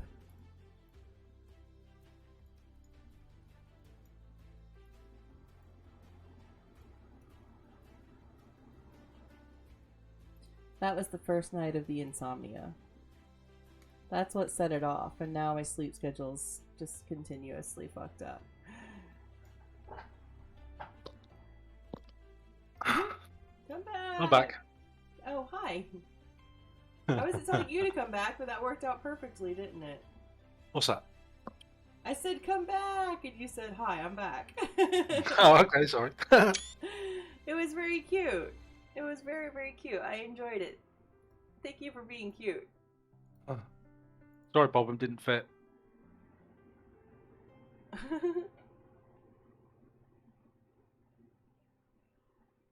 Oh, I'm so hot.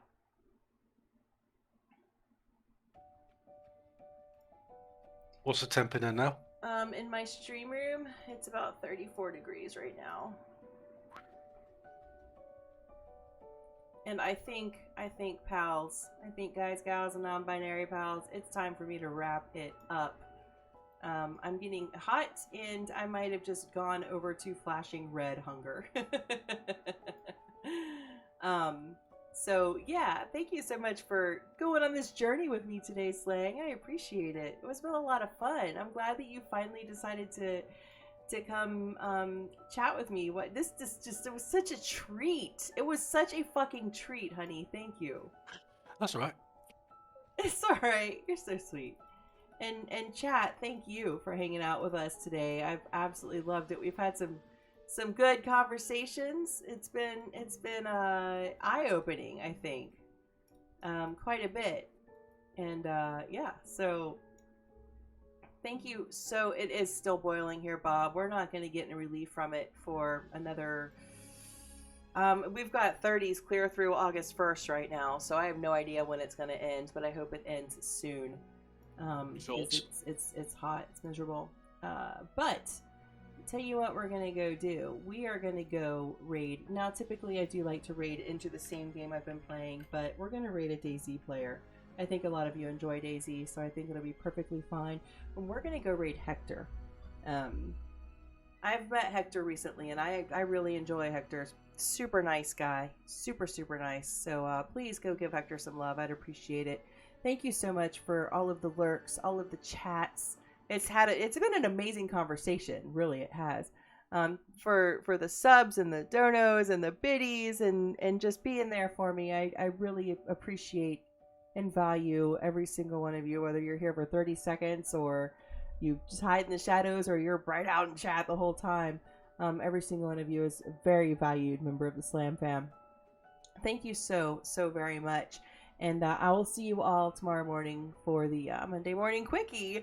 Until then, hugs and kisses and stars for wishes. Oh, Baba Booey, I have been working on this park for 4 months, 3 months, something like that. Not long. I will be working on it again tomorrow morning.